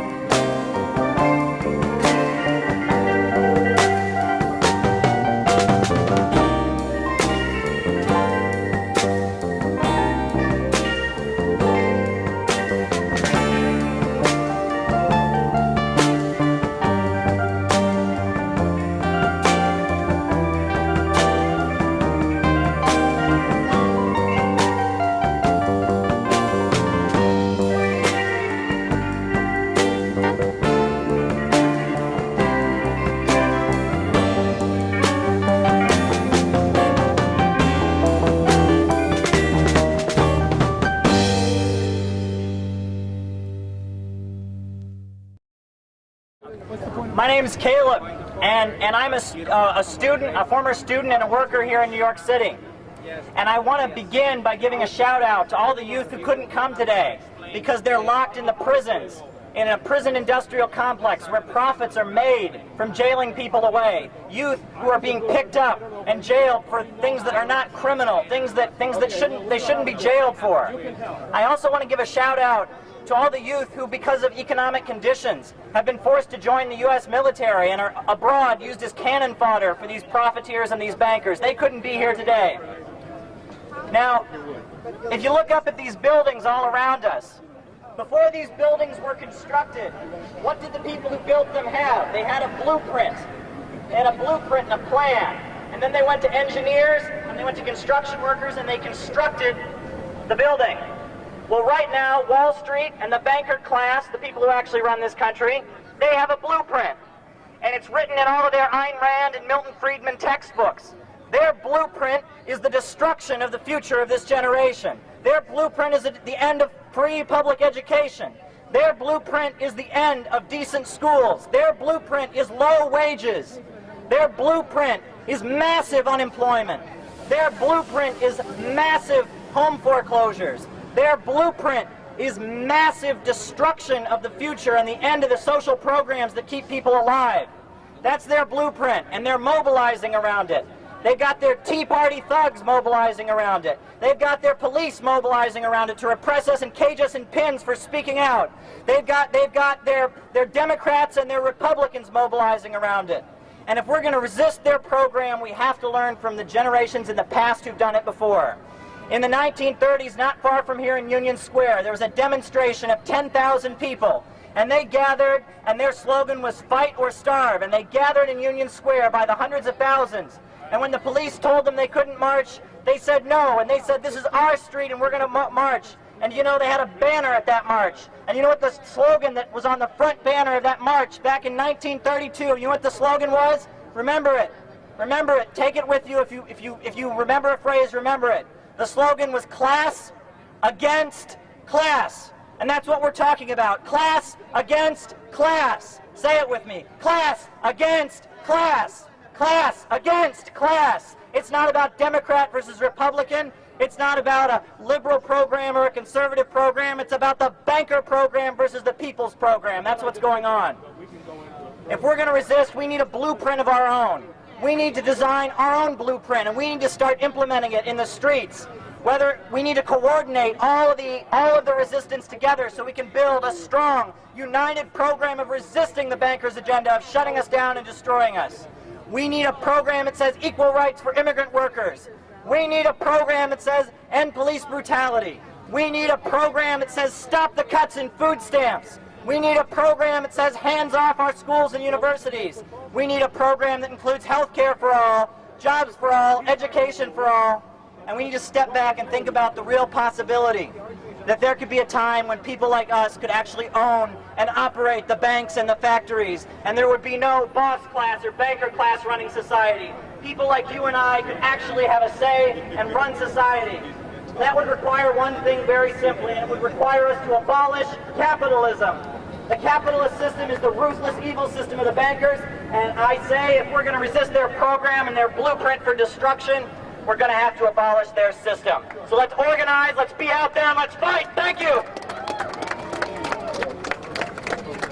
Anti-war groups are getting ready to stage protests in Times Square today. Rosa Flores joining me live now from New York. So Rosa, tell us more about the protests unfolding there in New York.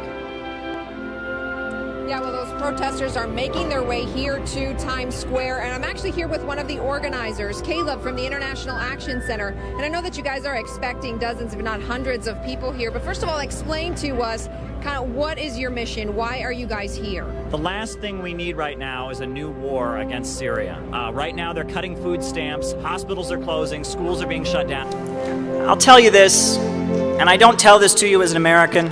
Eu vou contar uma coisa para vocês, e não enquanto americano, I tell you this as somebody looking at the world economy, mas como alguém que observa a economia mundial looking at what these oil bankers have done to the world. e observa o que os banqueiros do petróleo fizeram com o mundo. And I've got to give you some advice. E eu preciso dar um conselho para vocês. I've got to humbly urge you. Eu humildemente peço Don't give up Petrobras. que vocês não desistam da Petrobras.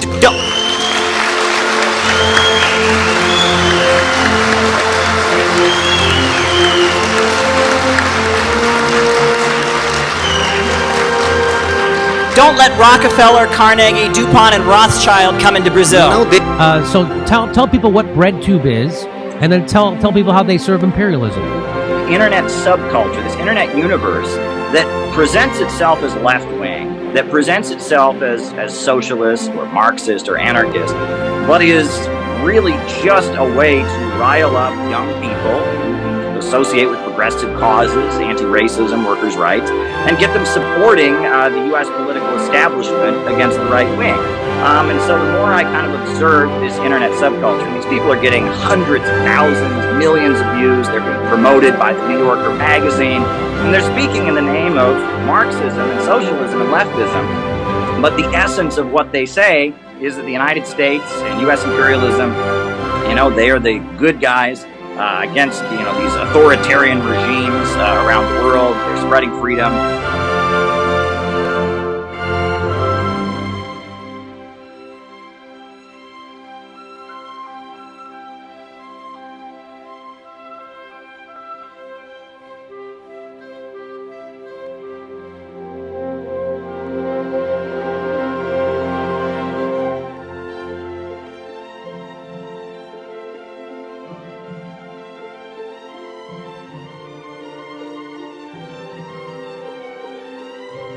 It is really an honor tonight to bring forward our guest of honor, a real hero, someone who deserves to be heard from the heavens. Everyone should hear what this man has to say.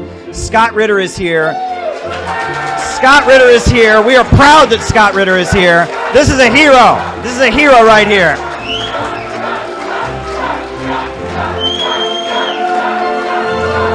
We love you, Scott. We love you. Go ahead and give us some words. Thank you very much. People in the United States are suffering. Our water's not being purified. Our railroads are falling apart.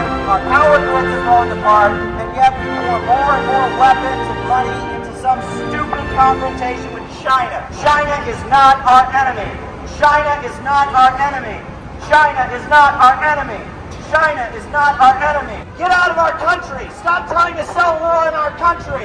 Stop trying to sell war in our country. We don't want a new war with China. We love America and we don't want a new war with China. China is not our enemy. I don't believe what's coming out about this chemical weapons attack. I have a lot of questions about it. There are a lot of facts that just aren't adding up. And we've heard about weapons of mass destruction before. There's so many lies to take us into war. We don't need a new war. We need jobs, schools, education, and not a new war against the Syrian people. And these rebels that our government and our tax dollars are paying for, they're not good folks, and they're doing awful things there in Syria, and we should not be supporting these rebels in Syria. It's pretty clear that they are getting propped up by one wing of the establishment. Now, in the book, I go into the evidence of that, but then we have further evidence of that thanks to the work of Max Blumenthal and the Gray Zone. We now know that one of these voices, Abigail Thorne, was directly being subsidized by the British government, by foundations tied to USAID and to the British royal family and such. So, what I said in the book, based on estimates, right, based on some of the people in the background advising them that I heard about, other things, has now been pretty well confirmed. These folks are basically some kind of psyop to get young people that have socialistic or anti-imperialist instincts and get them to serve the empire. So you're saying there's evidence to back this up, that there are YouTubers in the political lefty space, and a lot of them. You're saying a lot, not just, but a lot of them, and they're called BreadTube, and you're saying that those people are somehow being co-opted by the intelligence communities to push an agenda? Sure. I mean, I received quite a bit of information about who was advising them. There's an individual who's tied to military psychiatrists who appeared on CNN calling for mass deprogramming of the country after January 6th. And there are other things that point to some kind of covert support, the mainstream media highlighting some of these people and celebrating them. And then their foreign policy stances could come directly from CNN. And then we have that great report that was done by the Gray Zone. And FBI, Fred Hampton in his bed was being gunned down. Well, in the DPRK, they welcomed a delegation from the Black Panther Party and said, we love the Black Panthers. They're fighting for national liberation. They loved the Black Panther Party while this government murdered the Black Panthers. So we took inspiration from Kim Il-sung, from Marx, from Lenin, from all the people struggling against imperialism. Basic things. People have the right to a job. They have the right to education. But this system spends money on war, on murder, on killing. And U.S. out! U.S. out! U.S. out! U.S. out! U.S. out! U.S. out! U.S. out! Red Dawn is a lying war propaganda film. This is a lying war propaganda film. Korea wants peace. Korea wants peace. I spent 13 days on a ship chartered by the Red Crescent Society of the Islamic Republic of Iran. The ship was called the Iran Shahid, and it was loaded with over 2,500 tons of humanitarian aid for the people of Yemen. The boat had nothing on it but medical supplies, flour, canned food, and water. All of them were volunteers from the Red Crescent Society of the Islamic Republic of Iran, and they wanted to get to Yemen, a war-torn country on the Arabian Peninsula, and help the people in need. We departed from Bandar Abbas, a port city in southern Iran. The day we were scheduled to arrive, they bombed the port of Hodeidah 8 times in a single day. 8 times to prevent us from delivering medical aid. And we were unable to complete our mission. We were forced to go to Djibouti. And blocking humanitarian aid is a crime against humanity. It is illegal to block humanitarian aid. And we were completely open to having the ship inspected. We are proud to have guests from that organization here today to show that we are not afraid, we are not intimidated, and that we offer nothing but unequivocal full support and solidarity to them while they're under attack. Please stand up, comrades.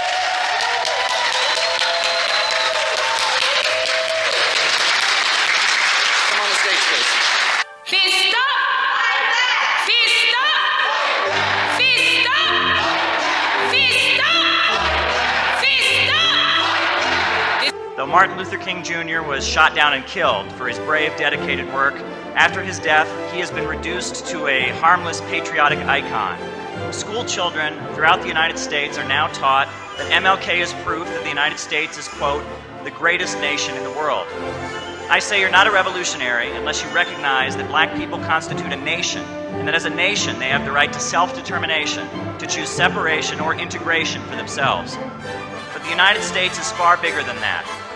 In the heartland of the United States, what Sarah Palin demagogically called the real America, there are millions of young people who are very unhappy. The U.S. economy has been wrecked by deindustrialization. The steel mills, auto plants, and other good-paying industrial jobs have been eliminated. Harris County was being smashed. They were lining up all of the communards and executing them one by one and then dumping their bodies into shallow graves. Among the communards, there were some of them that had the idea to do this as they were being shot. So they'd stand there and put their fists like this. And then their body would be dumped into shallow graves. And then rigorous mortem would take effect. And those who had shot them looked on in horror as the fists came up out of the ground. That's what the fist stands for. That's the origin of that salute. I say now is the time not to fight to make America great again. Now is the time to fight for American rebirth. American rebirth! American rebirth! American rebirth! American rebirth! American rebirth! Russia was with us in the fight against the Nazis in World War II. At the moments when America shows its true colors and is standing up for justice and truth, you'll notice that we're standing with Russia. We need a program that says equal rights for immigrant workers. We need a program that says end police brutality. We need a program that says stop the cuts in food stamps. We need a program that says hands off our schools and universities. We need a program that includes health care for all, jobs for all, education for all. They're about to arrest! They're about to arrest! The people in the Bank of America! The people in the Bank of America! What are we gonna do about it? What are we gonna do about it? Shame! Shame! Shame! Shame! Shame! Shame! Shame! Shame! Shame! Shame!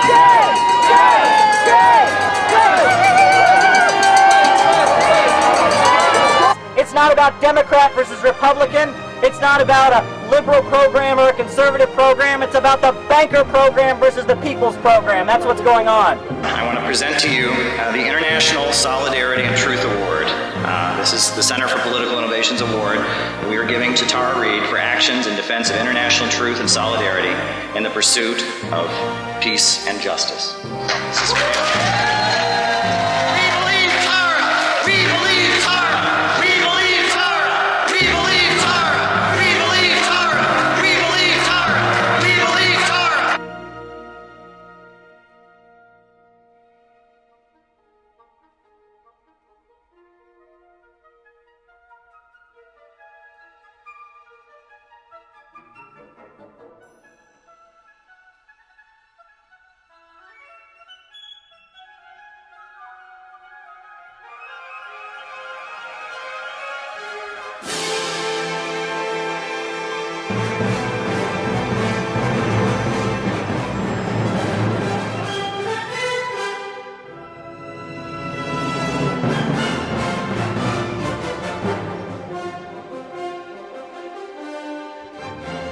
Russia is not our enemy. Russia is not our enemy. Hoy ya en Estados Unidos hubo la primera marcha, la primera movilización en Nueva York. Allá se movilizaron los movimientos sociales. Speaking on behalf of the Center for Political Innovation, I was sent here on behalf of Caleb Maupin. One point must also be made on behalf of the board of directors, and this is that Caleb Maupin is our ideological leader. CPI is the result of Caleb Maupin's vision for building an organization, and we recognize his unique approach to building 21st century socialism. Last year, in a particularly cold winter, we saw the power grid here in Texas collapse, leaving all kinds of working families out in the cold. We love America, but Wall Street does not love America. China, peace with Russia, peace with China, peace with Russia, peace with China, peace with Russia, peace with China, peace with Russia, peace with China. Peace with Russia! Peace with China!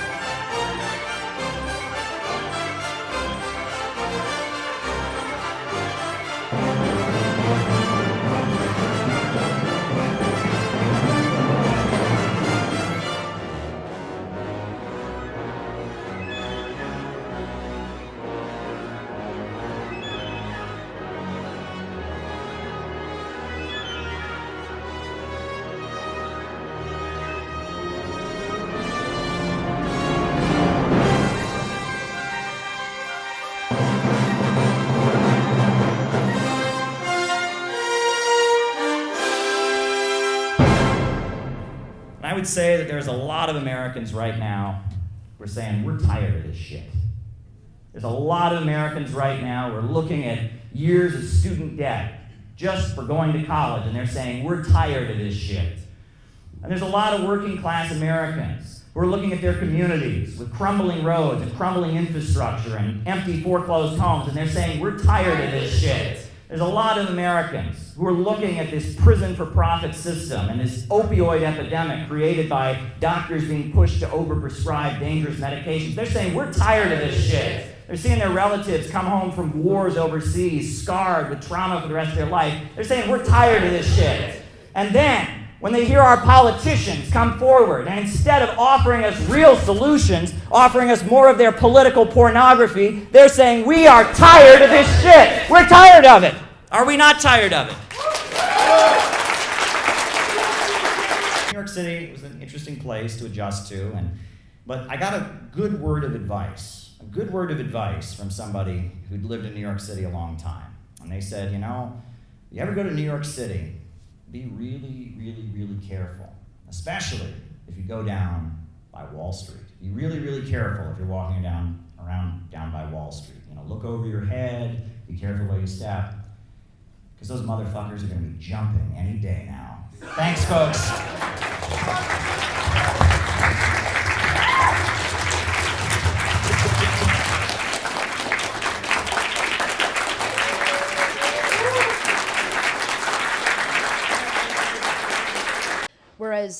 terms of the woke movement, there are legitimate grievances that these people are bringing up, but their analyses, their tactics are removed from class-based analysis, and so they're incorrect in that sort of sense. And they come from two completely different material, I suppose, conditions. That's one big distinct ways to distinguish between those two. I think they're not really the same thing.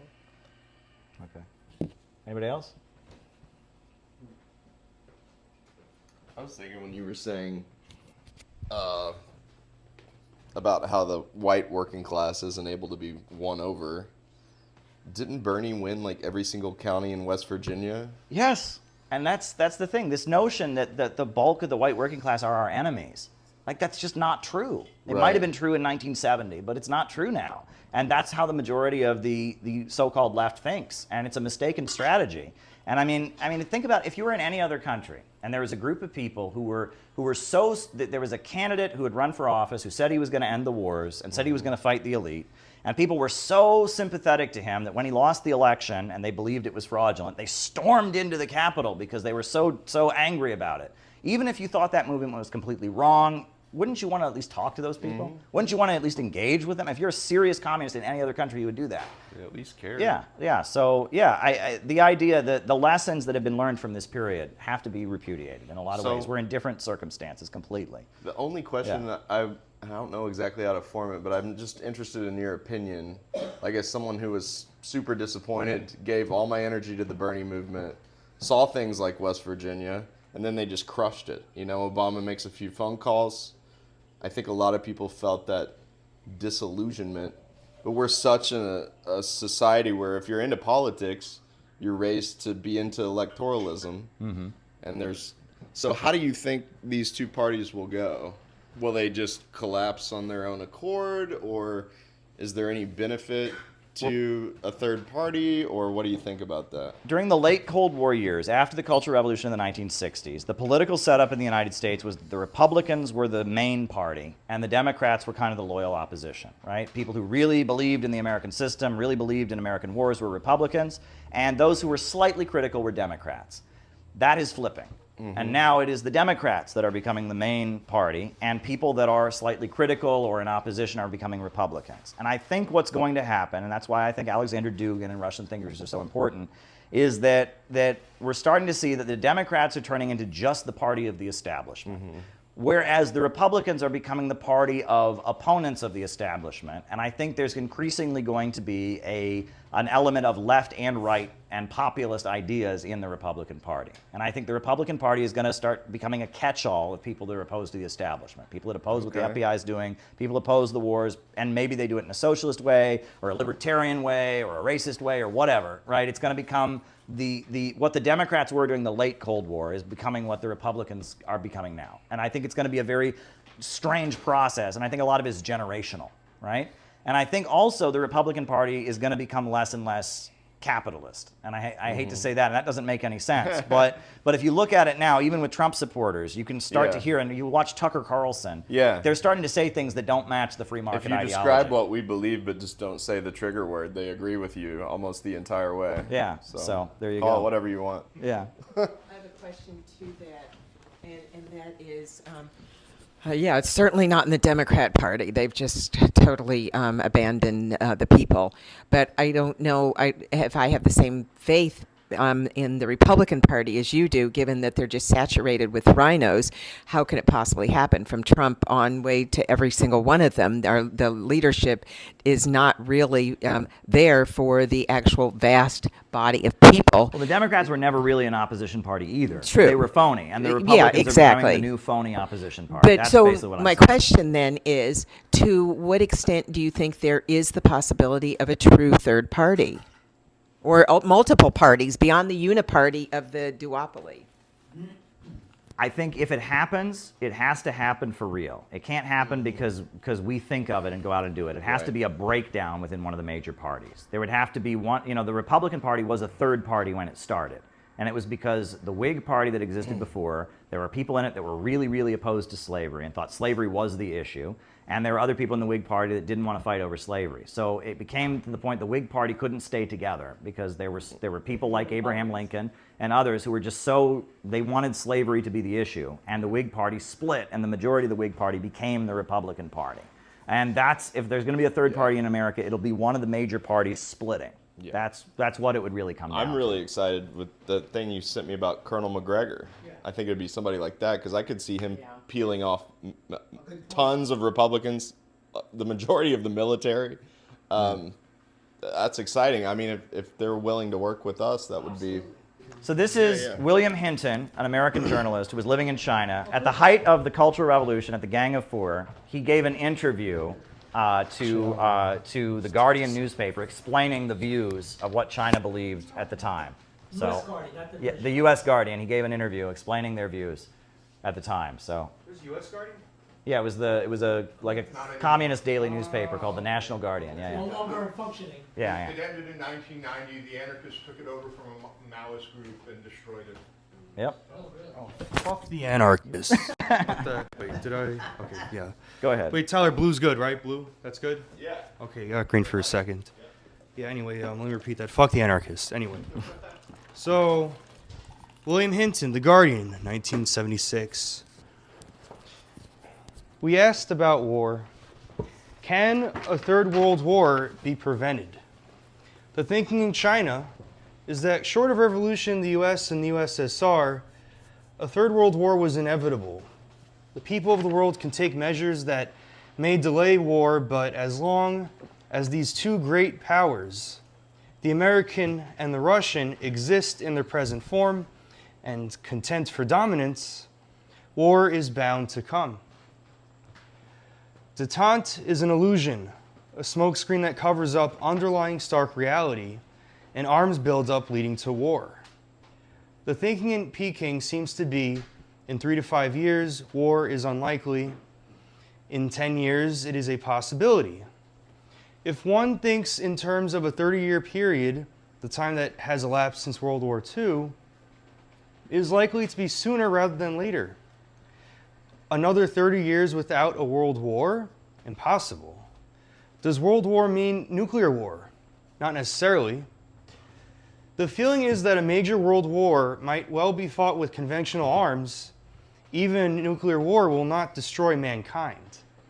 Mankind will destroy the bomb. The bomb will not destroy mankind. At least half the human race will survive. War will hasten revolution, and revolution will solve problems that have long been unresolved or unsolved. Today, there is still a major contradiction between the peoples of the world and the two superpowers, but as between the two superpowers, one, the Soviet Union, is more dangerous than the other. Sound familiar? China judges world leaders by how well they understand this new relationship of forces. Thus, they prefer Heath to Wilson, Strauss to Brandt, Schlesinger to Kissinger. Yeah. The reason I picked that passage is that's apocalyptic thinking. She says half the human race, may have to die, But we'll right? still be okay. But yeah. I mean, it's like... Look on the bright side. Yeah, basically, yeah. Humanity's half full. Yeah. I mean, she's saying half of humanity may have to die, right? There's going to be a world war. It's inevitable. And I mean, that kind of apocalyptic thinking, you see that in a lot of, especially 1960s circles, right? When we talked about the Weathermen earlier and they're talking about race war, right? And it's like this thinking that, like, it's not about actually trying to make people's lives better. It's about getting ready for this big apocalypse that's going to destroy everything. And that kind of thinking is everywhere nowadays. And we have to push against that kind of thinking, right? If we're not offering people something that will improve their lives now, if we're just telling people, oh, get ready for the big collapse. Yes, I mean, we have to really salute Caleb Martin and the Center for Political Innovation. I mean, you've seen him all around the world, saying so, right? So you see him in Russia standing up, bringing us to the world stage. So we talking about them elephants stomping, right? And the people coming in support. That's Caleb Martin and the Center for Political Innovation. It's humbling to be in this room with so many lifelong fighters against imperialism. It's really an honor to be here. And I'll be brief, but I just want to say this. You know, I'm an Irish American. I'm a Protestant Christian, but on my finger you will find an Islamic Akek ring. The reason that I wear that is because when I visited the Islamic Republic of Iran in 2015, I learned the origin of this, and that apparently the temple at Mecca, before it was conquered by Islam, was full of idols. And so the Prophet Muhammad, his followers smashed the idols. And he wore a piece of one of the idols on his finger to commemorate the victory of the one true God over falsity and idolatry. And when I heard that story, I was forced to think of what I read in the work of Thomas Carlyle, the Scottish philosopher. Yeah. About why it was that so many of the great prophets, Jeremiah, Moses, and so many of them smashed idols. And he said, we don't really believe that ancient people were stupid and they thought they could just carve a piece of wood in their backyard and it would be God. No, originally these idols stood for real truths. But generations went by, generation after generation, and those real truths were forgotten. So the prophets returned to earth to smash those idols, with the truths that those idols once stood for, with the truths and the principles that they once stood for. And so I've always worn this ring since I visited Iran, and I've always looked up to people who I see as idol smashers, as returners to truth, and that's Chairman O'Malley. Chairman O'Malley, I must say that the Democrat Party is an idol. The white left is an idol. And I am high time ready to celebrate and stand up for those who smash the idols that hold us back in the struggle to defeat colonialism. It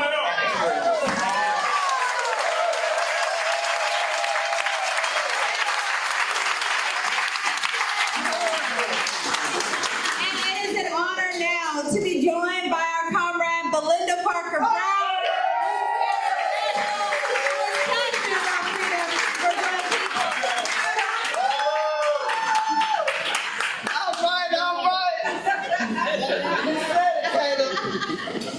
Wow, it feels good up in here. That some people came here knowing not a single word in Russian, and now they know many. One young person from Kamchatka is sitting in back rows. He's probably unaware of what has been talked about. Please introduce yourself. I'm the leader of the United States delegation. I'm representing the Center for Political Innovation. And I would like to just thank you from the bottom of my heart for that dynamic interview you gave to Tucker Carlson, in which you showed many, many young Americans a different kind of leadership, because our politicians and our leaders in the United States, they speak in sound bites, they speak in terms of scandal and gossip, but you presented a long-term vision, a scientific view of statecraft, and by getting through to young Americans, you made a difference. Many people who would never have listened to anything you had to say or heard another perspective heard you because of that interview. Now, getting to my question, things between our two countries are not good at this point. You know, before we left, we had to have a press conference at the United Nations. We are concerned about being prosecuted. There are 3 Americans that have already been charged and are facing prosecution, possibly 15 years in prison, simply because they attended a conference like this in Russia, the Uhuru movement, they're called. And we are concerned because I know that I speak for the majority of the American people when I say that we do not want our tax money dumped into this conflict in Ukraine any longer. We do not want our country to continue to deteriorate internally while our leaders waste money on prolonging this war. I'm frightened by what the Biden administration is doing, not just in Ukraine, but also on Taiwan and on the Korean Peninsula. And I really do see gatherings like this as a potential road to peace. And what I have seen at this festival has blown my mind. The amount of young volunteers that you have here, people who have stepped up, who love their country and want to just come forward and put together dynamic events like this. What kind of role can events like this and young diplomacy activities like this play in helping set the stage for maybe changing the dangerous direction our leaders in the United States are taking things against the majority of the wishes of the majority of the people of our country? Thank you.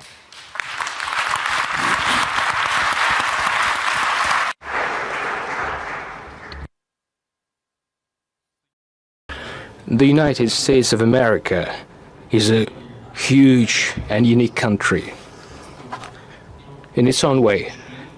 Over 300 years, in just 300 years, which is a small period of time compared to our history, but thanks to the talents of the Americans, it became a superpower, which is an obvious fact. We know outstanding American politicians, we know outstanding American business people, cultural activists, which is an obvious fact. We used to be allies during 2 world wars as we fought Nazism and fascism. What happened recently? After the war, after the alliance, the United States and the Soviet Union started dividing the world, and they did so successfully. And based on this balance of powers, they created international relations and created the modern system of international law. Then the Soviet Union ceased to exist for a number of reasons. I will not go into detail, but they were mainly internal reasons. There is one superpower remaining, represented by your country. The way your elites use this monopoly to global domination is dubious. In my opinion, the United States failed to bear this burden of responsibility that they happen to bear. They created monopoly, strengthened it. I don't mean the American people, I mean the ruling elites. While strengthening their monopoly, they soon faced a situation where the overwhelming majority of countries disliked it. And so, step by step, it became obvious to everyone that there is resistance to the forming global order. Many, including your allies, they are keeping their silence here. They are afraid of speaking up because they're dependent on major economies, on mass media. There are a lot of dependencies, but believe me, I know what I'm talking about. Even allies dislike it too. And so they faced failures and disturbances. The ruling elites of the United States, after achieving the monopoly of power, decided that the previous system of international relations that was built on the outcomes of World War II is no longer satisfying for them because the balance of power evolved, and hence they decided to change the international legal order. And when it became clear that not everyone is okay with this, by this I mean Iraqi developments, they happened without UN Security Council sanctions. The same applies to Syria, Yugoslavia, former Yugoslavia. Without going into detail about root causes, there were no decisions or resolutions of UN Security Council. The United States did let this genie get out of the bottle. If they did so, why can't other countries protect their national interests in the same way? As for Yugoslavia, my counterpart told me on multiple occasions, yes, we did so without UN Security Council resolution, but there was a waging 8-year war, bloodshed, something must be done. When Russia, however, decided to protect their people in the Donbass, which faced a war with the elderly, with children being killed, why cannot Russia do the same while protecting their own people, not some thousands of kilometers away from their national borders, instead on the border of their own country, and people were waiting for us to help without going into detail. My point is to understand that the world cannot be controlled from one pole, and which is detrimental to that pole itself, as it undermines the foundation. And in the interview given to your compatriot, Mr. Carlson, I said that dollar is being undermined as they forbid to use dollar for settlements. They seek quick results. Instead of gaining one, they only undermine their national currency. They attain an opposite result, and this is true for many areas. In my opinion, this is a wrong policy. But the youth, returning to your question, can do many things without interfering in domestic processes, without describing or giving descriptions of the behavior of presidential candidates. It is just a part of the national culture, but youth can contribute in building state-to-state relations. What would be the procedure? They can just speak up domestically, within law, within their constitution. It is the only way, the only option. In no way do we call upon any activities of disobedience, but it is a possibility to speak up in their own country. And I think this is a way to go. In my opinion, this is going to pave the way for non-state forms of contact in order to create conditions for improving relations on state-to-state level too. Thank you very much for your question. This does not represent what the American people want. All the polls show that the American people don't want a new war. The American people are sick and tired of our money being wasted on bombs and weapons and destruction, provoking a war with China, provoking a war with Russia, while our trains are derailing, people in the United States are suffering, our water's not being purified, our railroads are falling apart, our power grids are falling apart, and yet we pour more and more weapons and money into some stupid confrontation with China. China is not our enemy. Wall Street bankers are our enemy.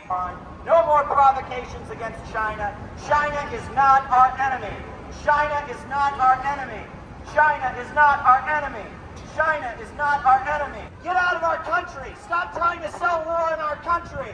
Stop trying to sell war in our country. We don't want a new war with China. We love America and we don't want a new war with China. China is not our enemy. Stop trying to sell war. Get out of our country. Stop trying to sell war.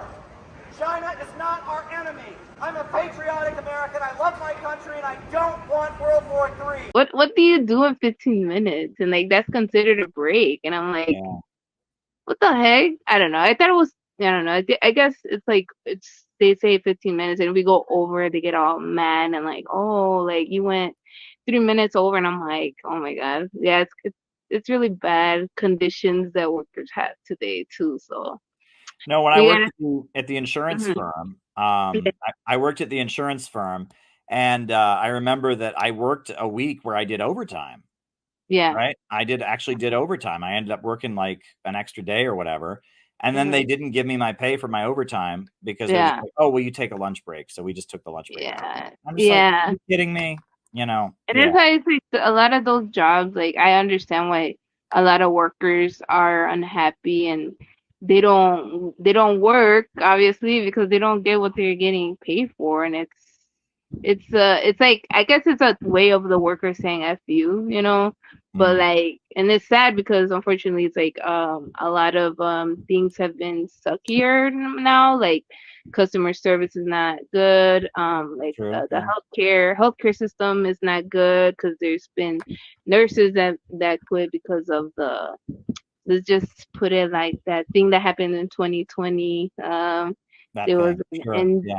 thing, and then we all know that thing. Yeah, that thing, and then you know everything's been slow, and then it's just a messy situation that I think is it capitalism? I don't know. I'm not in the loop with like, oh, it's capitalism, and then it's like people are like, oh, well, capitalism, blah blah blah, and then they always want to defend capitalism, like people that I talk to, and I'm trying to educate myself more about like, oh, communism, capitalism, but like, how do you know about like China and like how is it under capitalism? Is Russia under capitalism, or like Because they always, I'm confused with those countries.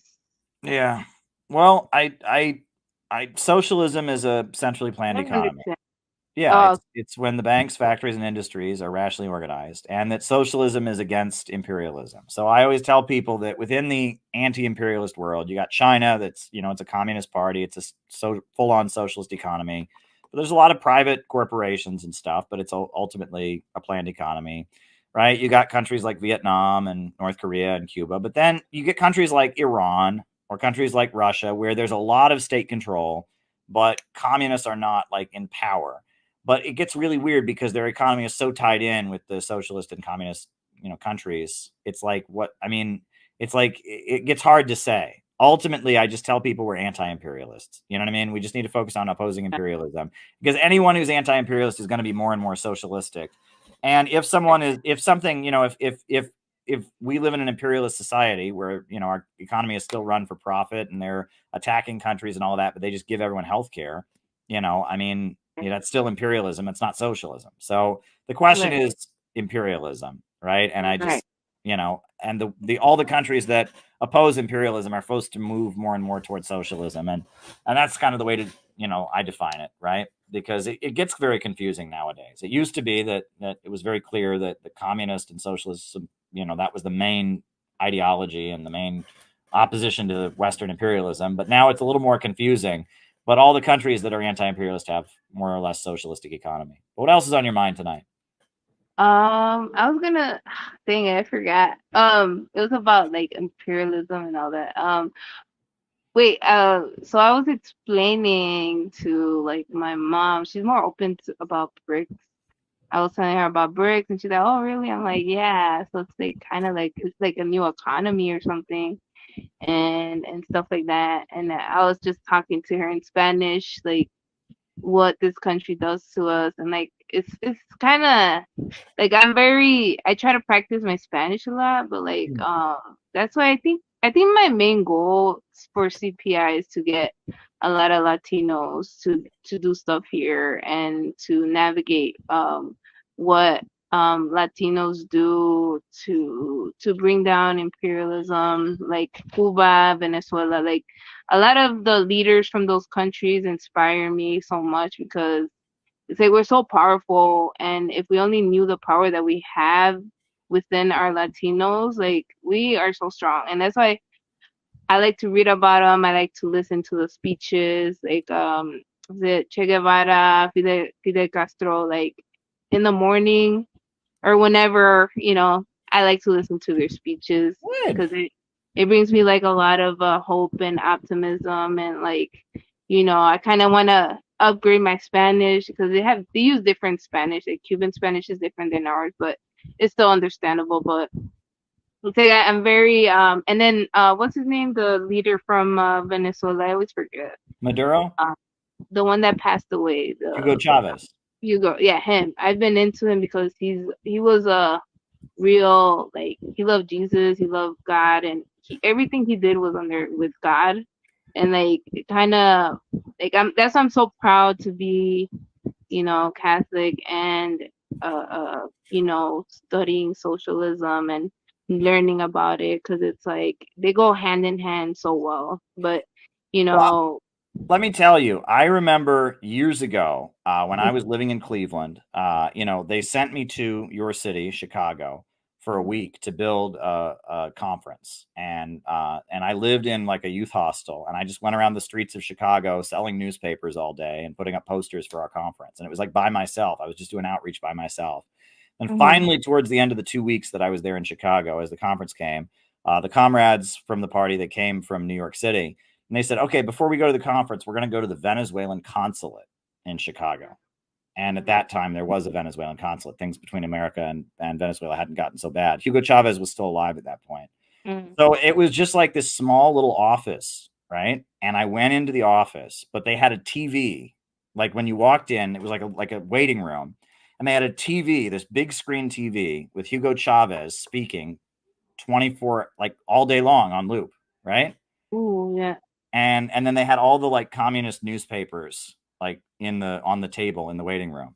And I remember I went in and I was like, at that point I had like scraggly long hair and a beard, and I was really skinny because I was, I can't imagine you like Yeah. that.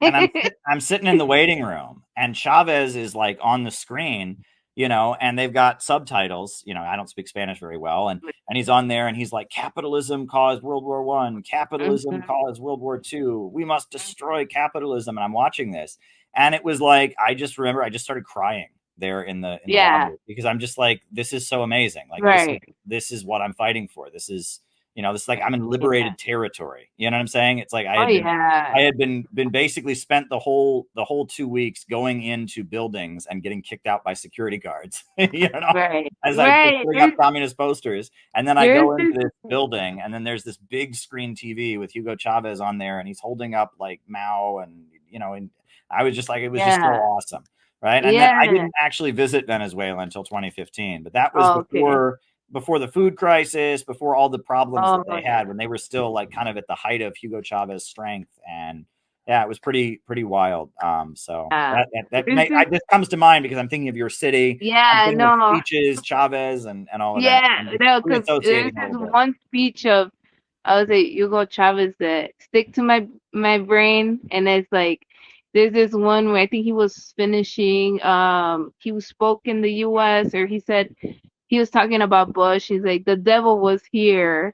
And he was like, he was here yesterday. I think it's like something about like, he's the one that's killing people. Yeah. Like that one, I was like, dang, he snapped. Like, I was just like, Dad, I love him, and that's why like that one stick to my brain. I'm like, like we're so powerful, and that's why I'm like, I'm so like, it's like, you do want to cry. Like, you do want to cry. It's emotional because it's like, he brought so many people, trying to fight back imperialism, and it's very touching and inspiring. So that's why I like to listen to those speeches and things like that. So that's why I'm like, I kind of, I don't know if it's like, I feel weird because I put it loud. Like I put it in speaker, like, I feel like I'm a cuckoo, and I'm like, you're fine, right? Yeah. What is it? He says socialism and muerte or whatever. Yeah.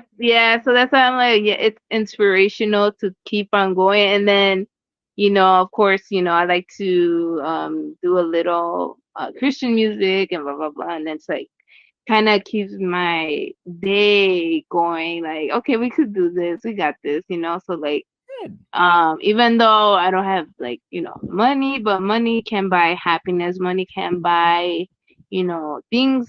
There's a lot of things money can't buy. It can't buy humanity, can't buy happiness and all these other things. So that's why it's like some people don't know how to live. Like when people don't have money, they're so unhappy. But there's some people that don't have money and they are happy, So it's like, it's more of like I don't know how to describe it, Caleb, but it's one of those things. Sure. I hear you. Mm-hmm. Okay. Well. But anybody else? Thanks for coming on, Gabby. It's been really fun. It's awesome. Sorry, it took a lot. I always enjoy talking to you. So thanks for coming on, and you have great insights as always. Best wishes to your son. Keep him. Thank you. I look messy because I had a long day. Sorry. But that's okay. Me too. It's been a wild day. So, and you got important stuff to do tomorrow. I know. Let me know how that goes. Oh yeah, for sure. I'll take pictures hopefully, and we'll keep you guys updated. And in Chicago, we are gonna do great things for CPI, and it's gonna be hopefully 400 plus. Mm-hmm. And put God first, and everything I do. So, it's gonna be hard work, but we have to do it. We have to do it. 2025 is gonna be the year for July 12th, 2025. Onward. For sure. Right. It is. We have a toxic political culture in America. And part of that culture is fandom and anti-fandom. Politics isn't about coming together and trying to figure out what can make things good in our country. It's about finding some social media personality that you like and worshiping them, and finding some other social media personality that you don't like and seething with hatred about them and obsessing with them and wanting to do them harm and seething with hatred for them. This isn't real politics. This is stupid.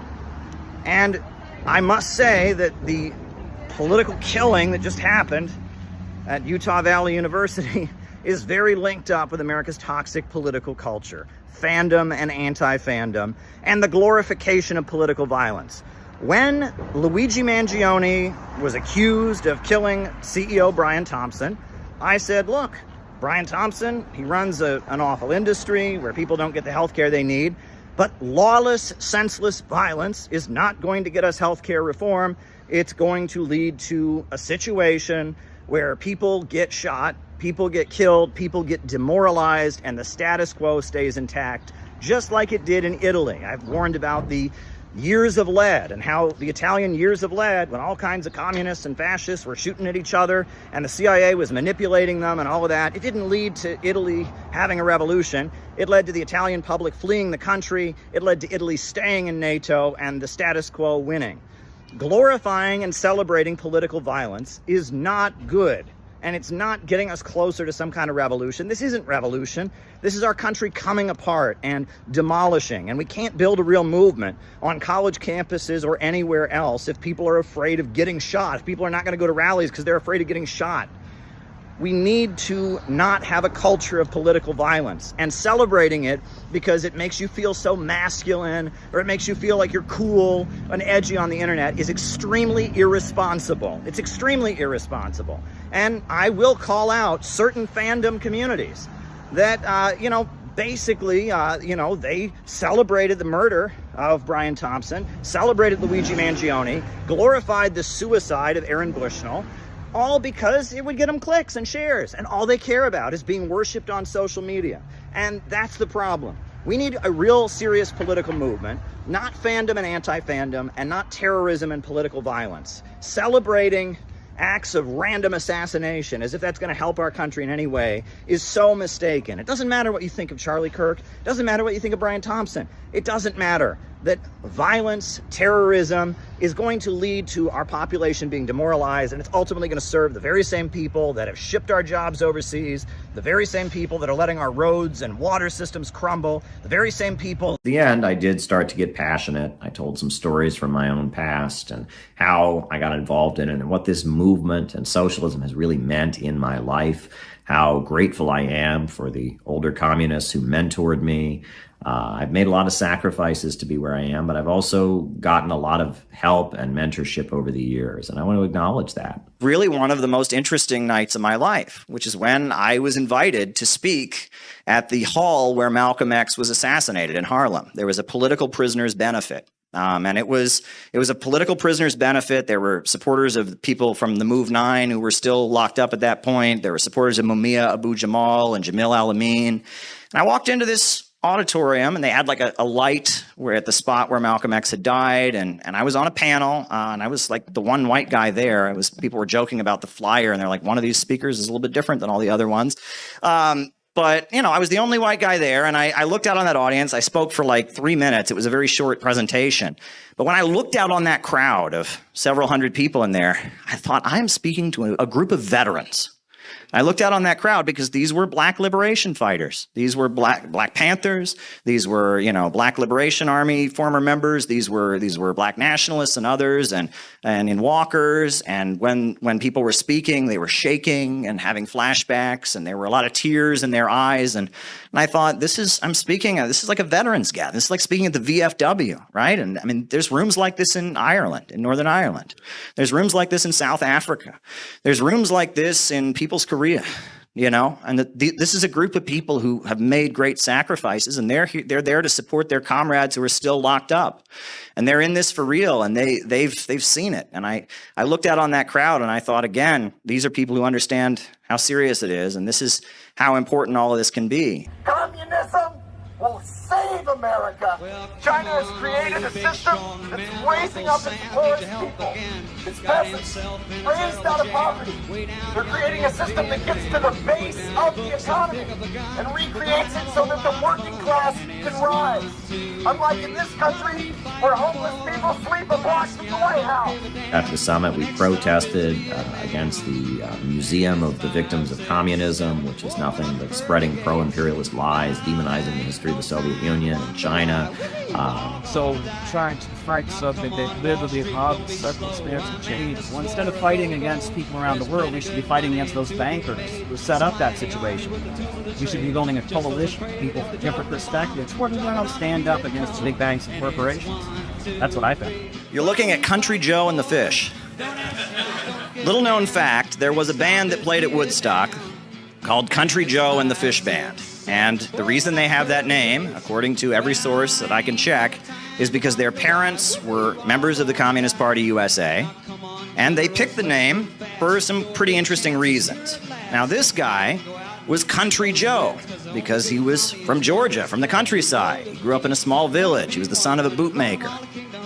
And this guy was the Fish because one of his most well-known quotations, before he even started his organization, he just walked 300 miles through the countryside, talking to every person he could meet, asking them about the conditions of their life, engaging with them. He says, how should we judge whether or not a youth is a revolutionary? How can we tell? Well, there can only be one criteria, namely, whether or not he's willing to integrate himself with the broad masses of the workers and the peasants, and he does so in practice. The masses are the water, and the revolutionaries are the fish. Country Joe and the Fish. The next stop is Vietnam. We are educating, we're agitating, we're demonstrating, and we're normal people. That's the best part. Pretty normal. Let's fix our government right here at home to provide for working people before we go 7,000 miles away to waste young, precious lives over something as dumb as anti-communism.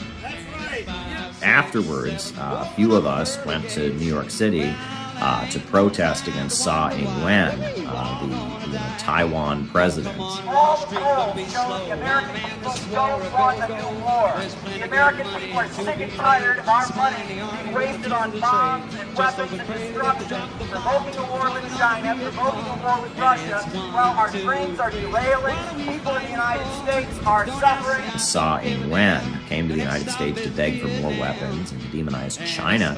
And the Center for Political Innovation, we were in the streets of New York City confronting the Taiwan president and her effort to spread war. China is not our enemy. China is not our enemy. China is not our enemy. Get out of our country. Stop trying to sell war in our country. Stop trying to sell war in our country. We don't want a new war with China. We love America and we don't want a new war with China. China is not our enemy. Stop trying to sell war. Get out of our country. Stop trying to sell war. You know, what we did with Tsai Ing-wen, that went viral in Chinese media. Over 1 million shares. I was interviewed about it by Global Times. The Global Times, one of the main publications in China, made a point of highlighting the Center for Political Innovation, finding out about our work and why we do what we do. That was really, really great. I'm a patriotic American. I love my country and I don't want World War III. After all is said and done, Summit for Hypocrisy was a great success, and we can see that success. Look at all of the leftoids tailing us. They were calling us fringe, they were calling us cringe, and then a week later they all shut up, and then they started copying our organizing tactics. And I'm glad that they do. We know what the problem is, we are offering solutions. In my eyes, CPI represents faith in humanity and the belief that there is an optimistic future to fight for, that your neighbor and the people around you aren't just stupid and in your way, but actually the hope for the future is in building relationships. Some of you might be wondering what this painting is. Well, this is a painting from 1844, and this is from Horace Vernet, the American painter. And it's his depiction of the Hebrew prophet Jeremiah from the Old Testament of the Bible. This is Jeremiah, the weeping prophet. And this is his depiction of this Hebrew prophet Jeremiah. And if you read the book of Jeremiah, Jeremiah was born in the year 650 BC in the kingdom of Judea. And at that time, the kingdom of Judea was experiencing a lot of injustice, I guess you could say. At the time, the gap between the rich and poor in the kingdom of Judea was rising very significantly. And the rich people were becoming more and more ruthless. They were finding loopholes in the Hebrew law through which they could utilize poor people as slave laborers to build their great mansions. They also, according to the Hebrew law, they had provisions to care for widows and orphans, but those were being ignored, and widows and orphans were being left destitute and hungry. And at the same time, the rich were also engaging in human sacrifices, and they were burning infant babies, and they were engaging in all kinds of rituals and such.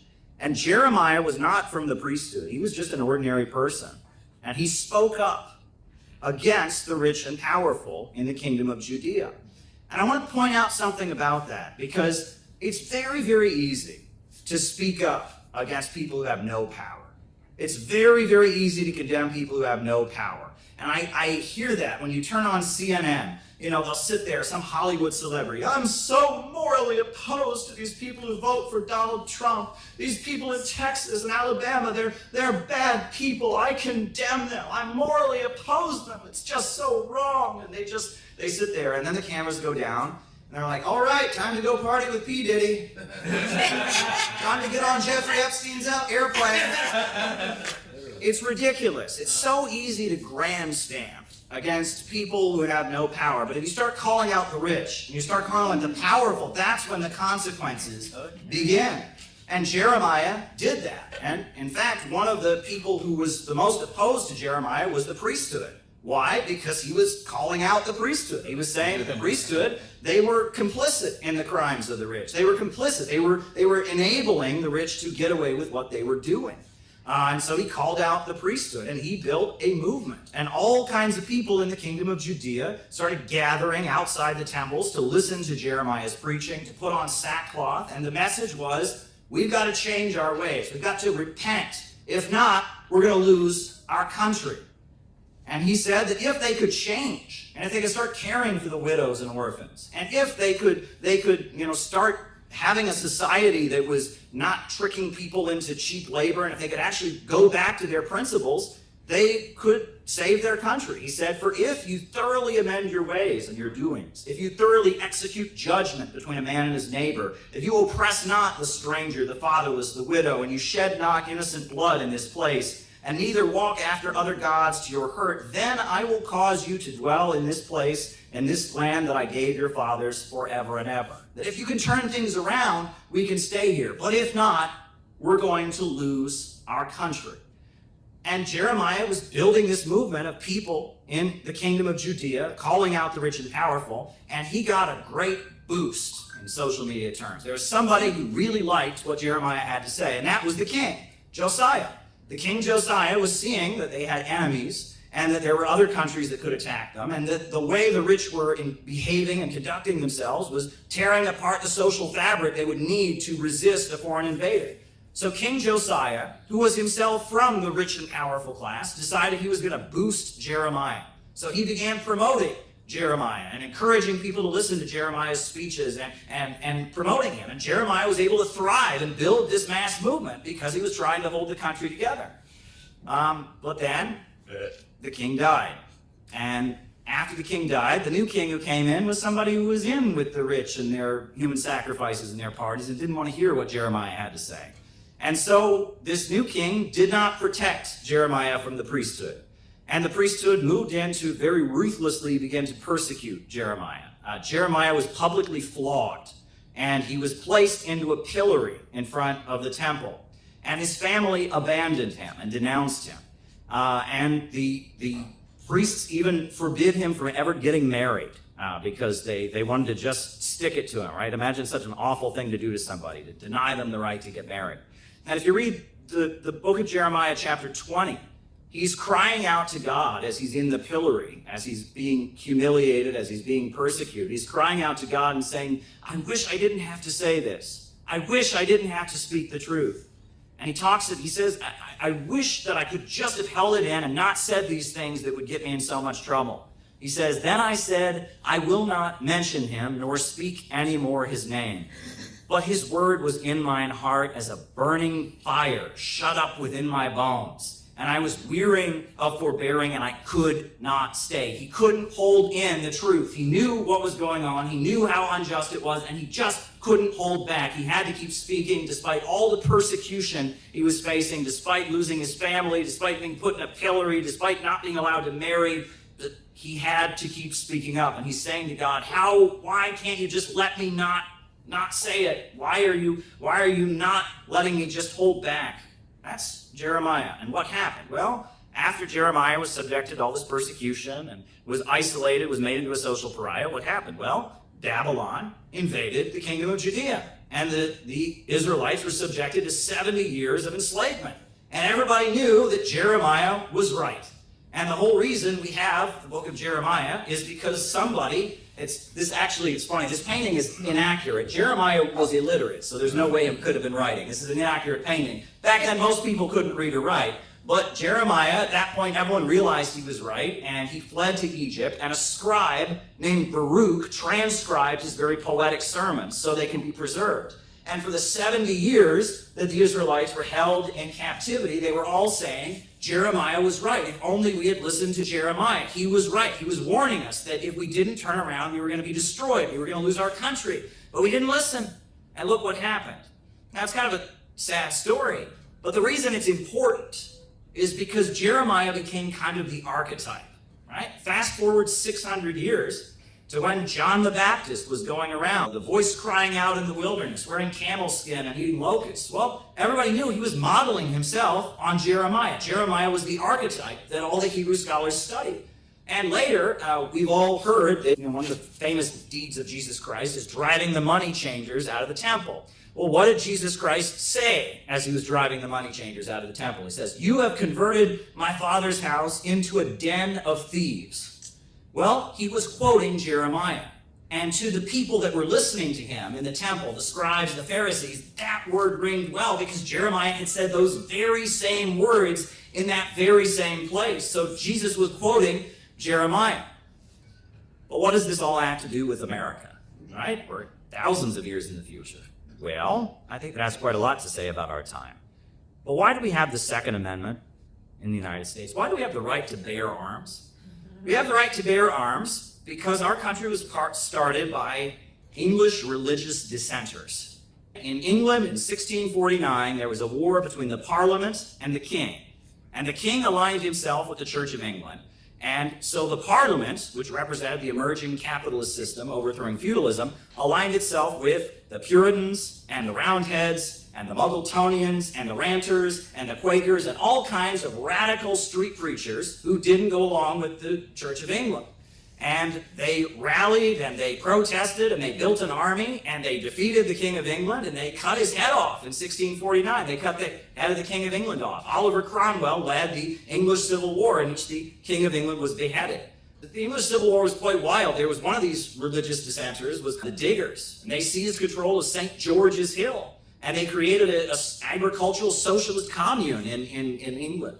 Very temporarily, and it was just a radical uprising. And at the time, information technology had really changed because this thing called the printing press. And there were thousands of pamphlets being distributed all over England as people were reading the Bible for themselves and reading pamphlets about politics and arguing about who should have the right to vote. It was an upsurge of democracy that these radical preachers, these English religious dissenters were part of. So after all of that was over, and after Oliver Cromwell died, they wanted to kind of cool things down in England. So what did they do? They brought the son of the king who had been beheaded, they brought him back, Charles II. He was fled to France. They brought him back and they put him on the throne. One of the first laws that Charles II made was that no religious dissenter could own a gun. No religious dissenter may own a gun. Why? He didn't want to get his head cut off, just like his father. Well, at that point, a lot of the English dissenters said, now they're taking away our guns.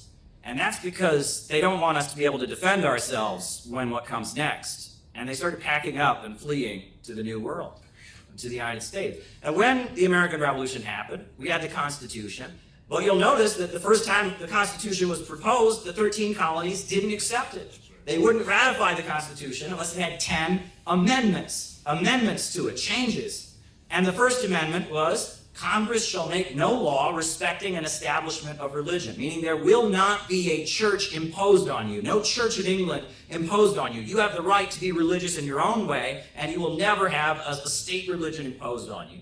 Or restricting free exercise thereof, meaning we will never repress your right to practice your religion as you choose. And then the Second Amendment was, you'll never take our guns away, and you'll never render us defenseless.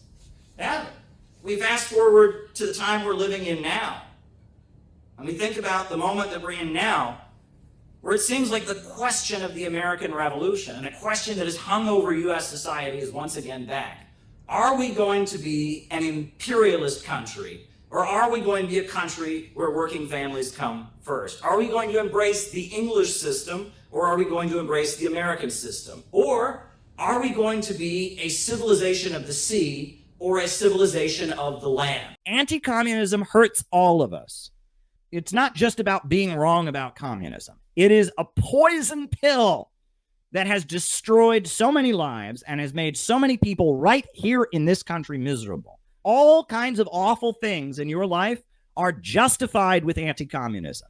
You don't have health care because of anti-communism. Your wages are low because of anti-communism. Roads aren't being paved because of anti-communism. Drug gangs are coming into this country, and you know why? Because starting in the 1980s, the USA started sending weapons to people called the Contras, who murdered people. And you know what the justification for sending them those weapons was? Anti-communism. The other major issue of the hearings, of course, was the diversion of funds to the Nicaraguan Contras. I believed then, and I believe now, in preventing the Soviets from establishing a beachhead in Central America. And it's based on a pack of complete lies. While $30 million had been allocated for the weapons, the CIA funneled a portion of that money to the Contras in Nicaragua, the group Reagan supported in their guerrilla fight against the Sandinista government. What was China like before the communists came in? What is China like now? What was Cuba like before Fidel? What is Cuba like now? What was Libya like before Gaddafi? What was Libya like under Gaddafi? And what is it like now? I mean, it's obvious. They do everything they can to obscure the obvious. Communism has been a largely successful economic system. That doesn't mean human rights weren't violated. That doesn't mean there were serious shortcomings when it came to the production of consumer goods. That doesn't mean that there weren't, crimes, atrocities committed, innocent people put in gulags or murdered. But the standard line, communism just doesn't work, is bullshit. It's complete and utter bullshit. Communists invented space travel. Communists turned the Soviet Union into an industrial superpower. Communists have built the largest telecommunications manufacturer in the world. Communists have built the world's largest hydroelectrical power plants. Communists invented the mobile phone. Communists have done astronomical, amazing things. Communists have lifted hundreds of millions of people out of poverty. These are undisputed facts. And the desperation. Well, there was this famine in like the early 60s in China. There were famines every day before the communists took power. Every year people died of malnutrition. There were all kinds of famines before the communists took power. Oh, yeah, but like Stalin, he killed people. Wow, I can't think of any capitalist government that's ever killed anybody. Oh, well, you didn't have human rights in the socialist countries. Geez, I can't think of any capitalist society that's violated human rights before. It's all just bullshit. Oh, communist countries don't have human rights. Plenty of capitalist countries don't have human rights. Oh, communist countries, there's famines. There were famines every day, and it's the communists who built the agriculture and mechanized agriculture and raised people out of poverty and got rid of that. So that doesn't work. Right? Oh, well, the communists, they jailed and oppressed a bunch of people. Well, the biggest rate of incarceration in the world today is the United States of America. Right? Well, communists, communist economics, they just stifle innovation. Well, it's funny that they invented space travel and mobile phones and satellites and, LED lights and all of that. It's funny they invented all that, it's pretty wild. Anti-communism is just a pack of lies, right? Compare Nicaragua to Honduras, Guatemala, and the surrounding free market countries. Nicaragua, Christianity, socialism, and solidarity, the Sandinistas, people are doing pretty well. Cuba sends literacy volunteers and medical volunteers all over the world. According to Ban Ki-moon and all kinds of sources, they have the best medical school in the world, one of the best medical systems in the world. When Libya was a socialist society under Gaddafi, people from all over Africa were trying to get into Libya to try and get some of the access to the wealth that socialist oil production was creating, the socialist society there. Now that Libya has been bombed into the free market and bombed into capitalism and chaos, people are drowning in the Mediterranean trying to get out of Libya. So it's just a pack of lies, period, right? And you know what infuriates me the most about anti-communism? The arrogance. All right, these anti-communists, they're just like, well, communists want to divide up everything equally, and that wouldn't work because then everyone would be lazy, right? And they think that, like, the millions of people who died fighting for communism in China, the millions of people who died fighting for communism and defending the Soviet Union, waving the hammer and sickle, the millions of people who gave their lives for communism, the millions of people who fought and gave their lives to the mission to create a socialist society, to reach that ultimate goal of communism, were just so stupid that we didn't understand that everyone getting paid the exact same wage doesn't work. It makes me angry. They have this simplistic understanding of communism, and it never occurs to them that the millions and millions of people who fought for the Soviet Union, who rallied to the defense of the Soviet Union, all of them were just so stupid that they didn't realize, right, that all the people who built China into a modern country under the leadership of the Communist Party, studying Mao Zedong thought, Deng Xiaoping theory, all of them were just so stupid that they couldn't understand, everyone can't be equal, then everyone would be lazy. You know, and that's what's the most infuriating thing about anti-communists. They have no desire to know what communists actually believe. They have no desire to understand what communists stand for. They assume that we're all just like, 3-year-olds going, it's no fair. Some people have more money than others. It's no fair. It's no fair. And then, well, you need to understand those people worked for their money, little Johnny. And they think that solves the argument, right? Anti-communist tropes are the most annoying thing, right? I had a teacher who said communism is if I gave every kid in the class a C, right? And I mean, it's like that's the level that anti-communism is. It's stupid, right? It is idiotic. It is insulting, right? And it's arrogant. It's the height of arrogance, right? They don't want to know. They don't want to know what communists actually believe because they're afraid of the social consequences for knowing it. That's all it is, right? They have no idea what communists believe. They have no idea why they believe it, and they're scared to actually learn it because they're afraid they might get in trouble. They might get canceled. People might judge them. Communism is a bad thing to be in America, so I better not know about it. I better just memorize a couple dumb cliches about every kid in the class getting a C or whatever, because if I investigate it and I actually learn it and I actually learn that there might be some truth in it, I might not fit in. I might get judged. I might get persecuted. Well, maybe you should take a $1 bill out of your fucking wallet and look at the founders of this country. Do you think they got persecuted? Do you think they got persecuted? Do you think they risked anything? Why don't you ask yourself about Martin Luther King Day? Who was Dr. Martin Luther King Jr.? Do you think he took any risks for what he believed? Do you think he just went along with what everyone else said because he didn't want to know because he might get in trouble?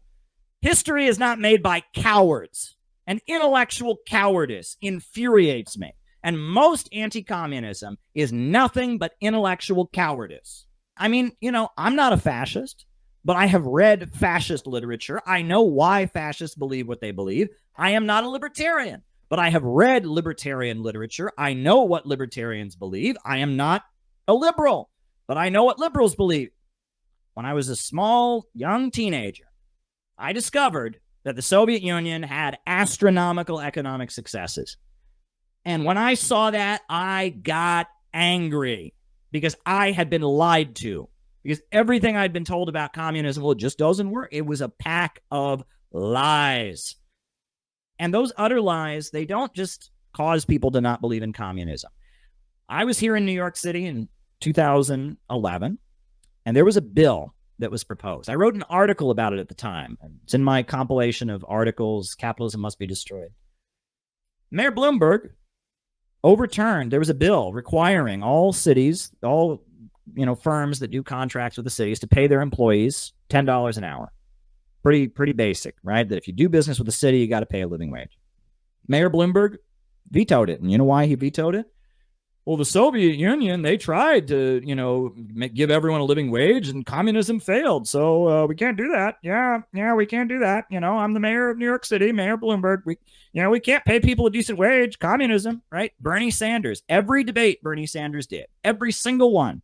He'd be up there and say, oh, I think we ought to provide health care. Oh, my God, Pol Pot killed millions, gajillions of people. You want to give people free health care? Anti-communism has led to a situation where our roads are falling apart, where we have private prisons for profit. We have schools for profit and charter schools where our drinking water isn't being properly purified. Our country has been ripped apart to the drumbeat of anti-communism. Anti-communism is the reason that you are stuck in a cycle of low-wage, short-term service sector jobs. You don't have a good-paying industrial job with a union. Anti-communism is the reason that we are spending billions of dollars on this huge military we have to send all over the world, because if not, the communists are going to come and take over. Anti-communism is why they're sending billions of dollars to Ukraine. Well, that Putin, he's a KGB guy. He's trying to rebuild the Soviet Union. Anti-communism hurts you.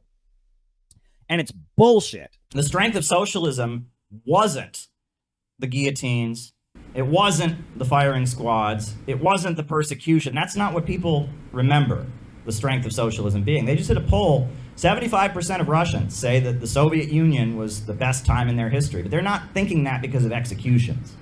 This was from a PBS documentary. They interviewed a woman named Tatiana Fedorova. Stalin set a task: build this or build that. And thanks to the fact that people trusted him and this enthusiasm of young people, it was possible. Remember, this was a country where people were illiterate, lived in virtual darkness, wore birch bark shoes. Even now, I think it's like something out of a fairy tale.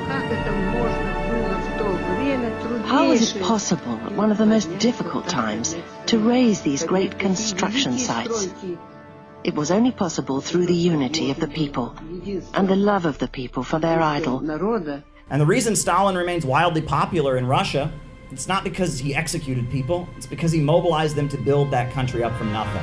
This was a country... He built some of the world's largest power plants, he wiped out illiteracy, and he built a modern industrial country. He raised millions of people up out of poverty. The strength of socialism was not that it punished people and that it persecuted people, but rather that it enabled people to go out and build and construct. I've said to many people, I'm not a socialist because I want to destroy America. I'm a socialist because I want to save America. On the street face to face anymore, not very often. But if you are studying in a university, there will be a Trotskyite-led Marxist society for studying Marxism and, propagating Marxism, whatever. And really, I think this role, is a particularly insidious and important one as far as, insidious as far as our movement is concerned and important as far as the state is concerned, because, of course, radical intellectuals and radical students have always played a really important role in successful revolutions. And I don't think it's an accident that when the Trotskyite movement is shrinking in on itself, where it gravitates to is the universities, to catch the revolutionary-minded young people and make sure they don't end up in the arms of the real revolutionaries. So I'm going to hand over to Caleb for your last thoughts and then Harpal. Well, I guess I'll say this. I just want to quickly mention that, among Trotskyite groups, you can divide them into three. There are three categories at this point among Trotskyite groups that you'll see. The first is what you call neo-Trotskyites or third camp Trotskyites. And these are people... it's mainly an academic, campus-based, trend, and their critique of all the socialist and communist governments around the world is they're not democratic enough. They think the Soviet Union was state capitalist. It was an evil state capitalist regime, and they are obsessed with spreading quote unquote human rights around the world, and they're involved in NGO liberal activism, and they tend to be based on the campuses. They tend to really focus on the LGBT movement and things like that. That's called neo-Trotskyism. The second current that you get is what you might call mainline Trotskyism. And in Britain, these are the folks that joined the Labour Party. In the United States, we have a group called Socialist Alternative, that was big in supporting Bernie Sanders. and they'll claim to kind of support Cuba or kind of support socialist countries, but they don't really support them. They'll say, well, they're socialist in foundation, but they want to overthrow the Stalinist bureaucracy, and they're obsessed with labor unions, and they want to build labor unions. They'll talk about economics. They're on the wrong side internationally, but they're very interested in labor unions and economic struggles. And then you have a third category of people that they call orthodox Trotskyists. And these are Trotskyists that I jokingly say, these are Trotskyists that are just nuts. They're, these are Trotskyists who will say things like World War II is still happening because Trotsky said World War II can only end with global revolution. So it clearly must be happening still because Trotsky said, there's some of them that believe in UFOs and space aliens. There's some of them that want to legalize pedophilia and will go to great lengths arguing about why child rape should be legalized because of something that Trotsky said or Lenin said. But to the credit of some of these weird, orthodox Trotskyists, some of them will actually take stances that are against U.S. imperialism because they're nuts. They're so hyper sectarian and crazy. Some of them do support Russia and Ukraine. Some of them will defend the DPRK a little bit or something like that. But they're a very obscure, even more obscure wing of things. But those are the three camps of Trotskyism that you'll see. You'll see they divide into those three categories. But what brings them all together? And I think this is what I would like to end my contribution today with. What is the essence of Trotskyism? It's that when Lenin developed his theories, he said that the main danger to humanity is imperialism. Capitalism has become imperialism, a global system of monopoly capitalism that is holding back development and impoverishing people all over the world. And the duty of revolutionaries is to oppose imperialism. And Trotskyism, all of its different manifestations and interpretations, is always an attempt to say, no, it's not about fighting the imperialists. It's about fighting for pure workers' democracy. It's about fighting the Stalinist bureaucracy. It's about, it's about this, it's about that. It's never a fight against the imperialists, right? Trotskyism is a way that you can claim to be a Marxist or a socialist or a revolutionary, but not focus on fighting the imperialists. Fight some other battle, but not against imperialism. That is the essence of what Trotskyism is. Beautiful. Thank you, Caleb. And of course, that explains why Trotskyism is so anti-Leninist, right? Repeatedly from this podium, when asked about the situation in Aleppo, you advised people here to turn on their TVs, watch American television. Do you stand by that? Do you still recommend people do that if they want to learn credible reports about what's happening in Aleppo? Oh, I think you're grossly mischaracterizing my comments. I didn't say that the only way to get informed about Aleppo is to turn on your TV. I was referring to questions about people dancing in the streets. And I didn't deny, unlike what's been out there on Twitter, I didn't deny that there aren't images of people that may have been happy about what happened in Aleppo. I said I hadn't seen them, which at the time I hadn't. But I also encourage people to look at news coverage, the broad swath of news coverage about what's going on in Aleppo. And I think you can see that through the imagery that's being conveyed, mostly by television news coverage, but not only, you can see the devastation that's being wrought on the people of Aleppo and the innocent men, women, and children that are still there, that still are trying to get out and still haven't received any humanitarian aid. So let's not oversimplify what I said. Well, let me ask you, one of the things that was highlighted on American television was these final messages from people, right? They were tweeting out, this is their final message. As soon as the city is liberated, we're going to be killed. And these messages turned out to not be final messages. I mean, not a single one of these people ended up being slaughtered. So is it still credible to watch American media? Well, I talk about a loaded question. So I don't know. Maybe you have specific knowledge about every person that sent a tweet. I have some specifics here if you want to get into that. No. Okay. If you let me finish, Sure. then we can have this conversation. Maybe you have more knowledge about the individuals tweeting. I don't. And my goodness, if every single person that thought they were going to die at the hands of the Syrian armed forces with the support of Russia didn't die, are you claiming that's a bad thing? I think that's a pretty darn good thing. So I can't speak for the fact that some may have survived and some didn't, but the fact that they believed it at the time and were honestly scared about their lives and the livelihoods of their friends and family seemed pretty legitimate to me based on the social media interaction that I saw. If that didn't happen to them, then I think that's terrific, obviously, and we should all be rejoicing in the fact that they were able to survive the onslaught and the siege and the surrender tactics of the regime and its backers. Now, as for the American media, I think the reporting coming out of Aleppo, some of what we're seeing is pretty darn courageous reporting, pretty brave, and I think it's pretty important. I always advocate, whenever anybody asks me about media coverage, to read and digest a broad array of media, not just U.S. media, but foreign media as well. Take it all in, take all those sources, and make your own judgments. But absolutely, I think it's important that independent, third-party media coverage of whatever the issue is, and we're talking about Aleppo, it could be anything, is vital. It's vital to the public so that they can better understand what's going on. So if you're asking me if I think that following the U.S. media with respect to what's going on in Syria is important, the answer is absolutely yes. One of the journalists who was quoted and featured across American mainstream media is Belil Abdul Karim. Here he is being interviewed. And this individual, we also have some of his other journalism. And here he is with someone, this is what he, in his words, describes as an explosive vest. And this is an interview he did with a fighter in an explosive vest. He reports, "The fighters are now preparing to leave the city. This is an explosive belt. This is what many fighters are wearing because they don't feel they can trust the regime." Is this an unbiased, credible source, this person standing next to what looks like a potential suicide bomber?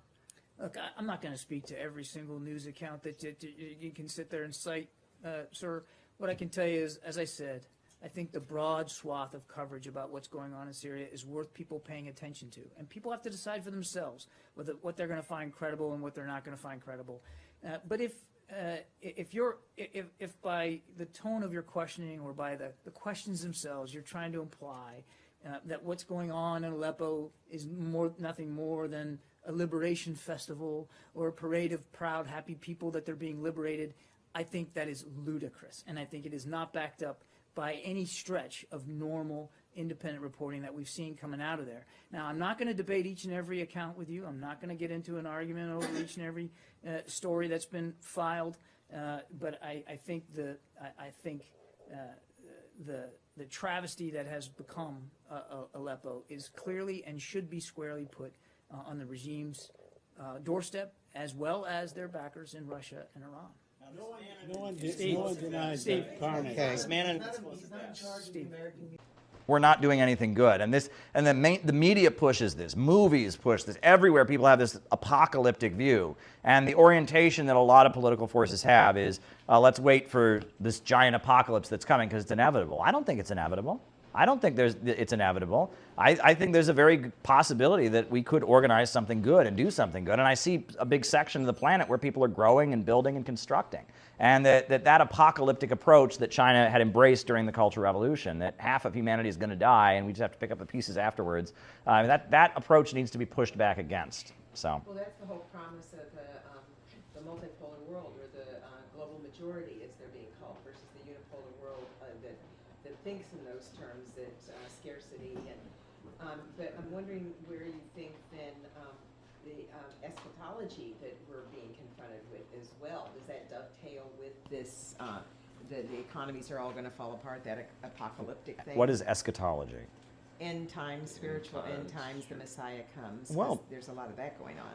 Well, but I think I don't know. Well, what do you think, Milhan? Yeah. Milhan wants to say something. He hasn't spoken yet. Go ahead, Milhan. Tell us about the end. Well, the end of what is the question. Okay. It's the end of chaos is what it should be, not the end of the world. The world is beautiful. There's no reason for the world to pay for our stupidity.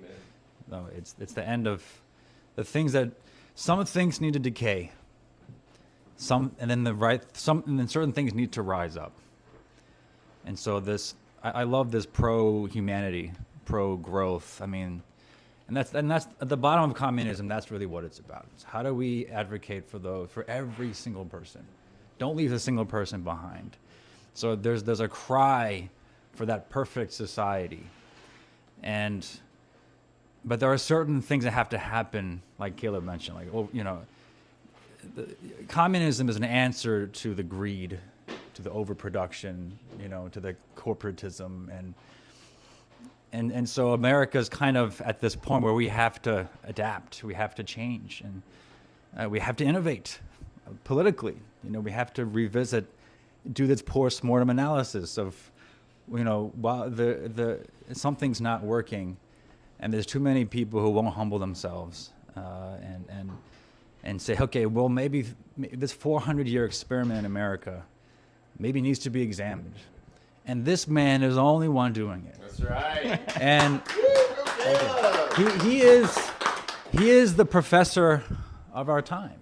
I mean, and those of us with kids, right? I mean, enough with the World War III shit. Like, please stop it. Stop it. I have a 9-year-old daughter, I have a 7-year-old son, and I have a 1-year-old baby.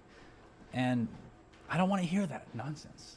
We have to have a future. We have to have a world without war. And this man is willing to go to Russia, go to China, and figure this out. And anyone trying to stop him is on the wrong side. He's not perfect, but that's what got. Thank you. I'm doing my best, and I think we all are. We all are. Yeah, and I'm doing my best too. You know, and I'll be honest, all this stuff is like filling up a part of my brain that didn't exist before, okay? But I like to consider myself a wise person. I can see how the dots are connecting. I can see this cry for a better society, and we have to understand our history first, so we don't make the same mistakes. Because we will make mistakes, but we should learn from them. And I feel for this generation that you're talking about, they're having, what was the word, the syndrome, the derangement syndrome. Yeah. All these different derangement syndromes that they've been. I see this like those could be my kids, and I don't want, and we really need to. Oh, all right, pizza. And you know, I have a BS, you know, in university, so I'm a science guy, but I'm also a pastor because I see there's a spiritual dimension that's being ignored. Yeah. And I think we have to understand there's a religious fervor going on. And we have to call it out and say, okay, this is a religious belief. It's not political anymore. And that's where it needs to be addressed with love and compassion and having patience with people. Because that's what they really need. They're just grabbing attention. Look at me, look at me, look at me is really what's going on. They're acting like children. So one of the adults going to come in the room, parse this out and say, look, you're attacking, I don't know what, you know. Like you put up some people up here with some very unexplainable life, because there's a spiritual dimension going on. A lot of things don't make sense, and people don't have reason anymore. It's not, you know. And I also wonder this too. And I know I'm going to study history, but maybe if I want to, I'd love to see policy come out of CPI that can, rather than just advocate for flags and labels, you know, and movements, really create policy that shows the power of communism, the power of socialism, can help America. And I love for America to give credit to China, give credit to Russia for things that they've been able to get right that we are not getting right. I would love to see more of that, even on the CPI. But yeah, anyway. Might part of it have to do with, to use these terms, branding and marketing, because communism has had such a bad rap and people can't wrap their heads around it. They're like this with it, and maybe, well, you have mentioned the possibility of not using those terms because they have been warped and weaponized and corrupted, and a lot of people just go like this. So, because everything that's being said right here is exactly where we need to go. But I don't think communism in most people's minds at all connects with this, even though we're getting it. But so maybe a rebrand is in order. Well, I want to respond to what Milhan said, and I want to respond to what you said. As far as what you said, I have seen so many young people because I'm known in communist circles, and I put on events like this, and we do CPI, and I engage with a lot of younger people who get interested in communism. And I have noticed that I argue with them, and sometimes when I'm trying to get them involved and all of that, and I realize that as I argue with them, a lot of times I'm not arguing against rational arguments, I'm arguing against a spirit. There's something spiritual inside of them that says, no, we just can't have hope. No, the world has to be coming to an end. Right. No, people have to be bad. No, there has to be no hope. And I'm not arguing with them about facts or history. I'm arguing with that part of them that says there is no hope and everything's pessimistic. And that is what we have to fight against, right? And anything we can do to fight against that is important. And the main way to fight against that is with other people. We need other people. You got to get off your phone and you have to be in a room like we are right now, right? And that is urgent. You can't fight against that alone on your phone. You have to fight against that in another room with other people. That's what I honor about you. This is really ecumenical, incredibly multi-diverse. So that's my response to what Miljan is saying. There is a deep spiritual problem, and other people are the answer. And now, as far as what you're saying about rebranding, I agree with you. And I will say what I said the other night, which is I used to tell people I was a communist, and they would go, oh my gosh, how can you be that? And then I could explain to them, oh, well, I want the banks and the factories and the major industries to work for the people. But now if I tell people I'm a communist, they go, oh, I know what you are. And they assume I have pink hair and that I'm obsessed with the trans thing and I want to murder all Trump supporters. And I'm not that. So I can't tell people I'm that anymore because they immediately think I'm something that I'm not. Right? And those people don't particularly like me, and they've made that clear to me when I've been going to cover their Palestine rallies. You know, so that's when we talk about the city building tendency, right? Right? You know, that's kind of, we're talking about something different. And also, we have to admit that part of that ugly that we see, it's not communism, it's a distortion of communism, but it has roots in some of the very negative aspects of our movement. The Cultural Revolution really happened. Trotskyism. I would argue that Trotskyism took the bad. You know, Stalin, in order to build up Russia, he was trying to break with it. But Trotskyism took the bad part and kind of more purified it. And then American intelligence and the CIA really amplified it. And woke is the worst elements of communism taken and blown up into something very bad. And the communist world has learned from the Cold War, and they've improved and they've adjusted and they've taken the good. And if you talk to them, they've built something different, right? And that's kind of how I see things. So when we call ourselves the city building tendency, I tell people Marxism-Leninism is very much the foundation of what I believe. You know, that capitalism has this built-in problem of overproduction that holds back human growth. That imperialism, the highest stage of capitalism, is preventing development around the world. We need a multipolar world. That's the foundation. But I think we should learn from all different anti-imperialist movements, and I think the goal of a world where Russia and China and the United States can exist as equals, right, and cooperate with each other and focus on raising and eradicating poverty and moving toward that world of vast abundance where people can live in peace with each other, that needs to be the focus. Take the best of both and leave the rot behind. Well, exactly. Let it die, and then the right things, the good things. I don't think you have to lead with communism, but it's like dishonest to pretend we're not informed by it. We give credit to where it's due. Absolutely. But at a strategic time. But you don't lead. Yeah, and like policy. What Miljan said about policy is really, because if you put forward a policy, you're saying, I want to do this to improve your life. You're not saying, I want to have a revolution and overturn your society. And that's what, in actual revolutionaries, they talk about what they call a transitional program. In Russia, it was peace, land, and bread. I think in China, it was land to the tiller. We're going to give people their own land. Putting forward something that people can actually see happening. And then give credit to where it comes from. Give China, Russia, wherever the idea came from, or Yeah, absolutely. Go ahead. So, when someone asks me, Nate, do you think we need to rebrand? I would say no.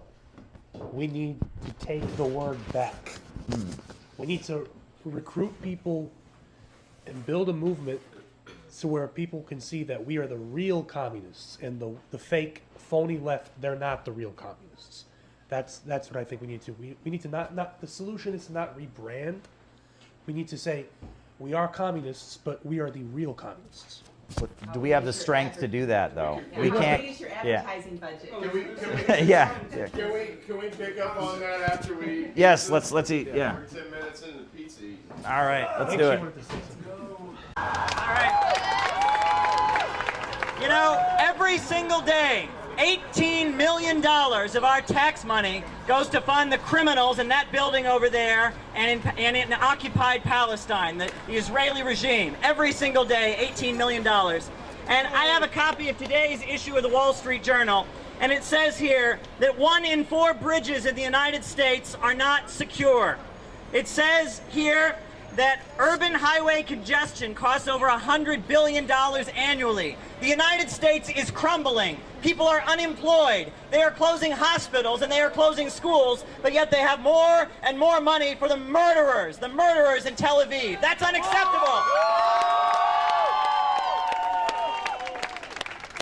As the U.S. becomes more and more of a police state, and the civil liberties the U.S. government is always bragging about get stripped and stripped away, you can't help but admit that the U.S. is starting to look more and more like Israel. The cops who choked Eric Garner to death, the New York City Police Department is trained in Israel.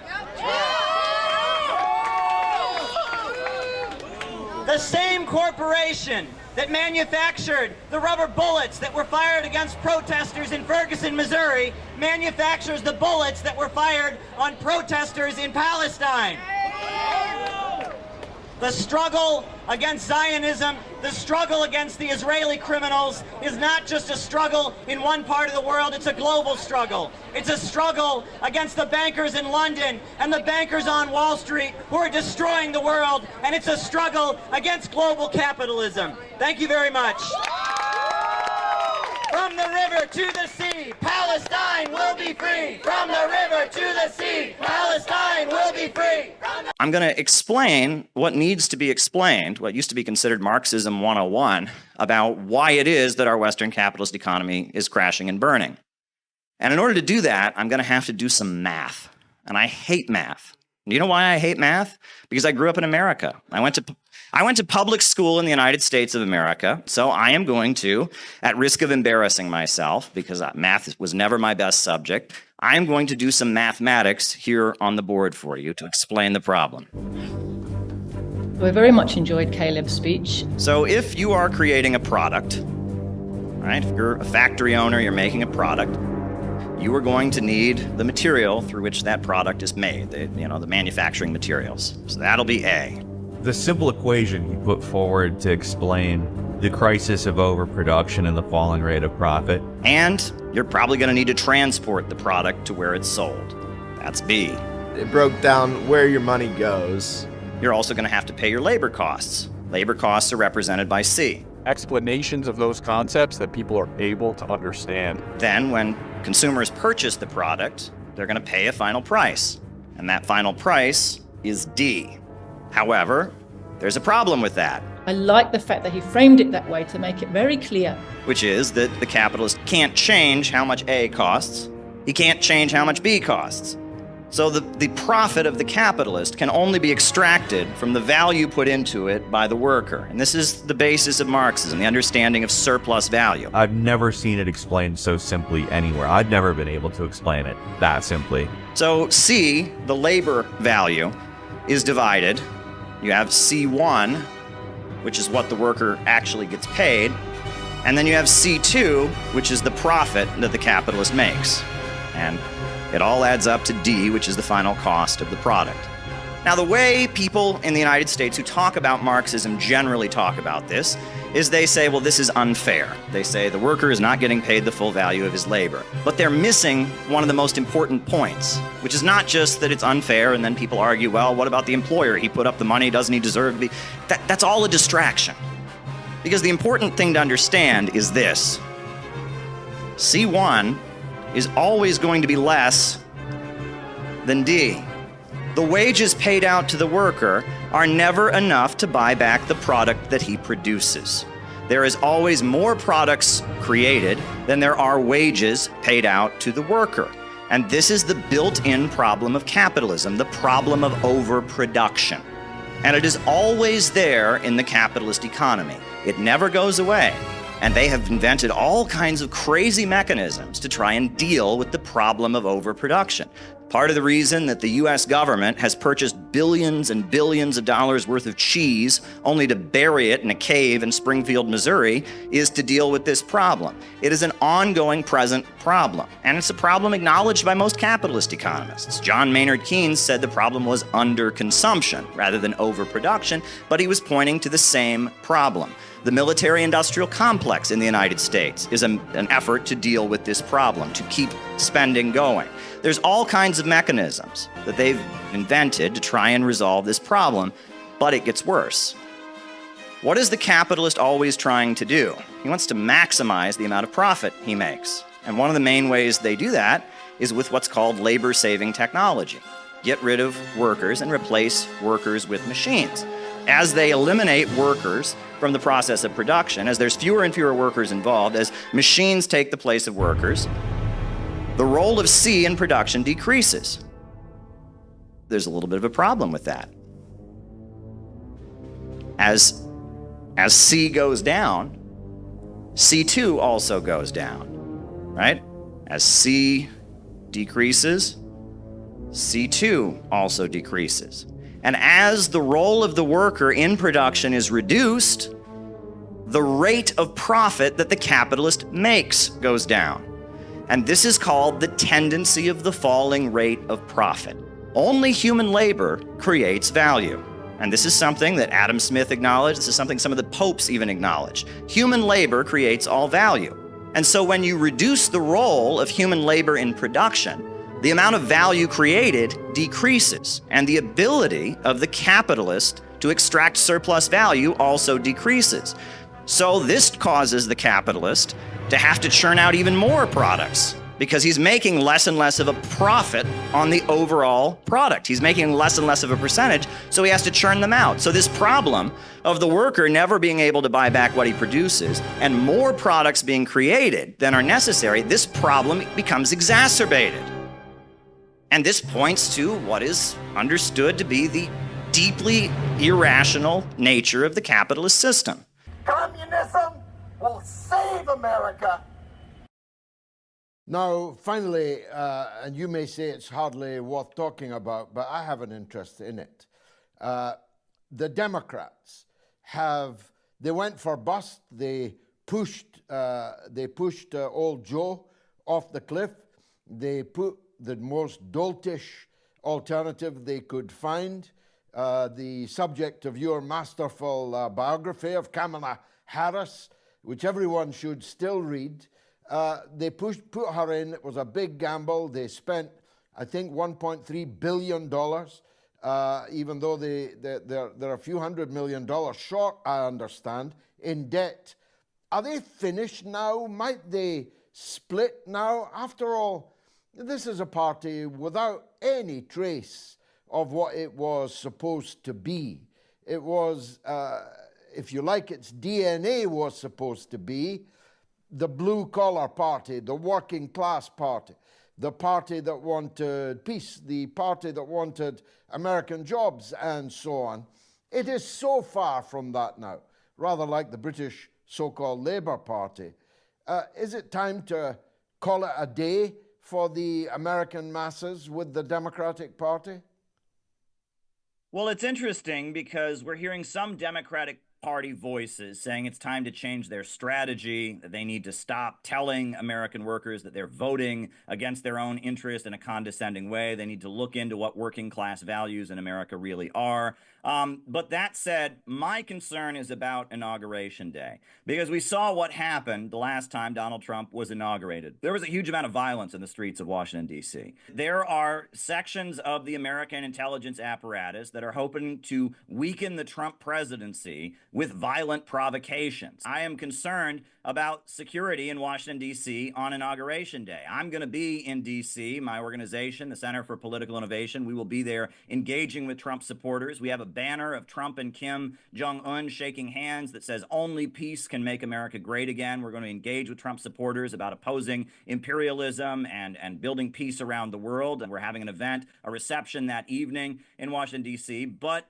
we're going to be there to engage with those who voted for Trump because they want peace. But I'm very concerned about what the Answer Coalition, led by Brian Becker, is planning. They have staged and got permits for a demonstration that is taking place on that day. And they say it's going to be peaceful, but we saw what happened last time Trump took office. The cars that were torched, the people that were injured, the many young people who were caught up in that and arrested. If Brian Becker and the Answer Coalition are to be responsible, they need to cancel this demonstration. People voted for Trump because they want to make peace around the world.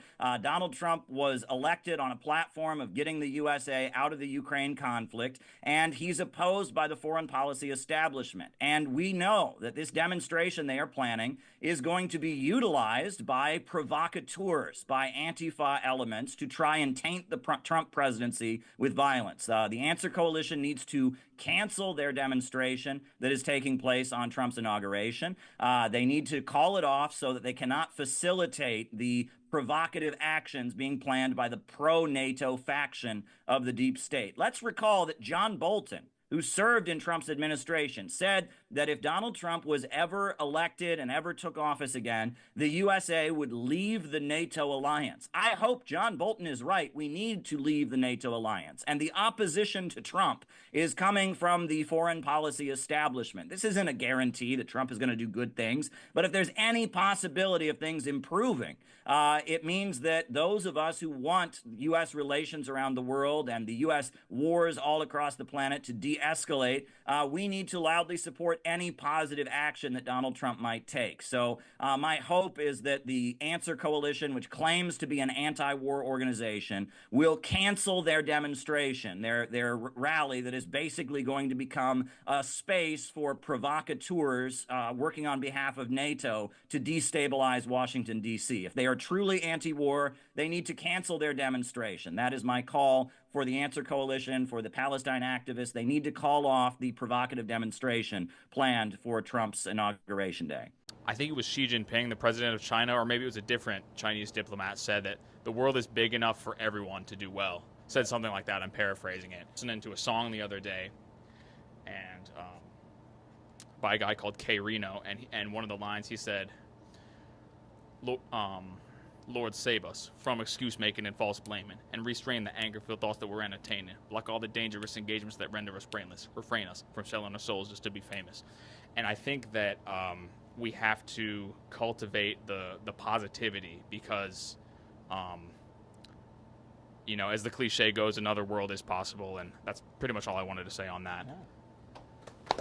Well, great. Thank you so much, Gavin. And your talk that you gave yesterday was amazing. It was beautiful and very deeply meaningful. And the fact that we as a group workshopped, you know, both you and Noah's talk, that had a huge impact on the success of the event. You know, both your talks were phenomenal because we workshopped them. And I think in the future, we need to do that for all the talks. We need to workshop and learn to workshop and teach each other. And it was also really great how David Fox, who's a Toastmaster extraordinaire, was able to step in, and he knew how to do a public speaking workshop. So that was really awesome as well.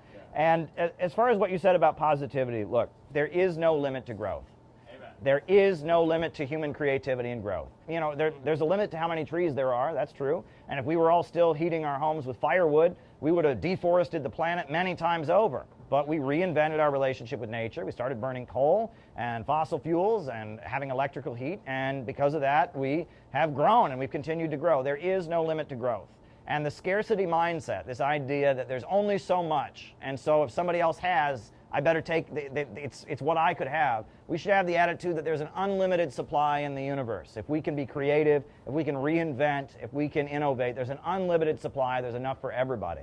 And that so much of the evil in the world flows from the mindset that there's only so much, and in order to get what I have to take it from somebody else. And that's why we need to get rid of this phrase redistribution of wealth, right? Now, we're not opposed to taxing to provide social services, but socialism is not the redistribution of wealth. If all Stalin had done in the Soviet Union was redistribute what was already there, the Soviet Union would still be deeply poor, right? They changed property relations in order to enable economic growth. If all the Chinese Communist Party had ever done was redistribute wealth that was already there, China would still be a deeply poor country. We're for creating an economic system that enables human innovation and growth to expand greatly so that wealth and abundance can be there for all. And that ultimately, you can't have equality and poverty, right? The only way to create a society of equality is a society where there's enough for everybody. There's enough to go around. And as long as there's scarcity, some will have and some will have not. And the biggest ugly things and failures in the history of communism flowed from the mistake of trying to create equality and poverty. Pol Pot, what he did in democratic Kampuchea was a nightmare because he was trying to make everybody equal in poverty. And the Chinese Cultural Revolution was a nightmare because they were trying to make people equal in poverty. These countries were surrounded, they were attacked, and in that isolation, they fell into the trap of, okay, well, we're gonna stay poor, but we're gonna make everybody equal. And that does not work. You can't have equality in poverty. You can't. And that you can't create an egalitarian society with willpower, by just wishing it hard enough, by just punishing people enough to make it come into existence. You can't do that. The only way forward is growth, but we understand the market has inherent flaws that prevent that. And that is an understanding that used to be universal. You read any old communist pamphlet from the Great Depression, it's just 101, right? This is the only system in history where abundance makes people poorer, which shouldn't make sense. Why should self-driving cars be a bad thing? Self-driving cars could lead to a world with so much wealth and abundance because the human chore called driving is no longer necessary.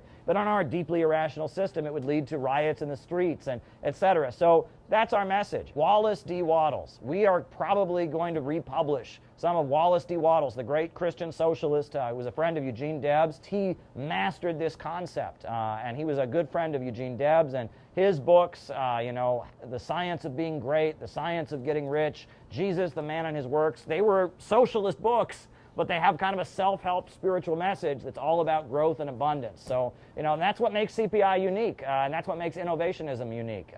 We hold on to certain aspects of Marxism-Leninism, but we also, have gone into dipping from other wells. We are eclectic, we are syncretic, and that's the way you got to be.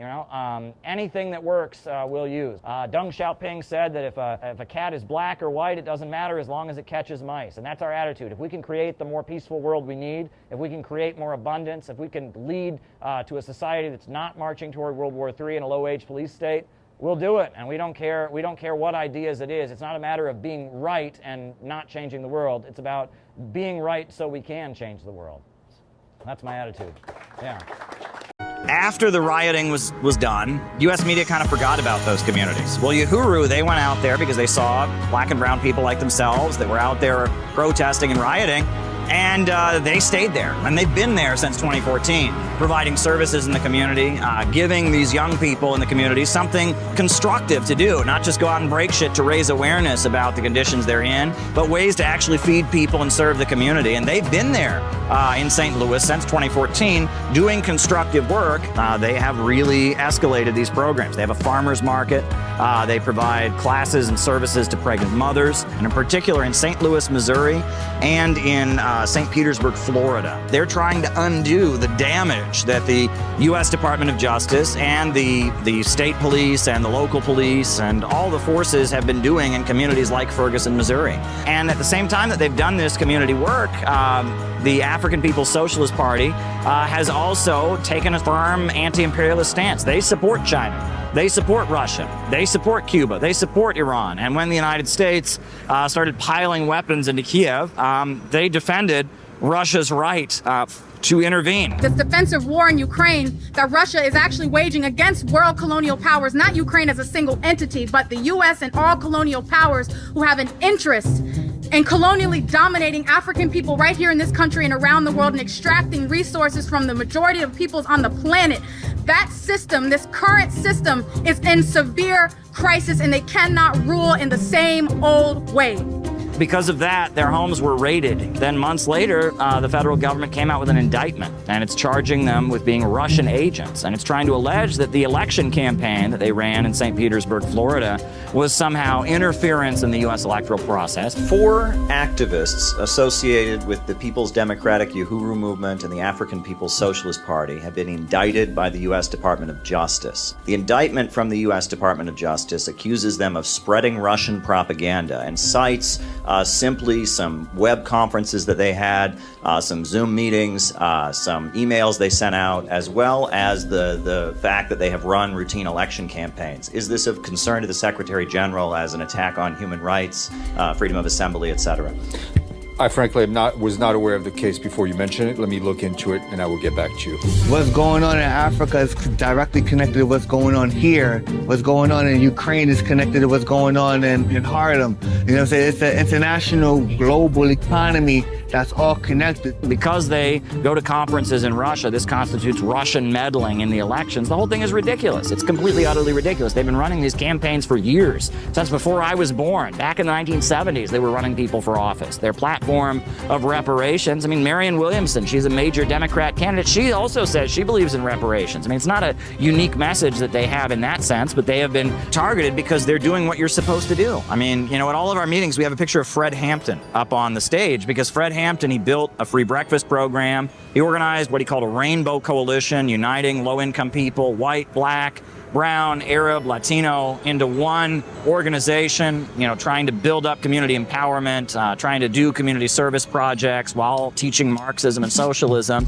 You know, we look at Fred Hampton as a great example of the American revolutionary tradition. And, you know, the African People's Socialist Party and the Uhuru movement, you know, they don't like that we wave the American flag. They don't like that we consider ourselves patriotic. They have their own kind of unique analysis. They talk about what they call the colonial mode of production. That's not traditional Marxist thinking. And we don't agree with them on a number of issues. But it doesn't matter. We support them. We all have to stand up and oppose the ideology of division and support an ideology of unity based upon our material interests, you know what I'm saying, to work together. People who can't understand that, people who can't get past, you know, this or that, like, we got to put aside our differences and say that if they come for them, they come for all of us. If they go after them, they got to deal with all of us. That needs to be the attitude among anti-imperialists.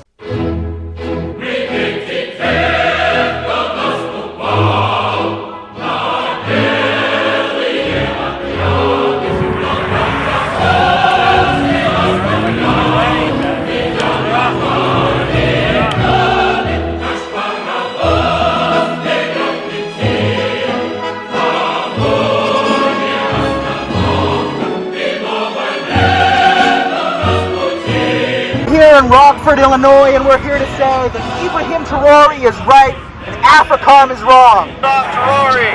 Hands off Africa! Hands off Traore! Hands off Africa! Hands off Traore! Hands off Africa! Hands off Traore! You know, today we're speaking about Ibrahim Traore, all the good things he has done. He is actually a leader that's provided true inspiration, not just for his people of Burkina Faso, but for everyone around the world. Are in the belly of what is happening around the world. We get up, we go to work, we go home, we get online.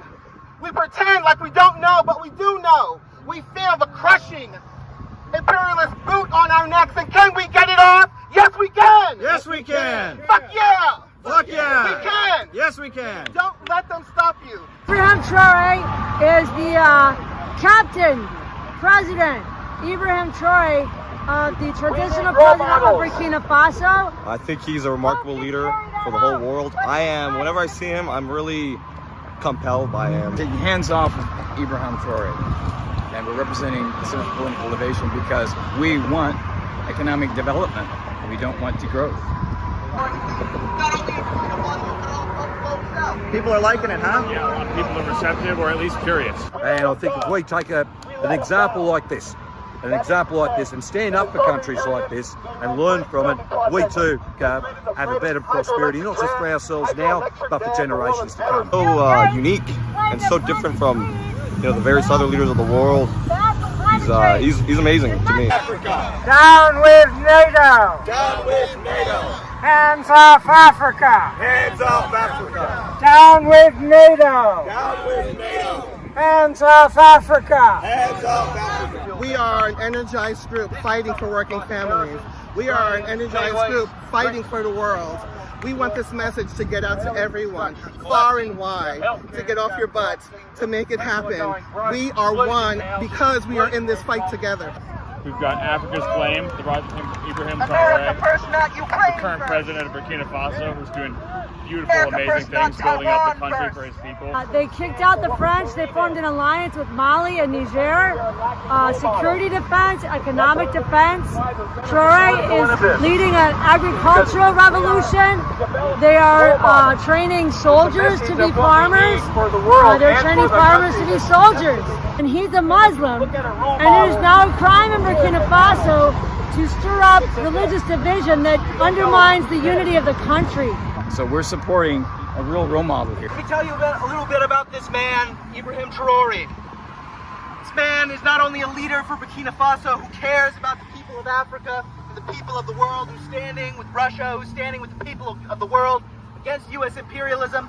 And it's because that he's doing that they've made so many attempts on his life. I would be willing to put my life on the line for him, to protect him, because he's, you know, he represents hope. He represents true hope and progress in this world, and you know, I pray to God that nothing happens to him. And my question is this: where does value come from? Where does value come from? They want you to think value comes down from the sky. They want you to think value comes from Wall Street derivative ripoff schemes. They want you to think value comes from Facebook likes and shares and hits. They want you to think value is magical. But the answer to where value comes from is within you. It is within you. It is your human labor power and your creativity. That is the source of all wealth in this world. Yes. And if we want to have a strong economy, we need to invest in human beings, invest in people, invest in children so they grow up and get an education and become strong and powerful and effective and smart. We need to invest in communities. We need to invest in families. That is the future. Freedom.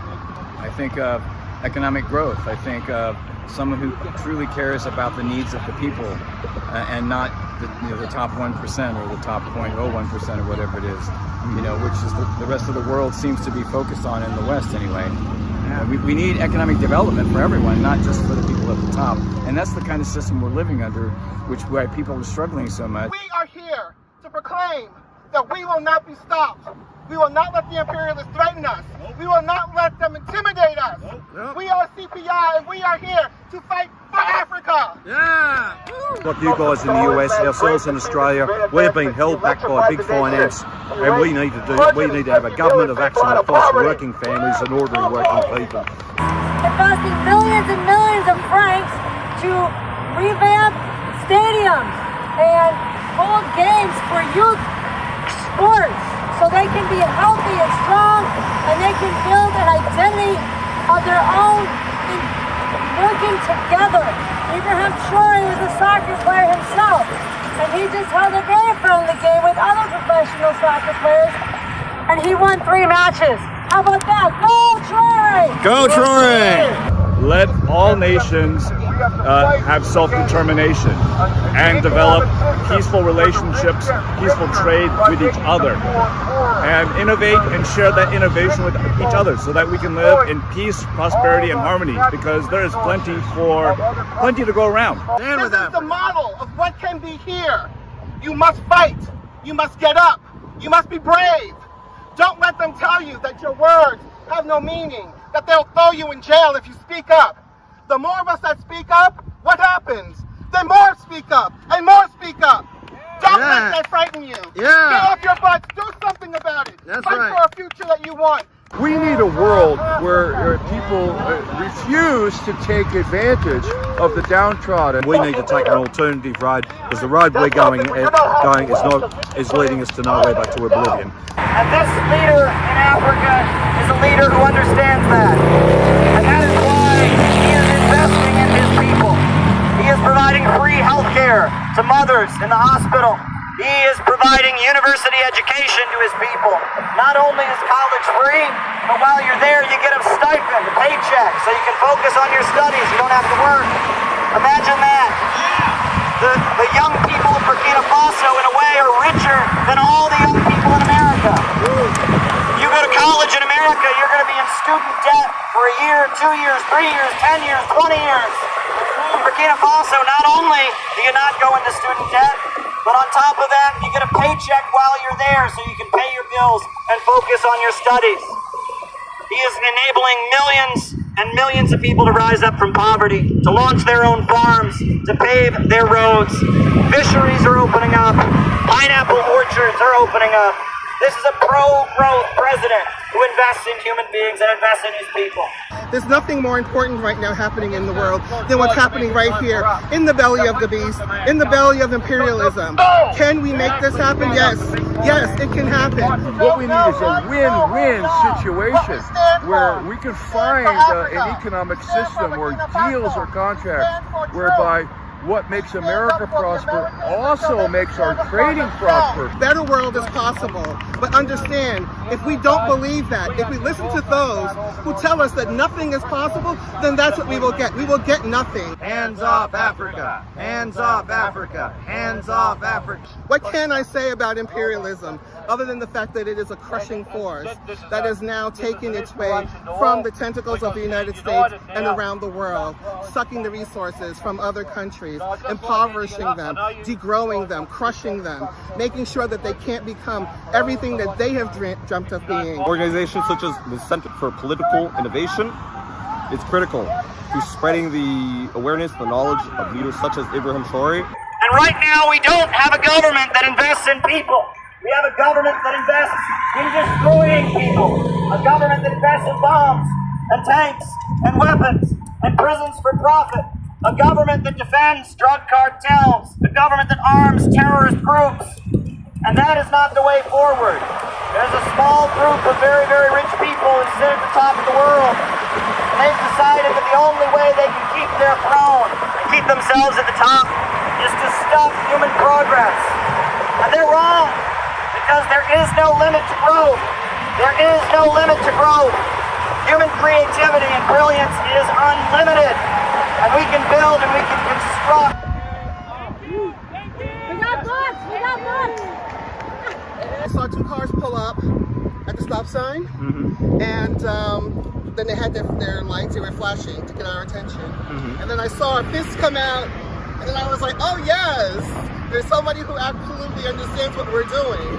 And then I saw a woman come out, and she started honking her horn, and then I didn't know there was a car behind her, and then we just started cheering. They were just honking. I heard them say thank you, because now they know what we're about, what we were doing, what we're standing for, why we're out here on this road, getting the attention of those who pass by. So they all honked. The car behind them came out and they honked as well. And they seemed extremely supportive, very happy that we're out here bringing awareness, you know, in a place where likely of all places, which you see a big giant sign, a big, poster of Ibrahim Traore. But here we are, CPI, bringing awareness, making it happen, and understanding that people, the more we do this, it'll catch fire. And it seems as though it already has. I think, there's been a number of people that have positive reactions to our rally, to the banner, to our chants, to our speeches. We will march together, we will fight together, no matter who you are, no matter what political persuasion, no matter what race, because we are all here fighting a class struggle that is more than the sum of its parts. We are one. But I think if you're getting positive reactions like that out here, that's a very good sign. And it's a sign of progress, and it's a sign that people are starting to wake up.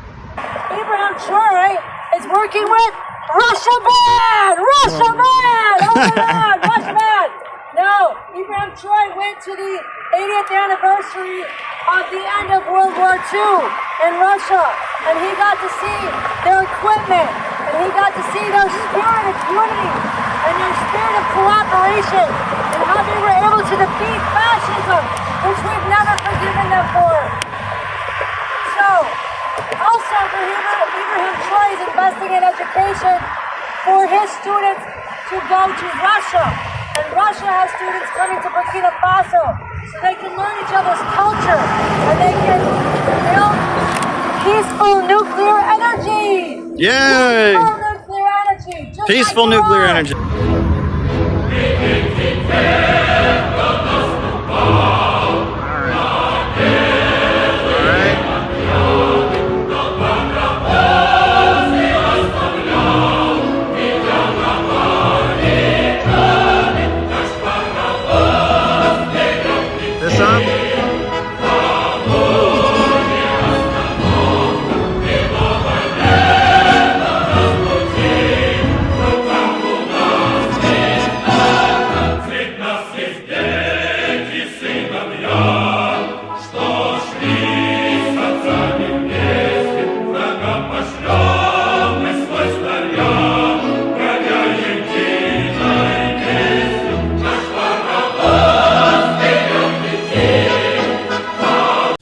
At the time the Vietnam War was happening, Dr. Martin Luther King Jr., this is the holiday in his memory, Dr. Martin Luther King Jr., he came out against it in 1967.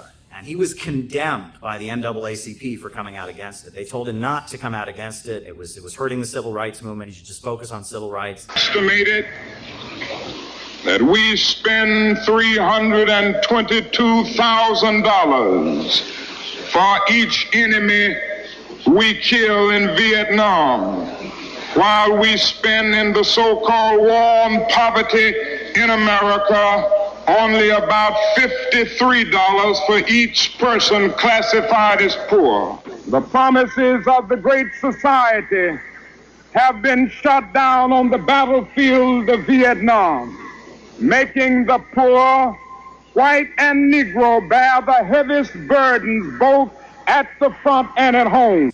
And he went to Riverside Church in Harlem in New York City, and he gave a very powerful speech condemning the Vietnam War. And in that speech, he said the following thing: "These are revolutionary times. All over the globe, men are revolting against old systems of exploitation and oppression. And out of the wounds of a frail world, new systems of justice and equality are being born. The shirtless and barefoot people of the land are rising up as never before. People who sat in darkness have seen great light. And we in the West must support these revolutions." That was Dr. Martin Luther King Jr. a year before he was assassinated. And what he was really saying there was that the Vietnam War wasn't about capitalism versus communism. It was about Vietnam, which is a deeply impoverished country historically, fighting in order to industrialize, fighting to take control of its country and build itself up. That they were under the domination of the French, they were under the domination of American and British corporations, and they wanted economic independence so they could build themselves up. That was really what the issue was. And Noah and I, we got to attend the World Youth Festival in Sochi, Russia. And we actually got to meet people from Vietnam, representatives of the mass youth organizations of Vietnam.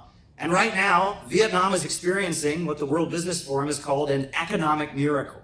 They have given their country a high-tech upgrade, internet access all across the country. They have provided education on massive scale. Since the end of the Vietnam War, they've seen their life expectancy go up by 17 years, and it just continues rising. The Vietnamese government has proceeded to raise people up from poverty.